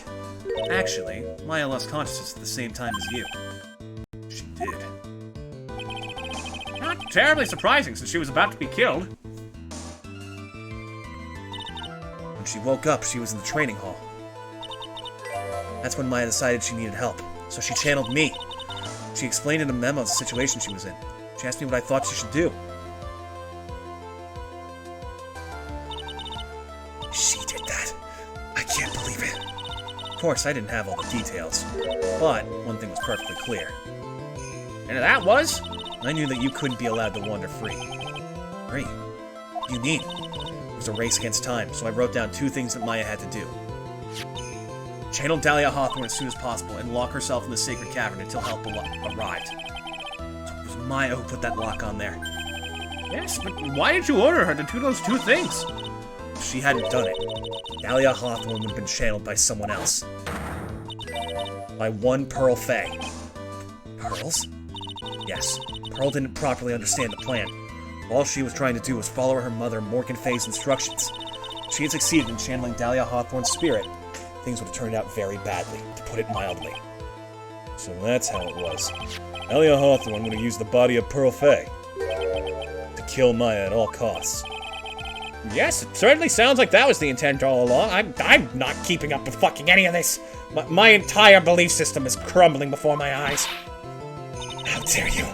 I won't forget this! Why not just admit it, Dahlia Hawthorne? Your little plan was nothing but a big failure. Yes, another failure to add to the pile of shame, wouldn't you say? What do you mean by another? Think about it, Dahlia. Remember all your past crimes? Not a single one of them was success. They all ended in failure. What? How dare you! 11 years ago.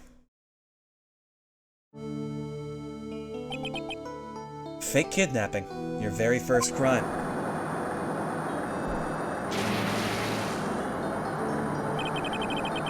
You got your hands on a $2 million diamond. But...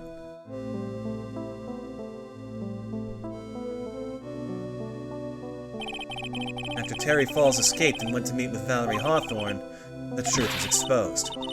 Shut your mouth! That wasn't my fault! It's because of that stupid of a prisoner and that weakling of a policewoman! And then, 1 year later, they tried to kill me. Well, I'm still alive, but... you wound up killing someone else.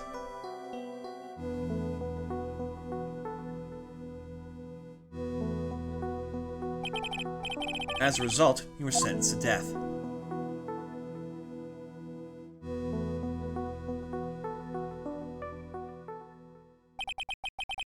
It's one stupid move after another for you, but it's no longer funny.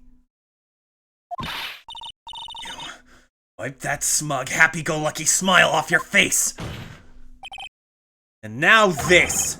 You've messed up again! You let Maya Fey escape. Even though she was right there in front of you!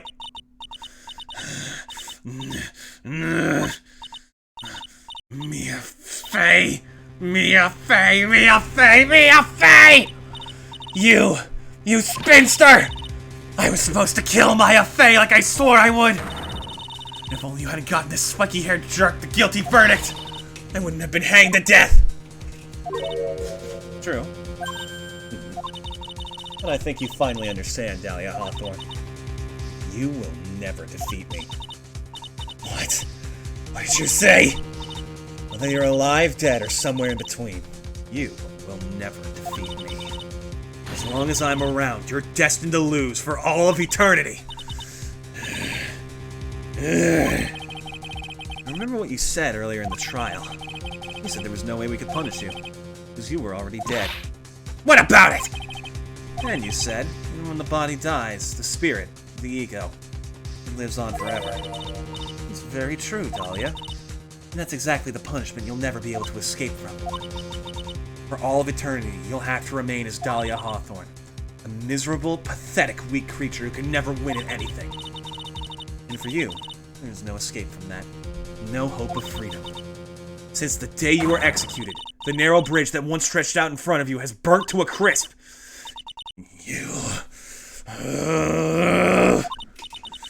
You're wrong! It can't be! How could I lose to the likes of you? It no longer matters. I don't care whether you win or lose anymore. The only thing I want is for you to come out of Maya's body right now.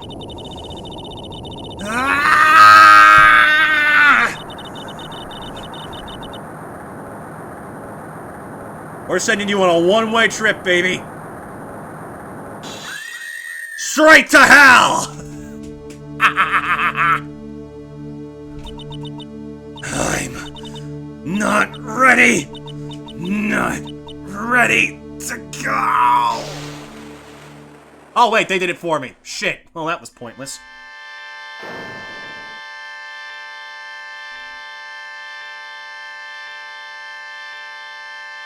Bye-bye now. When you get to hell, tell him Phoenix sent you, and apologize for the inconvenience on our behalf.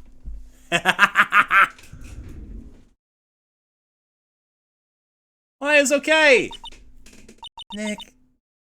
Sis. Get that girl some medical treatment, Sat. Holy shit.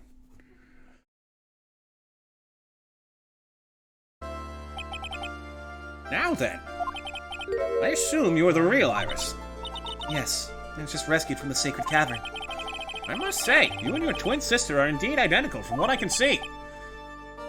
In any case, it appears that everything has finally been cleared up. Mr. Godot, what happened to Dahlia Hawthorne? If you ask me, Your Honor, looks like she went back to the hell she came from.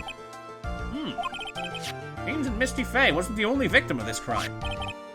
Maya Faye, as well as the young Pearl Faye, were also victims of this wicked and selfish plan. Yes, Your Honor. The tragedy of Medium Valley has finally come to an end, it seems.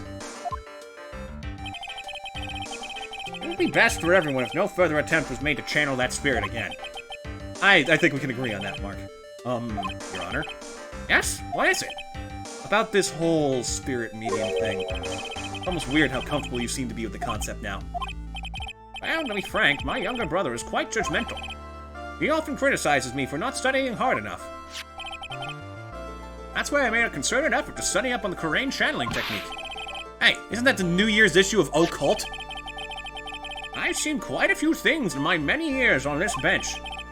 In all that time, I finally learned this one thing. Each case is different. It takes place in its own world, if you will. In order to fully understand that world, first we have to immerse ourselves in it completely. And that's where my brother and I used to differ. Never thought of it that way. At any rate, it's time to pass judgment in the case of Iris of Hazakura Temple. Objection! Wait, what? Godot?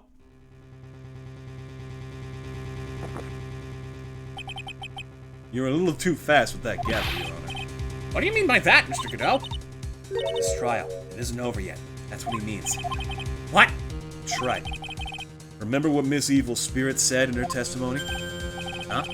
Dahlia's testimony? I caught up with her in front of the stone lantern. I took out the dagger I got from the storeroom, and...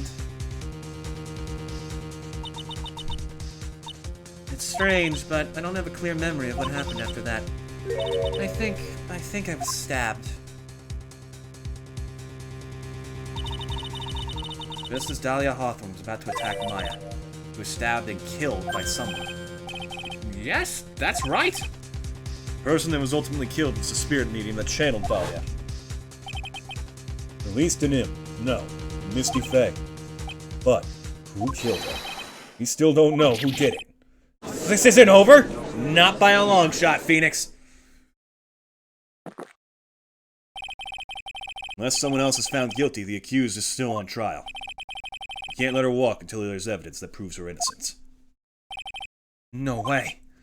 But this court isn't prepared for any further testimony. Prosecution is ready to call our final witness. Final witness? This one will clear up the whole mystery. The mystery of who killed Misty Faye. Indeed.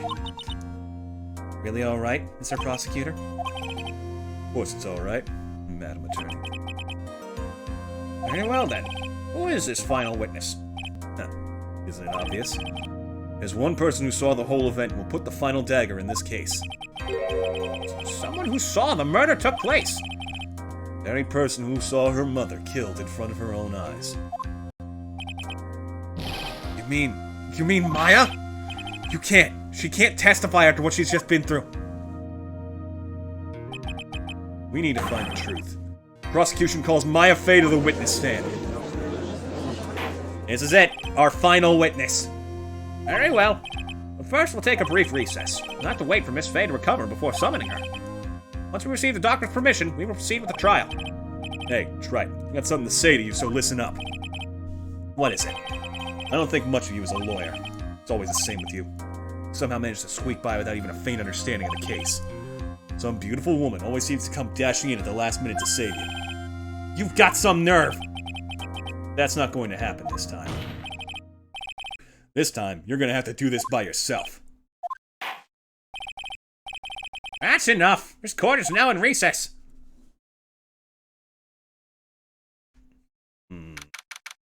Things are getting a little bit more tense here. February 10th, 2:56 p.m., District Court, Defendant Lobby Number 1. I'm truly sorry about everything. You were working so hard to defend me. I was missing all day and we didn't even have a chance to talk. She's right. I met Iris at the training hall yesterday. We had already switched places, and Iris was inside the sacred cavern.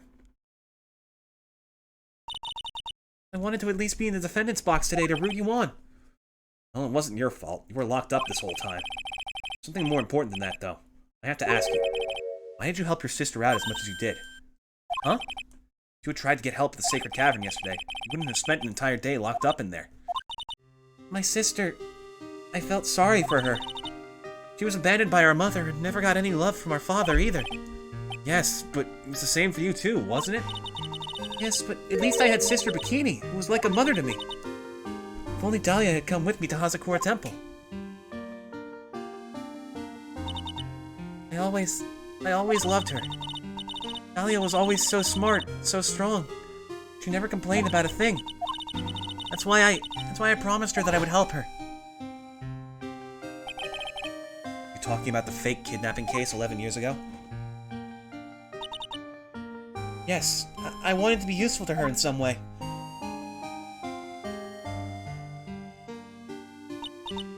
But, as usual, I was too cowardly.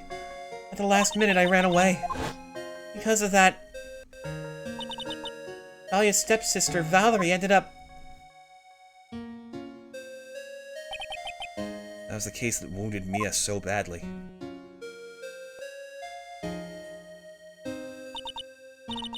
But things didn't end there, of course. Some people suspected that my sister was involved in the murder. Some people? You must mean... Yes, 2 defense attorneys. Mia Faye and Diego Armando. For poisoning Mr. Armando, who was getting too close to learning the truth. I even tried to kill the person who had unknowingly hid the poison for her. You. That's right. Iris, there's one more thing that I have to ask you. Yes? What is it? On the night of the murder, the person that cleaned up the corpse of the victim, released an imp. Was it Was it really you? Yes, it was me. That night, after I rang the lights out bell, I went back to my room. At around 10:30, I received a call on my cell phone. There's a problem. Come to the Inner Temple right away. I got on the snowmobile and headed for the Inner Temple. But the path to the Inner Temple was cut off, right? Oh, that's Phoenix. Exactly. You can't just leave the body here. So you gotta do this exactly as I say. Got it?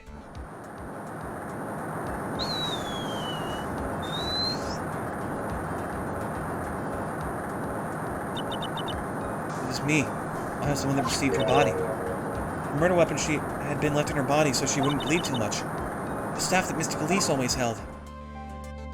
I knew it. So the actual murder weapon was a staff. Yes, that's right. Brought the body back to Hazakura Temple on the snowmobile.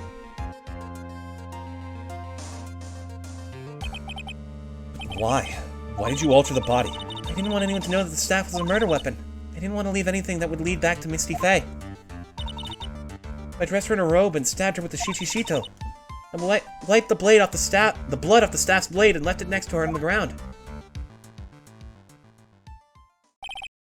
Iris, just tell me one last thing. Tell me the name of the person that called your cell phone. The real killer. I'm sorry, Mr. Wright. I can't do that. I can't say who did it. I see. Sword hidden inside, the actual weapon used to murder the victim. Defendant! Yes? The judge is calling you. He wants to see you in his chambers. He has some questions about Dahlia Hawthorne. Alright. Well then, I'll see you later. There's something I want to tell you. Oh, okay. Something she wants to tell me. Well, I hope for your sake it's not what I think it is, because you're about to be sorely disappointed. So it's true. Iris cooperated with the real killer. Maybe even from the very beginning. Phoenix. Oh, Mia! How is Maya doing? Physically, I'm not worried. She'll recover completely. But emotionally, she's been hurt very badly by this case. I see. You don't mean she's learned who Elise Denim really was? Yes. I went to the medical office and talked with her. I told her everything I knew. Why? Maya is stronger than you think. I knew she could take it. All of it. What do you mean by that? I want you to figure that answer out by yourself. The trial is about to restart. The real killer. Do you know who it is yet? Iris wouldn't tell me who called her, but still. Take the just maybe I know who it was. That night, the victim was killed in the garden of the Inner Temple. The criminal wasn't just there by accident. Which means the killer knew of Dahlia's plan from the very beginning.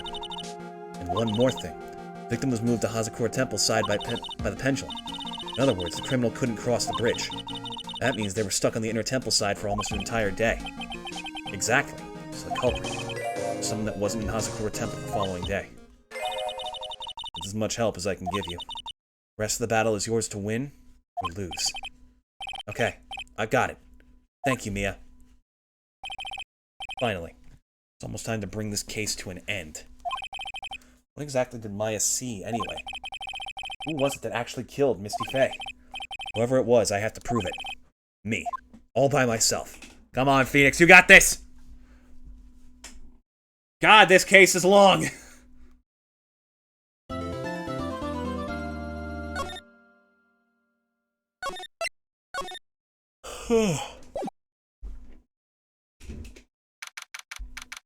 February 10th, 3:36 p.m., District Court, Courtroom Number 7. Now then, before we proceed any further, I'm going to announce the results of the tests we had performed earlier. Tests? Yes, tests on the bloody dagger that was found stuck in the pine tree. Oh yeah, that! I totally forgot about it. That's the weapon that Maya Fey used when she fought with the victim. So what are the results? Was the victim's blood or... Due to time constraints, a full test wasn't possible. However, there's one thing we can say with certainty. The blood that was on this dagger was not the victim's blood. That is all. Now then, let's restart this trial. So it wasn't Misty's blood on the dagger. Whose was it? Dagger updated the court record. Blood doesn't match the victim's. I'm sure both the defense and the prosecution know this, but this trial is rapidly coming to a close. Both sides will need to show some firm evidence with their claims. I understand, Your Honor. From what I've heard, the witness is dangerously weak, physically speaking. So let's finish this quickly. Agreed. Very well. Please bring in the last witness. Maya! Witness, please tell us your name and profession. Maya Fey. My profession is, I'm the assistant manager at Wright & Co. Law Offices. Maya. According to the magazine I have here, you're a spirit medium of the Crane channeling technique. I'm frightened. Hey, Clan. Don't want any more to do with it. Oh, Maya. Pain the Fey bloodline causes must be unbearable. Very well. Now then, Miss Fey. When the event occurred, you were in the Garden of the Inner Temple. And you witnessed the moment of Miss Elise de Nim's murder. Is this correct? I didn't see any... Straighten up this instant, young lady. Huh? Pick your head up and speak clearly. Always time for crying later. But Your mother was killed right in front of your eyes. There's nothing you can do to change that fact. There's something you can do. You can finish this. You've been watching the whole thing, right? You've seen the witnesses come out and you've seen us squeeze the truth out of them. Now it's your turn. Let's hear your testimony. On the night of the crime, what exactly did you see happen? Witness, if you please. Yes, Your Honor. At the Inner Temple. I was passing through the garden on the way to a spare prep room when it happened. Suddenly someone struck me over the head. I stumbled and ended up against a stone lantern. I think I screamed, "Help me!" And something warm splashed over me. That's when I lost consciousness. Oh, God. So you were struck on the head. Suppose it must have been the stat. Oh, that's not Goodell. What am I saying? Maya, the person who hit you. It was Dahlia Hawthorne, wasn't it? I'm sorry, Nick. I couldn't see. I don't know who it was. Maya, think hard. Sorry, Nick, but I really couldn't. Huh. Can't say it was an especially good night for young ladies to be walking around alone. It seems that it'll be hard to determine the criminal through testimony alone. Very well then, Mr. Wright. Please begin your cross-examination. Maya, hang in there. She doesn't look well at all. Oh, poor girl. Alright, come on. First of all, clarify this bit. You don't mean... was it... I didn't know it at the time, but I think it was probably blood. She's saying that's when Miss Dunim, who was channeling Dahlia, was stabbed in the back by the killer? That moment, I was paralyzed with fear. I was just sitting there in the snow. I'm sure blood got on everything around me. Oh? Is that why the snow's all gone around the lantern? So what happened next? I don't remember. How are you saved? You don't even remember that? No, I haven't got any idea. I really don't know what happened at all. That's too bad. We're side by side with Maya for 2 years now. I can tell when she's trying to hide something by how she acts. And right now, I'm absolutely certain she's hiding something. Maya, come on, you gotta help us out here. Who else was on the Inner Temple side that night? Well, Sister Bikini, of course, but I remember her saying that Iris would be coming later as well. The day after the incident, Edgeworth met Bikini to Hazakura Temple. That means she couldn't be the criminal. So then, did Iris actually come later like she said? Well, let me think. She seems confused. It's probably because she's so tired. No, I'm sure I didn't see her. She must have come while I was preparing for the training.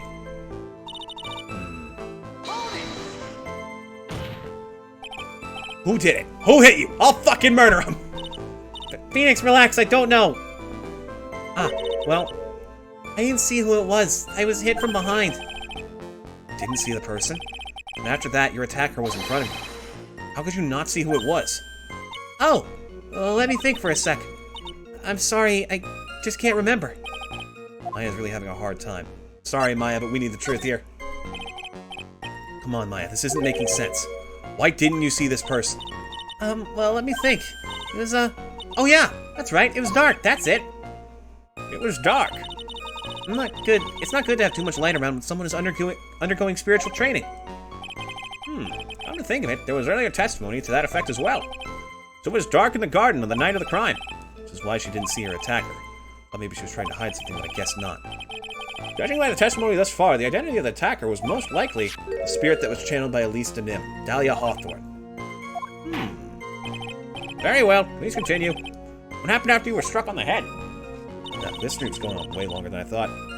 Hold it! Should be able to figure it out, though. What happened afterwards? My attacker was in front of me, blocking off my escape. I think. You think? After getting hit like that, I was in a state of panic. There were only two things rolling around in my mind at the time. Well now, this is beginning to get interesting. What were the two things rolling around in your mind? My name is Maya Fey. 1 + 1 = 2. See, for some crazy reason, I was afraid I was going to lose my memory. I know it's odd considering my life was in danger, but that's how it was.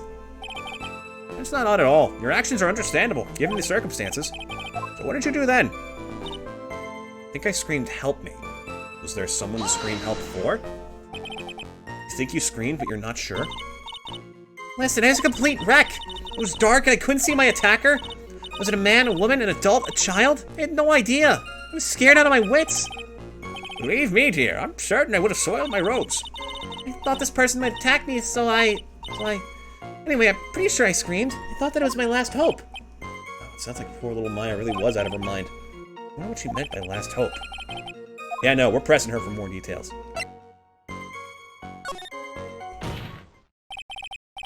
Wait a minute, Maya. What's this my last hope stuff? What? What do you mean by your last hope? No. That's what you said. You said my last hope. Huh? What? I said what? My God, Maya, you gotta help us here. Look, you were facing an attacker that you couldn't see and you screamed, right? You screamed, "Help me." Yeah? You testified that you screamed that because you thought it was your last hope.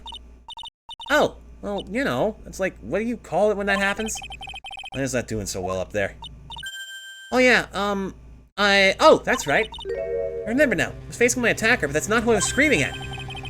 What did you just say? Yeah, that's right. There's a person behind my attacker that I was yelling at. That's who I was screaming to for help. Ah! What is it now? I messed up. I didn't mean to let that slip out. Huh? Witness, are you absolutely sure of what you're saying? Behind the attacker, there was another person? I meant to keep that part a secret. What have I done? It takes a ton of pressure to make a diamond. That's what I always say. Ton of pressure. You're in a court of law here. You can't make things up or try to hide things in this chamber. Witness, the information you just presented is vital to this case. I want you to add it to your testimony. I see a man behind my attacker by the light of the stove. Ah ha ha ha ha! Objection! There was no light for the lantern. There was a man standing behind your attacker. Yeah. That man, he's the killer. He stabbed her from behind. He's the one who killed Elise de Nim, otherwise known as Misty Fey, your mother. The killer. Maya, you know who killed your mother, don't you? What is the meaning of this, Mr. Wright? To be frank, Your Honor, I think she is in shock and quite confused. That's why she hasn't noticed the huge problem with her testimony. Huh? What do you mean? What problem? Maya, on the night of the crime, that stone lantern was out of commission. Huh? What? It's true. There was no light anywhere in the garden that night. No! Order! Order in the court! Mr. Cadeau, explain this! Add the pureness of milk to the perfect clear darkness of coffee. Stir. That is the state of the witness's mind right now. A cup of cafe au lait. Cafe au lait? Is that even legal? Mr. Trite's words are the milk and you are the spoon, Your Honor. I'm a spoon? I'm no spoony bard, I'll have you know. What? You must have noticed it too, Trite. This witness's mental state is highly unstable right now. It's not hard to understand why she would make a little mistake like that. Sorry, but that's not going to cut it. What did you say? If there truly was no light in the garden, then there's a fatal contradiction in the witness's last bit of testimony. Nick! May I? Maya? Fuck it. Shut up. Recall the witness's statement about her attacker. She said that she didn't know if it was a man or a woman, an adult or a child. And yet, the witness could describe a person that was standing behind her attacker. She quite clearly described him as a man. Huh? In other words, that would have to mean that Maya actually saw our mystery person, despite it being so dark that she couldn't see the face of her own attacker. No! Oh god, the eggs are coming back. What? I still don't get it. Why is that little, like, white thing what they did instead? Whatever. Order! Order! Order! What in the world does all this mean, Mr. Wright? Are you saying Miss Faye saw the real killer under pitch black conditions? Trite, do you have any idea what you're proposing? How could she have seen in the dark? There was no other light source at the scene. There are some things that you can only see in the dark, Mr. Godot. Maya, you did see who the killer was in the dark. And now, you're trying to cover for him. Cover? For the man that killed her mother? There's only one conclusion I can draw from this. You know who this man is. Please, Nick. I don't know anything. Please, I'm begging you. You talk a good game, Tripe. Let's see if you can walk the walk. It was pitch black, so what could the witness see? I'm calling your bluff. No, Nick, don't. Please, stop. Maya is dead set on protecting this guy, the man who murdered Maya's long-lost mother. But I can't let him get away with it.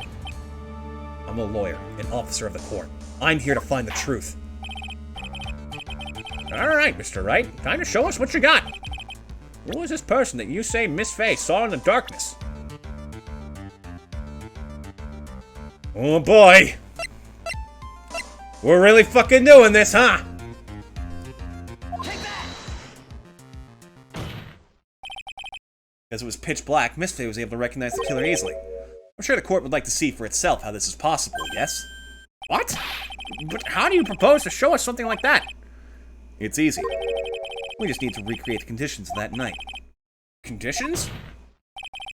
Your Honor, the defense officially requests that all the lights in this courtroom be turned off.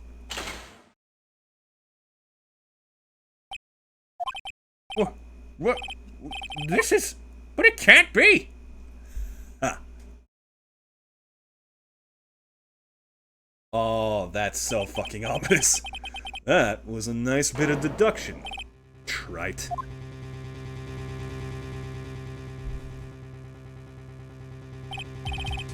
Well, everyone, this is the man Maya saw on the night of the murder. Order! Order! Order! Prosecutor Godot, what is the meaning of this? Surely you must be shocked to hear yourself accused of such a thing. Why aren't you denying it? Huh. Your Honor, you're asking the wrong person. What do you mean by that? If you've got a question, ask the witness. That's one of my rules. Well, Maya, how about it? You saw it that night. Was it 3 glowing red lights? Well, witness, answer the question. You're wrong. I never saw that. Maya! I thought the person that stabbed my mother was a man, for a totally different reason. What? Witness, Mr. Wright, is that... Stop your chattering, Your Honor. chattering? Now you see... Okay, fine, he has coffee. I can't deny a man has coffee. It's worth asking. Ask the witness. That's one of my rules. All right. Well then, let's continue with the testimony. Please tell us how you knew the killer was a man. Yes, Your Honor. I didn't realize it until after I woke up, but... Oh? When I came to, I was just lying there on the training hall floor. By the time I got back to the garden, the place had totally changed. Torches were lit, and the body was gone. And all the snow around the stone lantern had been carefully cleaned up, too. Since the person did all that work alone, I just assumed it was a man. Maya! I disagree with that logic. It was after the crime took place that the witness came to think the killer was a man. Yes, that's right. I'm sorry, Your Honor, No need to apologize. It's as Mr. Godot said. You're utterly exhausted. Only natural that you would be a little confused. Also, if you consider the situation you described, it doesn't seem too much of a stretch to assume the culprit was a man. Mr. Wright, proceed with your cross-examination. Open the training hall. She didn't notice her own name written on the lantern?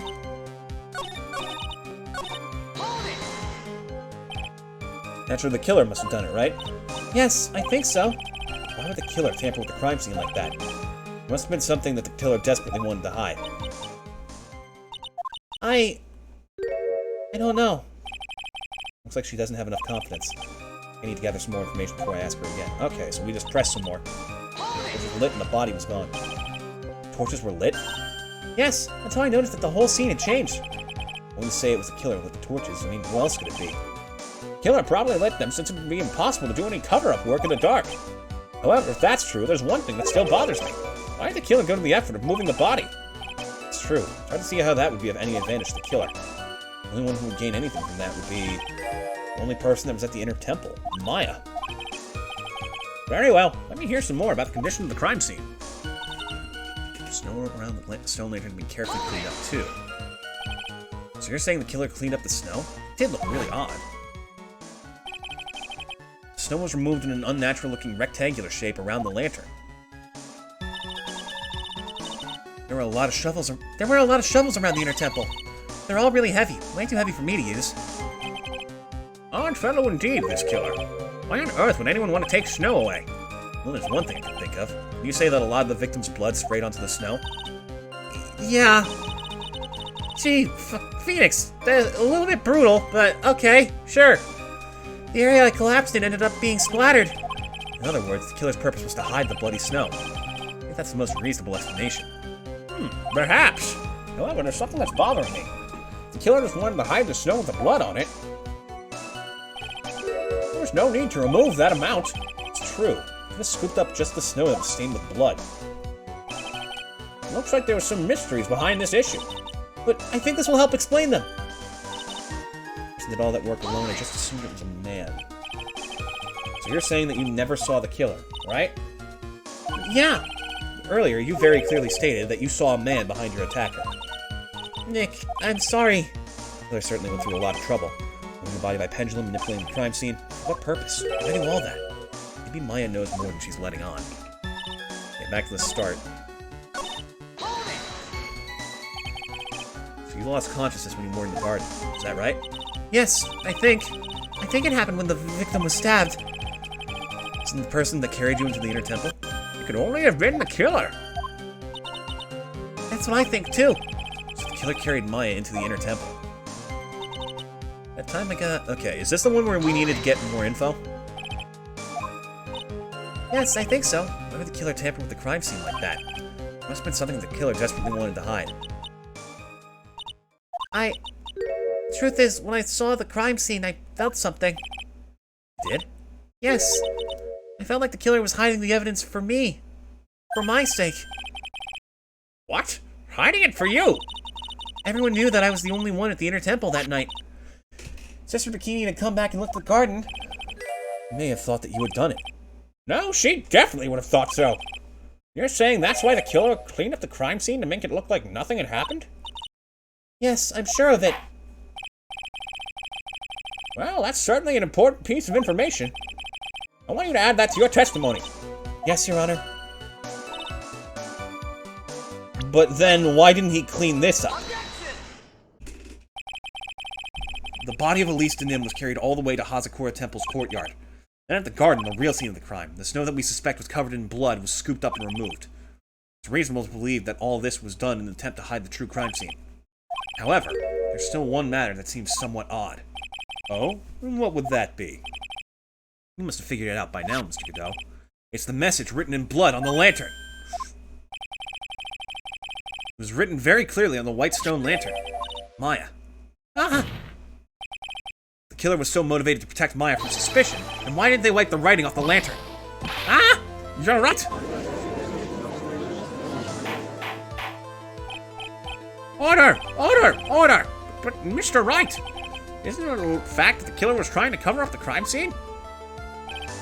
Indeed, it doesn't make much sense to move the body and remove the bloody snow, and not wipe off the most incriminating thing of all, the bloody writing.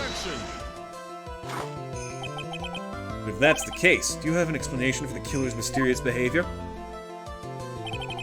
Why would this killer move the body and remove all that snow, but then leave the bloody writing on the lantern? I don't know what the killer's plan was, but it's a fact the killer left the writing on the lantern. There must be a reason for it. Well then, Mr. Wright, let's hear your opinion. Why did the killer leave the message written in blood on the lantern? The killer simply didn't notice it. Prosecutor Godot, earlier in this trial you gave me some good advice. To eliminate the impossible, what remains must be the truth. Maybe you're not as dumb as I thought. The real killer wanted to disguise the fact that a crime had occurred there. If that's the case, they wouldn't have left the bloody writing on the stone lantern on purpose. Therefore, it must mean that they didn't notice it. But that doesn't make any sense. Torches were all lit and everything. There's no way any normal person would miss something as glaring as that. You're right. There's no way any normal person would. What? What are you trying to say, Mr. Wright? That our killer was a freak? Your Honor! Uncool! Don't make fun of people with vision impairments. Only one person involved in this incident who could have missed seeing the bloody writing altogether. And who would that be? Who's the person that could have failed to notice the bloody writing? The same guy I said last time. Mr. Godot, this is what you said yesterday. My eyesight is pretty messed up. Even with these huge goggles on my head, I still can't see everything. You can't see everything? Is that correct, Mr. Godot? This lantern was submitted as evidence today. I'd like the court to think back to the moment it was first presented. This lantern! There's something written. Yeah, we saw this earlier. Nonsense. This lantern is as clean as a whistle. Mr. Godot, just admit it. There are certain colors you can't see, correct? You can't see red on a white background, can you? That's right. We went through this once before. During the poisoning case at Tribulations. That's right.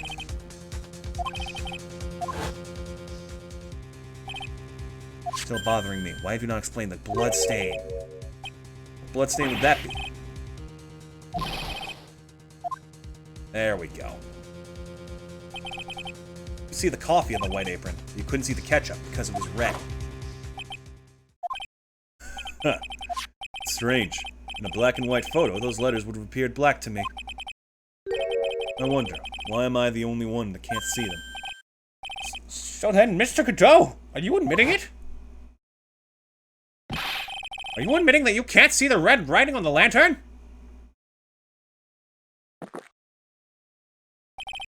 Hey, Gramps, didn't you know? That's the reason why I don't drink red tea. Never know when my cup's gonna run out. I wasn't sure about it until now, but I just can't believe it. Prosecutor Godot is the murderer. There's no going back now. I finally figured out the truth. Mr. Godot, the defense at this time formally accuses you. You are the murderer of Miss Elise Tanim, also known as Miss Misty Fey. It's hard to believe this may be true. However, once again, Mr. Wright has brought up a disquieting fact about you. Huh. Just make sure you don't fill out the indictment in red ink, Gramps. Come on, how does a little graffiti make me into the killer? Besides, it's not like it's my name that's written there. I'm certain that the killer wasn't able to see the color red. This is rich. You go on, Trite. The answer is right there at the crime scene. In the snow. The snow? How so? Oh, the places you'll go. Shut it, Judge. We're focusing here. Well, for example, why did the killer move all that snow? Your Honor, you said it yourself. If he wanted to hide the bloody snow, why not take out just that area? Yes, why didn't he take just that area? Ah! Could it be? Yes. The killer couldn't see the red blood that had seeped into the snow. And so he had to remove all of the snow. He couldn't be sure of where the blood had landed, so he removed the whole area. Isn't it more likely that the killer couldn't see the blood because it was dark? Not a chance. The torches were all lit. He would have been able to see just fine. It seems. Once again, this trial has taken an unexpected turn, to say the least. Can you explain this, Mr. Godot?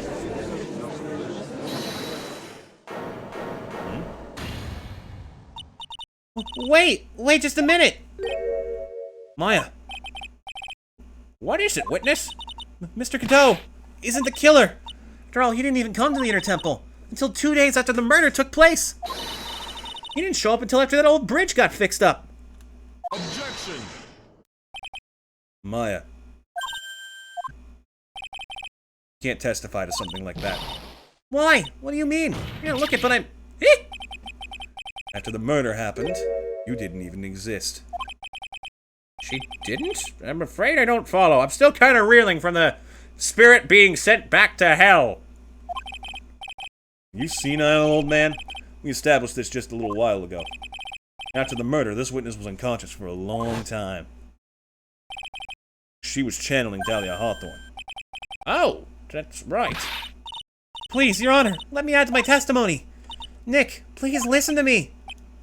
Maya, you plan to cover for Godot no matter what the cost? If that's the case, then I've got no choice. Your Honor, let's hear her testimony. Means we're going to hear the whole truth. I say we should not silence her. Huh. Nicely done, Trite. Very well, let's hear the witness's testimony. Please tell us what happened at the Inner Temple after the murder. Yes, sir.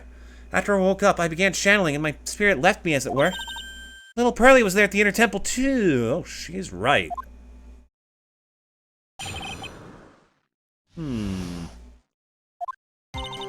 Pearlie was also stuck on the Inner Temple side that night. Next morning, she looked around but couldn't find anyone. The next day, when the bridge was finally fixed, she was in the Spirit Prep Room. That's when Mr. Godot arrived at the Inner Temple for the first time. He found Pearlie first and cheered her right up. How do you know that? Who's this Pearlie? That's my little cousin, Pearl Faye. So when did you hear about this? Oh, just a while ago, when I was in the medical office. I'm terribly sorry, but what you heard from someone else is simply not admissible as testimony. What? Come on! Pearlie would never tell a lie. She's a way more honest person than I'll ever be. Real smart, Maya. You always know the best things to say when you're under oath. Huh. Prosecution has no objection. We believe the witness. Yeah, because it gives you a fucking alibi. Mr. Godot! Let's move on to the cross-examination if the defense has no objections. This is highly unusual, but, well, Mr. Wright. Let's get this cross-examination started. I'm gonna pick that testimony apart. Sorry, Maya.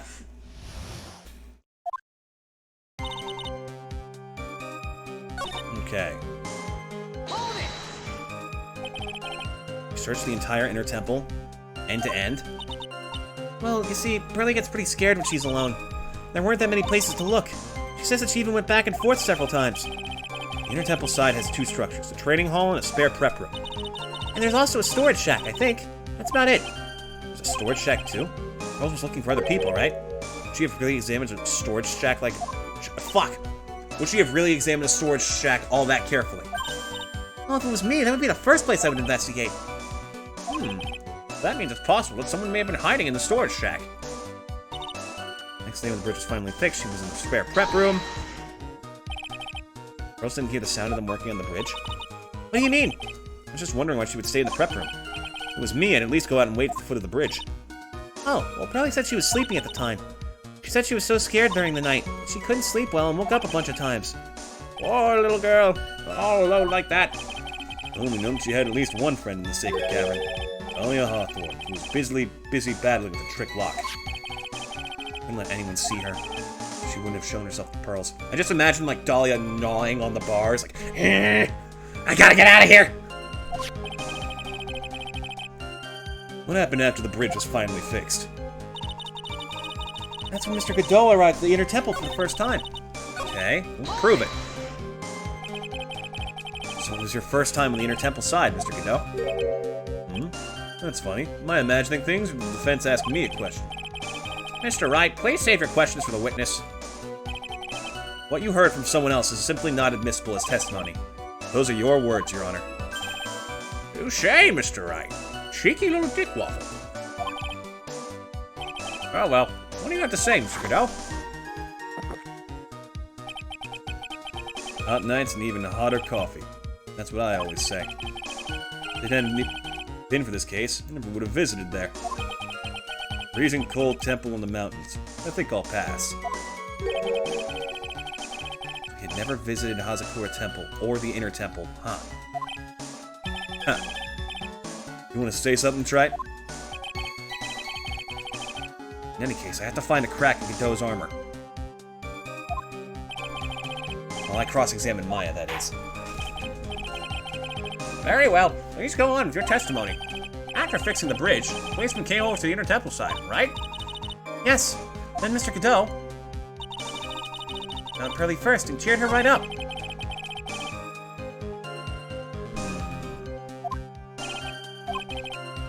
The Inner Temple, otherwise he couldn't have killed Elise de Nim.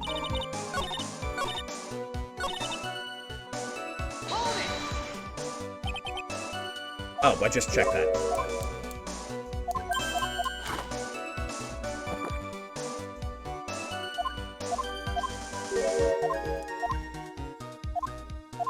Okay, let's press that last remark.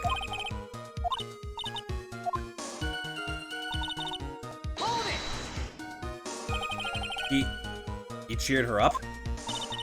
That's what Pearly said. She said he was a very nice older gentleman. Thank you for looking after my cousin, Mr. Godot. And here I was thinking you were nothing more than a coffee addict. Huh. Cut it out. You're making me blush. This guy's really beginning to get on my nerves in more ways than one. Truth is, there aren't that many places to look on the Inner Temple side. Policemen were all busy going over the garden with fine-tooth combs. So I decided to carry out an investigation my own way. Godot style. I'm the same way. I like to hand down verdicts in my own way, judge style. Maybe I should ask some questions, Phoenix style. What about your investigation, then? You said you conducted an investigation of your own. Did you find anything? Looks like my investigation went about as well as yours, right? After all, I did miss the bloody writing on the lantern. Well, I didn't miss it. Well, I didn't miss it, so speak for yourself, Goggles. The only odd thing I discovered was the beauty in the training hall. Beauty? Misty Faye, naturally. Clad in her stunning Japanese garb, surrounded by the hue and aroma of Western taste. Western taste? Could he find a stranger way to describe gravy? So from there, you headed for the prep room? Wait a sec. What could Godot say just now? Yeah, I just found his proverbial weak spot. There's only one thing of any importance here.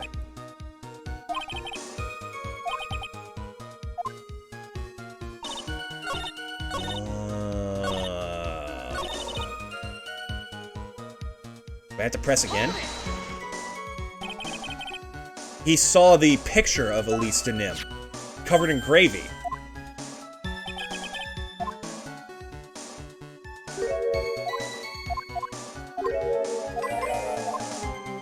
How about cheering Pearls up?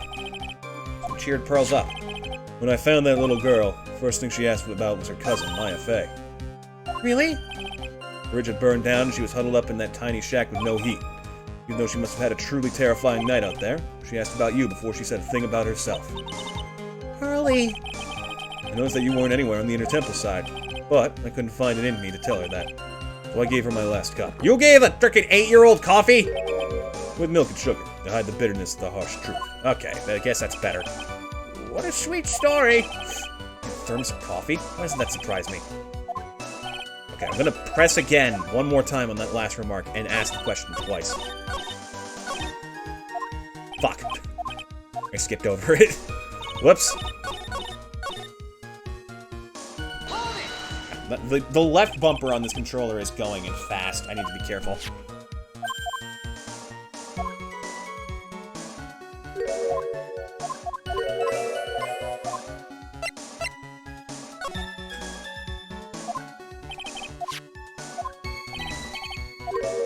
The only odd thing I discovered was the beauty in the training hall.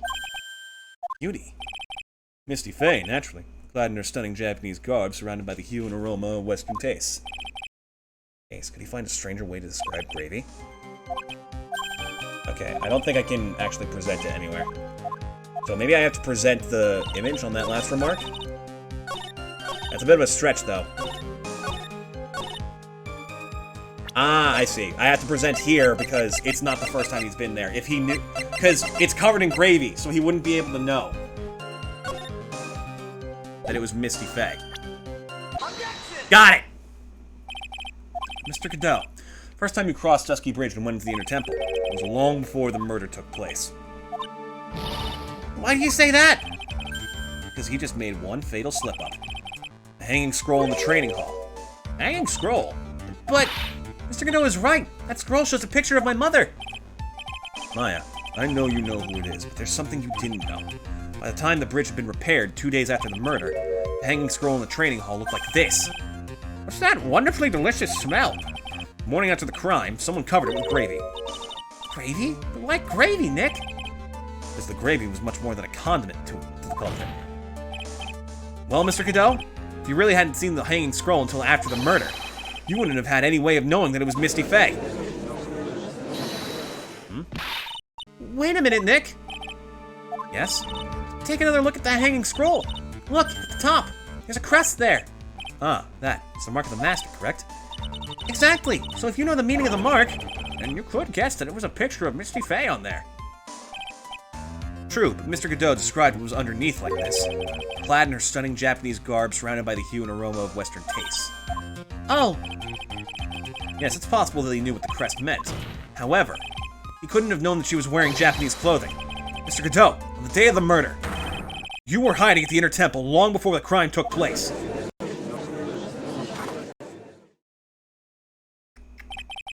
Can I ask you just one little thing, Trite? What is it? This whole theory of yours all rests on a certain assumption.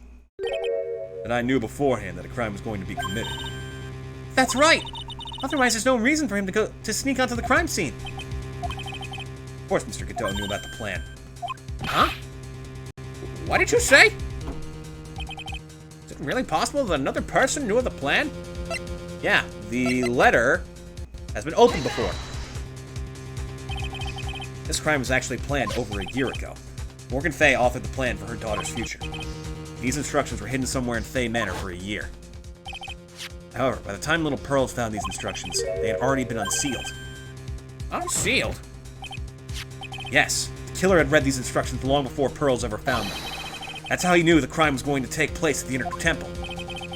And you still insist this crafty killer is me? You bet I do. You just said that the instructions were hidden. That's right. Mr. Godot couldn't have known where the instructions were hidden. If he really wanted to know, he had one great chance to find out. Yes, and when was that? During a visit. A visit? Morgan Fay told her daughter, Pearl, about where the instructions were hidden. During one of her visits to the detention center. That would be the only time for someone to have learned where they were hidden. Eavesdropping on a visit at the detention center? Yes, it could be arranged if you were someone with easy access in and out of there. Say, a prosecutor. Like, for example, a prosecutor such as Mr. Godot. Played dirty, right? I respect that. Order! Order! Order! Mr. Godot, you're under fire again! This murder could not have been carried out without prior knowledge. And you were the only one that could have acquired this information before the murder.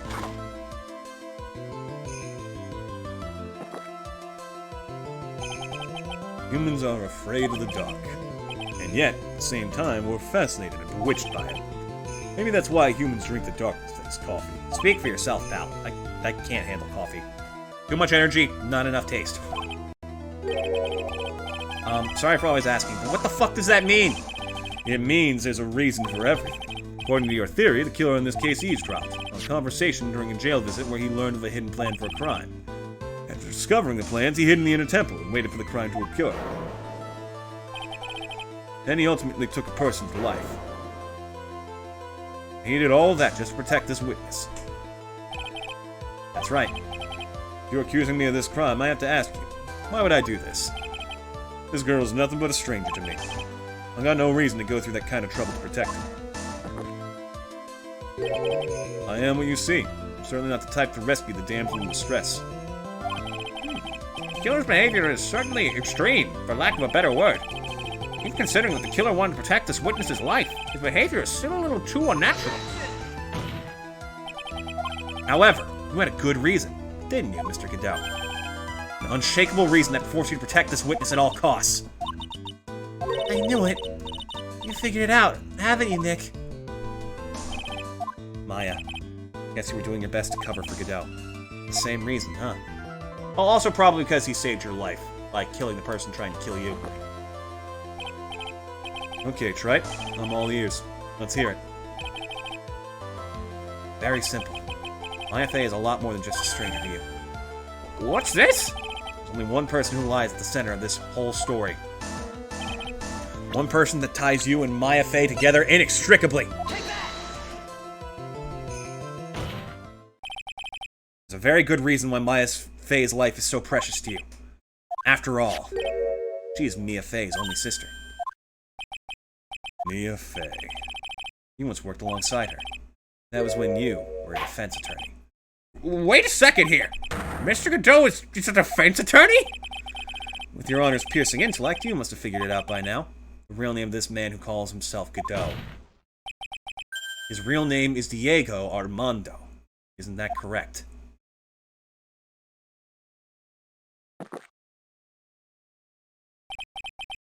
Last time someone called me by that name was over 6 years ago.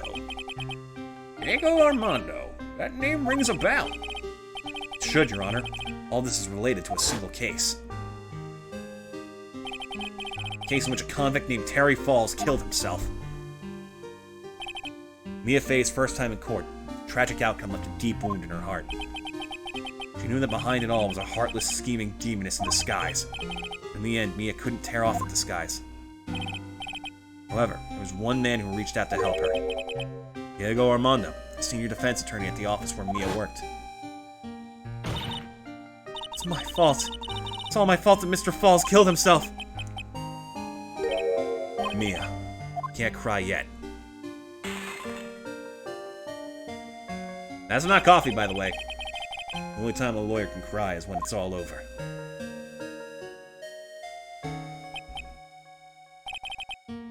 I was moved by her. Where she put all her faith into her clients. A pure sweetheart of hers.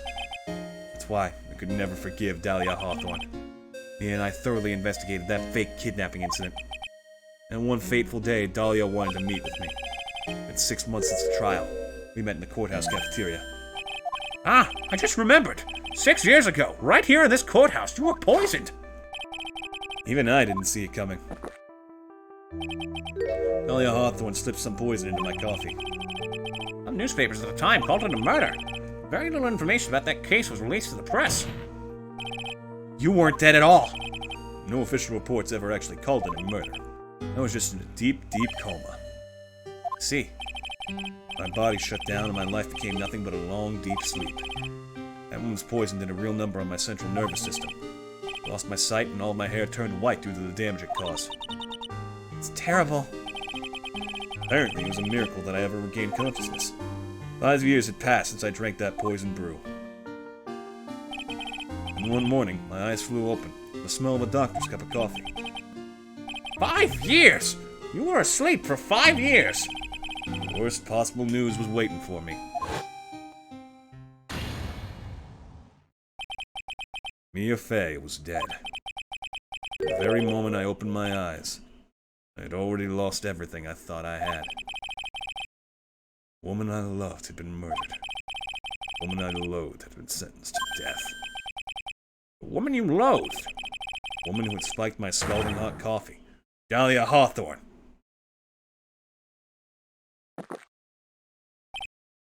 Ha! Good old Mia. She didn't let me down. She got her revenge before she checked out. In the end, there wasn't anyone waiting for me when I woke up. That's so sad. Someone like me, someone who had slept away their best days, there are only two reasons left to live. It's for those 2 reasons I decided to become a prosecutor. I may ask, what are your 2 reasons to live? First was you, right? Huh? Me? If I hadn't drank that stupid poison, Mia Fey never would have died, much less the way she did. You were the only one who was there to protect her. You let her die. It was all your fault. It wasn't like that. I wanted to see for myself what kind of a man you really were. So that's why you became a prosecutor. My other reason for living, she goes by the name of Maya Fey. Huh? You mean me? You were the only way I could make up for the sin of not saving Mia. 1 year ago, when the Corain Village incident was resolved, it was obvious that Morgan Fay was planning something. Whatever her evil plan was, I was determined to stop it.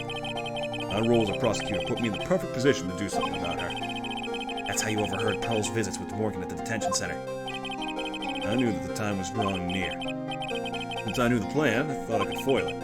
My goal was to outwit the plan. I thought if I could do that, I could keep that girl from being caught up in it. That makes sense. If Pearls had known that the actual purpose of the plan was to kill Maya, she never would have helped out. Finally, the day of the plan was drawing near. I contacted both of my accomplices. Accomplices? Iris of Hazakura Temple, Misty Faye. Especially needed the help of Iris. She was to take the fall on my backup plan in case we couldn't control Pearl Faye. But how did you contact my mother? She had been missing for almost 20 years. Officially, yes. What? What do you mean, officially? You've heard about it, haven't you? About the strong ties between the main family and the government. Now you mention it, Kini did say something to that effect. She said that the Master of Karain had great authority.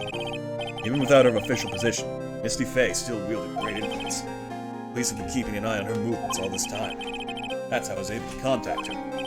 Again, because of my position as a prosecutor. So my mother was cooperating with you? Don't ever forget, no matter how far away from you she was, she never stopped thinking about you. She was always...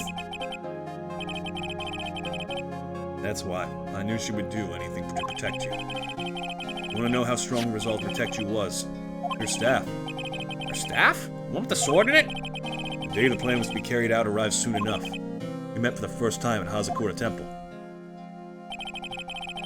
That's when your mother showed me her special staff. I realized it then, just how far she was willing to go. She was ready to use that sword to protect you from Morgan Fay if necessary. Yes, even if it meant paying the ultimate price. Mother... God, poor Maya. That night, the night of the crime, there was just one way to stop Morgan's evil plan. You mean Pearls, don't you? We had to make sure she didn't channel Dahlia Hawthorne. Well, Pearl, what are you going to do tonight? Well, If you'd like, you can come to my room. Perhaps we can read some books together. I thought we could prevent her from playing her part in Morgan's plan, but she never showed up. she was worried and followed me to the inner temple. That was the thing we were most afraid of. That's why Misty Faye had to do the channeling herself. She channeled Dahlia Hawthorne into her own body. What? What do you mean? She channeled the spirit first, and Pearls wouldn't be able to do it herself. As Master of Karain, Misty Faye's power was supreme. Well, that's how it went down. She channeled Dahlia Hawthorne so that Pearl Faye wouldn't be able to.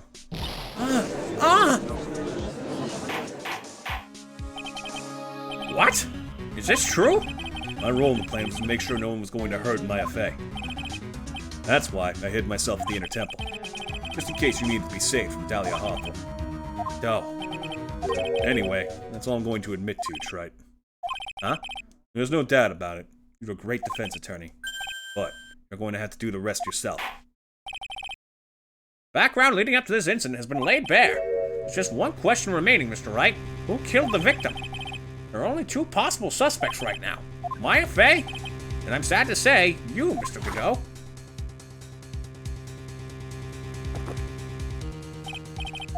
Well, Trite, if you're the real deal, you finish this thing once and for all. Show us beyond a shadow of a doubt that you could finish this on your own. No, Nick, please don't. Maya, I heard the whole thing from my sister in the medical office. That's why I have to protect Mr. Godot. I can't do it. I can't testify against him. After all, he's the man who put his life on the line to protect Mia, and me too. Maya, I know that. Nick, Even so, it doesn't absolve him of his crime. Please, Maya, testify. Miss Faye, your testimony, please. This is the final testimony. Oh, thank God. Don't bother trying to hide anything, because I'll know. I want to hear the truth from your own lips. I understand. I'm sure you're right. I'm ready now, Nick. All right, young lady. Tell us about the moments before you lost consciousness. What exactly happened at the time of the murder? Finally, the end approaches. Just before it happened, I think I saw some red lights. 3 of them. Thought I'd ask for help, but just then I was splattered with blood. She wasn't dead, though. She struck back the enemy behind her. Suddenly the red lights went out and the whole area was dark. Just in that moment, there was a horrible scream. Right after that, Dahlia collapsed and I lost consciousness. These red lights. I thought you said you don't remember seeing them.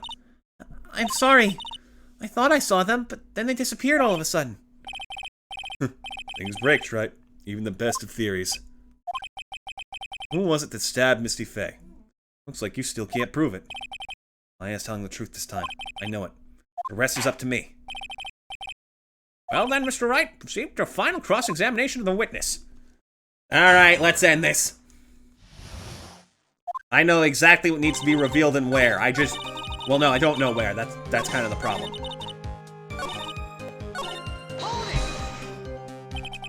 What do you mean by just that moment? You mean the moment when the red lights went out? Yes, that's right. The scream that you heard, that was it Dahlia Hawthorne? I don't think so. I'm pretty sure it was a man's voice. What? Gee, I wonder who that could have been. So then, the scream came from the killer? That's gotta be it. I think Dahlia Hawthorne was taking the blade and attacked the killer with it. And then the killer let out a scream of pain, huh? After that, the killer stole the blade back and delivered the final blow, I guess. Well, Mr. Wright, seems to make sense to me. Sounds like a reasonable deduction. Ooh, I think I know what it is. I'm sorry to say this, but that interpretation would create an enormous contradiction. That makes sense. After all, my deductions are almost certainly never correct. Remember the testimony she just gave? Before the killer let out a scream, Maya said she had already been splattered by the victim's blood. In other words, the blade and the staff had already been plunged into the victim. Huh? Is that right? She couldn't have struck back with a sword that was already stuck in her body. The weapon that caused the killer to let out a scream must have been something other than the staff. If you're so sure about that, then don't keep us waiting any longer, Trite. There's only one thing I can think of. It could have been used as a weapon here. If Dahlia Hawthorne had already been stabbed in the back by the staff, what could she have used to strike back at the killer? The mystery dagger. Hey, Punto? No. Naturally, the dagger the killer brought to the scene of the crime. Oh, that's right. I forgot about that. This dagger was found at the scene of the crime scene, stuck into a pine tree. Yes, the detective found that this morning and brought it to me. Dahlia Hawthorne struck back the killer with this, and she managed to wound him as well. Just because he let out a scream doesn't mean that he was wounded. For all we know, the blood on the dagger could have been from the victim. Have you forgotten that this blood has already been tested? Since we learned it wasn't the victim's blood, it must be the killer's blood. The killer must have a wound somewhere on his body. So you're saying the blood on this dagger belongs to the killer? Exactly. A DNA analysis of the blood would prove it beyond a shadow of a doubt. And yes, Mr. Godot, it would prove that it's your blood. Nice theory, right? Order! Order in the court! Is this the end? Have I done it? Even he won't be able to change the results of a scientific test. Huh. Let me ask you something, Trite. Let's just say that it turned out that I was the killer. You really think I would be stupid enough to leave evidence like that? What? Just think for a second. This dagger was found this morning by a detective and brought to me. There was already blood on it, correct? And even so, I was the one who brought this dagger here to the courtroom. Yes? What does that prove? Well, if I really were the killer, I could have washed the blood off and then planted another person's blood on it. It can't be. In any case, there's one thing I can guarantee, Trite. That blood doesn't belong to me. Not a chance. What? In any event, it seems to be established that the killer was wounded. Alright then, witness, continue your testimony. Wait a minute. What's the problem? I know I probably shouldn't say this, but there's a big contradiction in Nick's explanation. Maya! This dagger, you said that it wounded the killer. That's right. But if Mr. Godot had really been cut with the dagger, his clothes should be bloody or have a rip in them, right? Maya, maybe he just changed his clothes and solved the contradiction pretty easily. What are you talking about? It's not that simple at all. Remember back to the day of the murder. Everyone that was on the inner temple side got trapped there. Ah, that's right! And once the bridge was fixed and the police headed for the inner temple, Mr. Godot was already there waiting for them. He never had a chance to change his clothes. Ah! Did he though? But this is another day, isn't it? He could have gone home or something. Order in the court. Well, maybe he brought a change of clothes with him. But no one could have predicted the lightning strike that shut down the bridge. Why would anyone have brought a change of clothes? Did the judge take smart pills during the last recess? Well, then maybe the killer took off his clothes before he committed the murder. That way he wouldn't get any blood on them. That's impossible, Trite. You know how cold it gets up there at night. After a few minutes with no clothes on, you'll be frozen solid. Ah!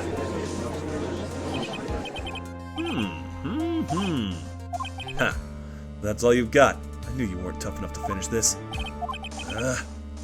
Right now, if Mia Fey were here, she would have closed the book on this case already.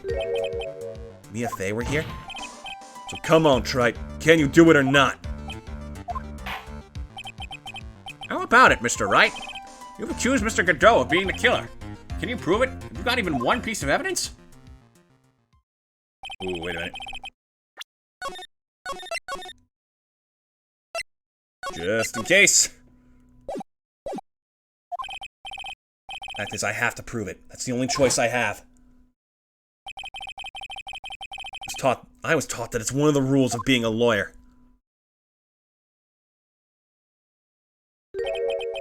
I can prove it. I'm going to bring your magnificent vengeance to fruition just as you want it. Huh, that's good. Fight her till the bitter end, right? Since there's just one piece of evidence that can prove your point, why don't we go for the unlimited penalty? You're trying to pressure me, Mr. Godot? So it doesn't matter to me. I've got the one piece of evidence I need. Give me a break. You've got nothing, Trite. What do I do at a time like this? It's simple. Gotta think outside the box and approach this from a different angle. Alright then, Mr. Wright, let's hear what you've got. There's one thing I demonstrated in the previous cross-examination.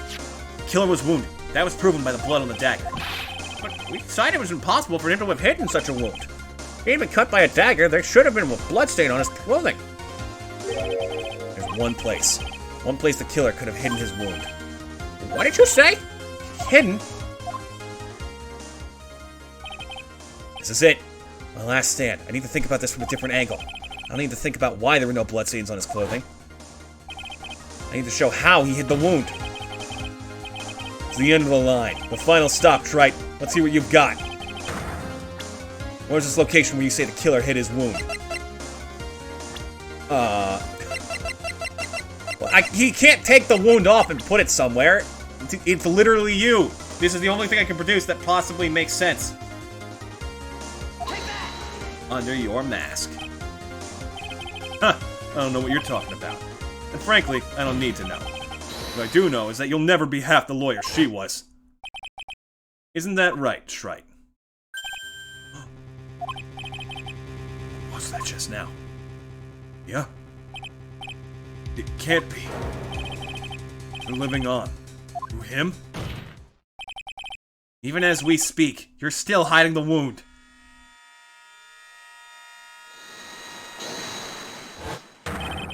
It's beneath your mask! During the fight, the red lights given off by the killer suddenly disappeared. Seconds later, the killer let out a scream. That's right, your mask went flying off your face. Mr. Godot, would you mind removing your mask? You have a dagger wound hit under there somewhere.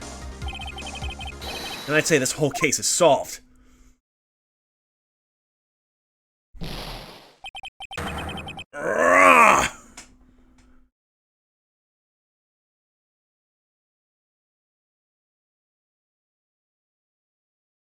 Lo and behold.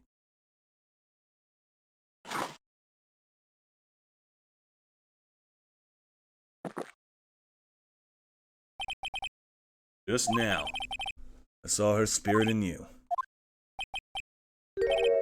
I never liked you. 6 years ago, You helped the woman who put me to sleep by hiding her bottle of poison. Then, while I was sleeping, you let Mia die. You didn't care. Just kept living your pathetic, happy-go-lucky life. You even had the nerve to follow in her footsteps as a lawyer. I could never forgive you. That's what I thought. Mr. Godot! But I was wrong about you. Knew it from the very beginning. Truth is, the only person I could never find it in my heart to forgive was me. You, yourself? I was the one that failed to protect Mia. Me and no one else. Tried to avert my eyes from the truth, to escape from the harshness of reality. Bitter bliss of coffee. I just couldn't face Mia's death head on, so I ran. I hid behind a mask. I threw away my true name. I couldn't even deal with being a defense attorney anymore, so I quit. But you saved Maya! Yeah, that was my plan. Up until just now, anyway. What do you mean? Are you listening, Maya? If I had really wanted to save you, then there's one person that I should have gone and talked to right away. Who would that be? You're talking about Nick? But I didn't do it. I tried to get the help of Iris and your mother, but I closed my eyes to the most important man involved. You know why? Real reason? No. Why? I suppose wasn't really interested in saving you at all. Huh? I think I was just trying to salvage what's left of my own broken soul. I was trying to make up for the fact that I couldn't save Mia. Nothing more. That's why I let you walk right into a situation that I knew was dangerous. Forgive me. You're wrong. You put your life on the line to save Maya. Was it really for Maya's sake? Even I'm not really sure. What do you mean by that? That night in the darkness of the garden, I saw her silhouette. Part of me must have known the truth. Truth that it wasn't really Dahlia Hawthorne standing there in front of me. Could have been Misty Faye, or even that little girl. But I still picked up the blade. It was like I was dreaming. I'm not sure exactly what was going on in my mind at that point. Was I really motivated by the pure desire to protect Maya Faye? Or was it something else? Was it my hatred for a woman who had stolen everything from me 6 years earlier? Could it have been simply a desire for revenge? Now, I don't know anything anymore. I did learn something today, however. I finally realized that I was the arrogant one. I was just chasing an illusion. A fantasy. A stupid fantasy of defeating you in the courtroom. You were the one who made me realize my folly. You never ran away from Mia's death. Instead, you picked up where she left off, as a true defender of the people. That one moment, I understood everything. Mr. Godot.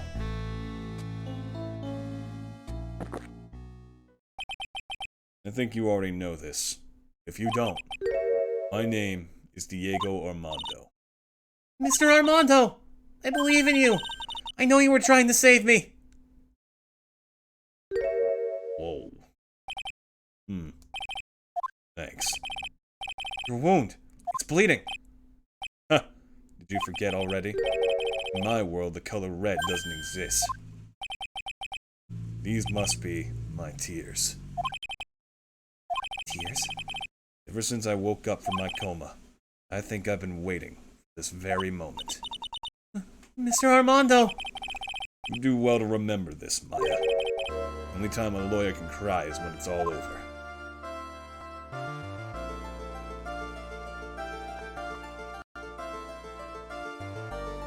Our sevens in chat for one Diego Armando. A truly incredible man. This time, it really is all over, isn't it? Defendant, Yes, Your Honor? although you weren't directly involved in the murder, tampering with the body in the crime scene is a serious offense in itself. I understand, Your Honor. Mr. Armando explained that to me very carefully. I knew the risk and I willingly cooperated anyway. Very well. Before I hand down my verdict, is there anything you'd like to say? Well, there is one thing I'd like to say. I'd like to say something to Mr. Wright. I want to apologize for you. Apologize? To me? For what? The case 5 years ago, of course.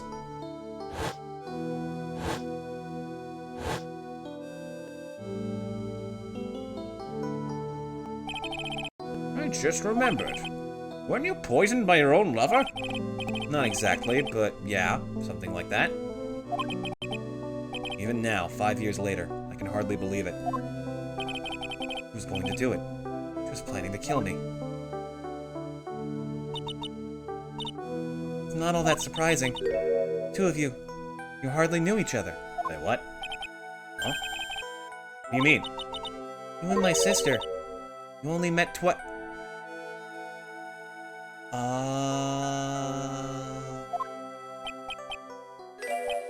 Huh? We only met twice? First time you met was on that fateful day. The day she poisoned Mr. Armando in the cafeteria of this very courthouse. The next time you met her was 8 months later. You met her again on the day that she stole your cold medicine. And Doug Swallow was killed. No way. It can't be true. I mean, during our whole relationship, we were... Those 8 months. The woman that you thought was Dahlia Hawthorne wasn't actually my sister. Huh?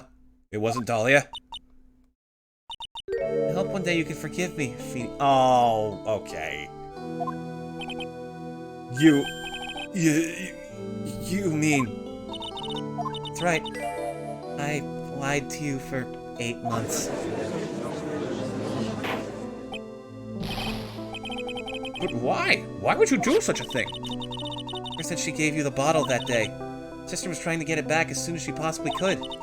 Because of the police investigation and their surveillance, she couldn't move about freely.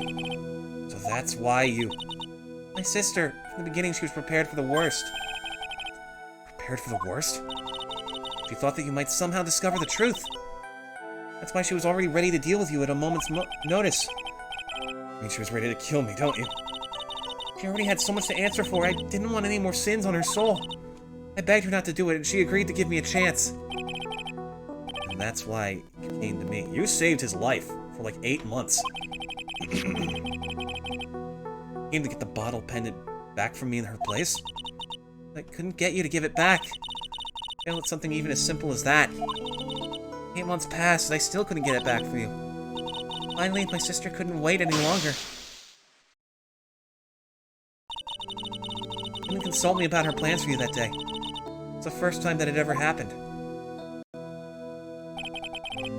That was a bit strange, wasn't it? Up until that day, you two were partners in crime. She would confer with you. I think she must have noticed. Notice what? My feelings for you. If I had found out she was planning to kill you, I would have done whatever was necessary to stop her. Even if it meant her life or mine. Iris. After spending those 8 months by your side, my feelings towards you, they changed. Oh. I have something to say to you, too. Yes? You really are the person I always thought you were. Even after Dahlia Hawthorne was found guilty, I still believed in you. Oh. That's actually fucking beautiful. Thank you. Yeah, I'll get misty. How many cups of darkness have I drank over the years? Even I don't know. I'll tell you, though.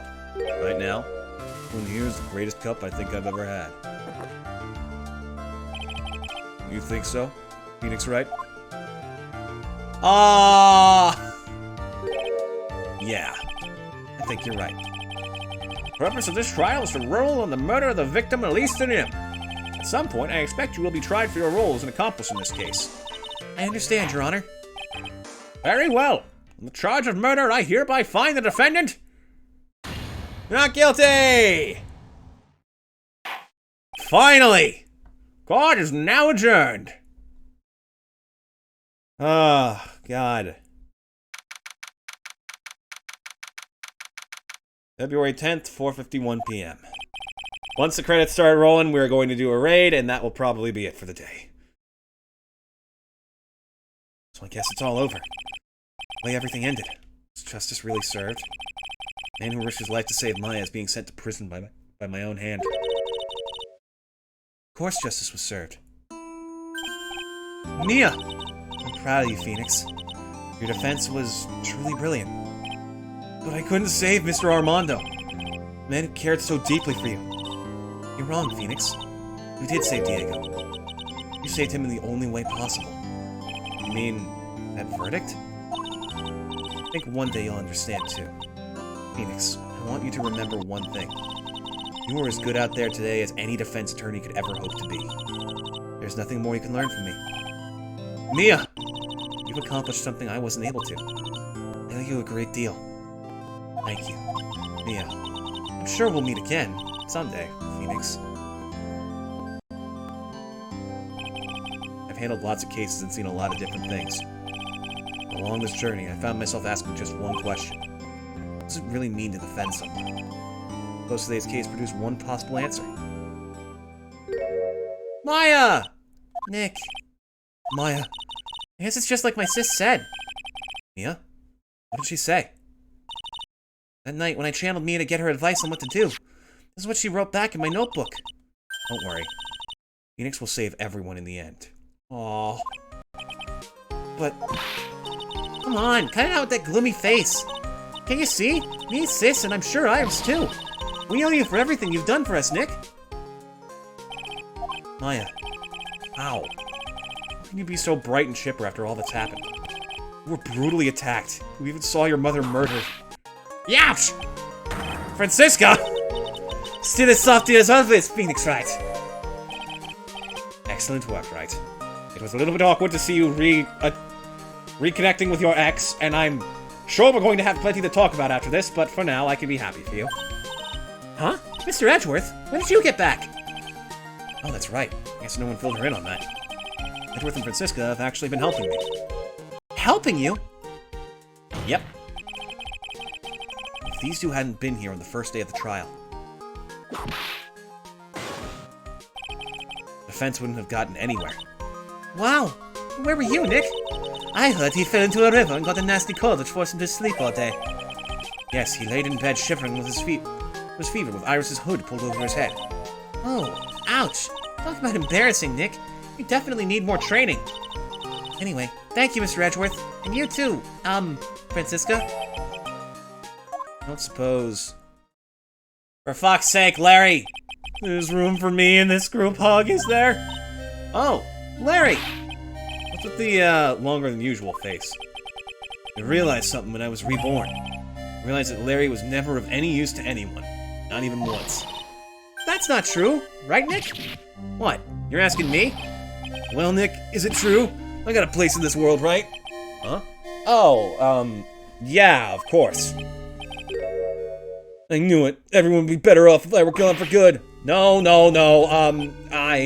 Oh yeah, those portraits you painted. They were really good. Isn't that right, Edgeworth? What? Me? Why are you making that face? Huh, Edgy? Oh, well, yes, indeed. I certainly can't say that they lack resemblance. You really mean it? What about you, Francie? Did I draw you well, too? What? My beauty can't possibly be captured by a mere crayon! Nevertheless, I recognize the effort you put into it, and that's worth something, I suppose. So you'll do it, like you promised? You're going to... Nope, not happening. Don't get carried away! Well, how about that? I guess painting portraits is the only thing I'm good at. Painting a pearl was pretty darn good, too, if you ask me. Huh? Now that you mention it, I haven't seen her around. Pearls. Where could she have gone? Normally she would have made a beeline for Maya. Oh, I'll go look for her. Be right back. Wait, you need to eat. Hey! Yeah, that's exact... Hey, Pearly. Oh, I thought that was her falling to the ground unconscious. Right. You seem to be uncharacteristically puzzled. I suspect you are wondering how Maya could be so cheerful despite all that's happened. Yeah. To be honest, I can't understand it either. Francisca. That's right. She lost her father fairly recently as well. I think I understand how she feels. Maya is a much wiser person than she appears, and I think she realizes something. Now is exactly the time. She needs to be as strong as she can. What do you mean by now is exactly the time? Maya wasn't the only one that was badly wounded by this incident. In fact, there was someone that was hurt far more deeply than she. I believe it's for that person that Maya is trying her best not to cry. Someone who was hurt more deeply than Maya. Edgeworth. I'm starting to understand too. Ow! Then tell me, Phoenix Wright! Franny! Can you appreciate one decent moment? Who is Maya Fey being strong for? Pearl. Pearl Fey. Poor kid. After all, the reason that she worked so hard to follow the instructions was because she loved and believed in her mother, Morgan. It's for the good of the Fey clan. I'm sure she believed in every last word. She thought she was doing it for Maya. That's why she was so happy. It shows how truly devoted she is to Maya. It's a cruel irony that it was her exuberance that led to this tragedy. Maya Fey's mother was killed, and Maya herself was put into the deepest peril imaginable. That's exactly why Maya is putting on a brave face. She's doing it for Pearl's sake, so she can see her smile again. Oh, hey, so this is where you all were. Wow, looks like we got but yow! What was that for, sir? Sorry about that, Scruffy. My lip just seems to have a mind of its own. What's up, Detective Gumshoe? Oh, you know, this and that. Anyway, congrats on your win. Let's go out tonight, pal. Dinner's on me and my non-existent fucking salary. Salary's just sort of kind of gone down by a teeny-weeny bit, but it's alright. I made reservations in a first-class French Oh, God, where? Ah! Pretty good work, Scruffy. That whip was your reward. Detective Gumshoe, you said a first-class French restaurant. You don't mean... Tribulations, where else? I knew it. We're doomed. Come on, let's go, everyone. Can't keep Maggie waiting, pal. Hey, you, crybaby, you're invited too. Oh, forget about me. Pearl and I will be at the loser's shack eating potatoes. You know, Maya's taking an awfully long time to get back. She's still out looking for pearls. Oh, Maya, what's wrong? Nick, what do I do? Pearlie, I can't find her anywhere. Huh? I'll bet she just went back home. That's all. I thought so too, so I called the village, but no one has heard from her. This has never happened before. As I figured, she has been badly hurt by this incident. She feels responsible for the tragedy that has befallen you, Maya. But none of this was her fault. What should I do? Detective Gumshoe. Yeah, what is it, pal? Could you guys go on ahead? But what about you? Maya and I we'll join you guys once we find pearls. Nick! Don't worry about us, Detective Gumshoe. We may be a little late, but we'll definitely be there. We have a lot of celebrating to do tonight, and I wouldn't miss it for the world. Yeah, but you're the... Ah! Very well, Phoenix Wright. We're going ahead. Don't keep us waiting, right? We won't. But where should we look? Where could Pearlie have gone? Let's go, Maya. There's only one place I can think of that pearls might have gone to.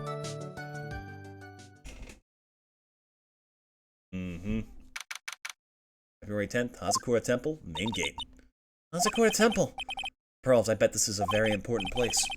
After all, it's where this whole incident started. What's this? You're all back again so soon. Sister Bikini? I thought we'd be eating mashed potatoes alone tonight. So she's here? Pearlie is here? She's in the trading hall. Why don't you hurry along and go see her? Okay.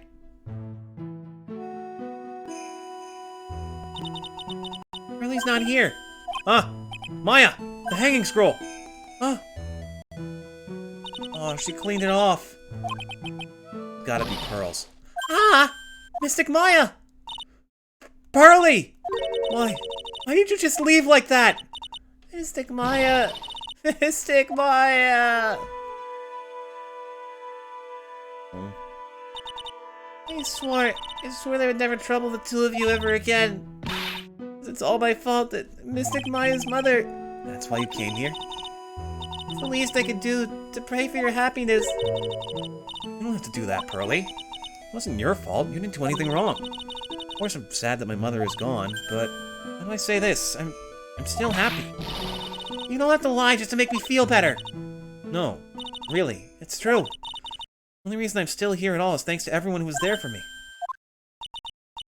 My sis, my mother, Mr. Armando, Nick, and you. Even one of you weren't there, I'm sure I wouldn't still be alive right now. That's why I have to be strong. For all the people that were there for me when I needed them. That's all I can really do. Mystic Maya. I'm impressed. You truly are the daughter of Mystic Misty. Sister Bikini. Your mother, Mystic Misty, was a strong woman indeed. I want to tell you what she said to me that night. Dishonoring the good name of Crane, I don't have the right to face my daughter. Still, Maya is always in my thoughts. It's true. She'll always be with me, until the day I die.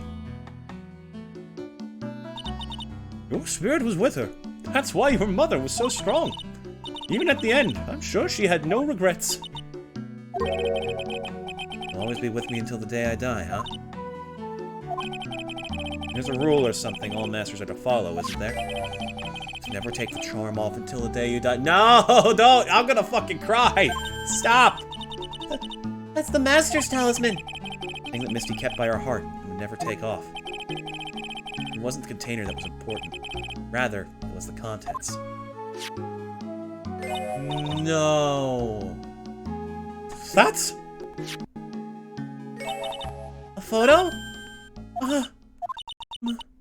Mother. Is this the photo I think it is?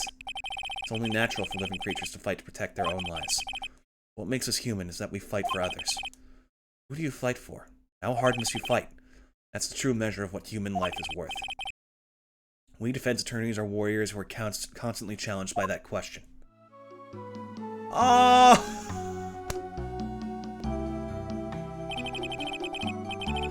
Even when the battle is over and the bonds connect us are severed, we always return. Time and time again. Mia, Maya, Pearls, Mr. Armando. Maya's mother, too. I learned that from all of them. Ladies and gentlemen, this is the end of Ace Attorney. Shall we get going? Everyone is waiting. Huh? This is a day to remember. A day when a lot of things were finally put to rest. I think we should celebrate what we've overcome today. But I still can't. Oh, go on, sweetie. You can come back for training anytime. Okay. Alright, I'm gonna make a brand new start too. Sister Bikini, I'll be back for more training. I promise. I know, and I won't go easy on you just because you're the future master. I'll make sure to prepare reservations for 3 when you come back. Alright, we're going to have a great feast today, Pearly. You know why? This training is a battle of endurance. Okay, Mystic Maya. I'll eat lots and lots of food tonight. You know, there's one thing I don't get, and probably don't want to, but... What is it, Nick? Reservations for training is fine and all. Why for 3? Come on, what do you think? You're one of us, Nick. Next time you can train right alongside us. Huh? I'll be waiting for you. Sister Bikini will take special care of you. Huh? Huh? It'll be great, Nick. We're going to do the special training course, naturally. That's a great idea. After all, Mr. Nick. Oh, God. Pearls, let it go. We'll have a nice big meal before we come next time, right, Nick? You know, I was wondering if I could say just one little thing. Sure, of course you can. Ooh, I love this part. I can't wait to hear it. I'm getting goosebumps too. Well then, here goes nothing. Objection!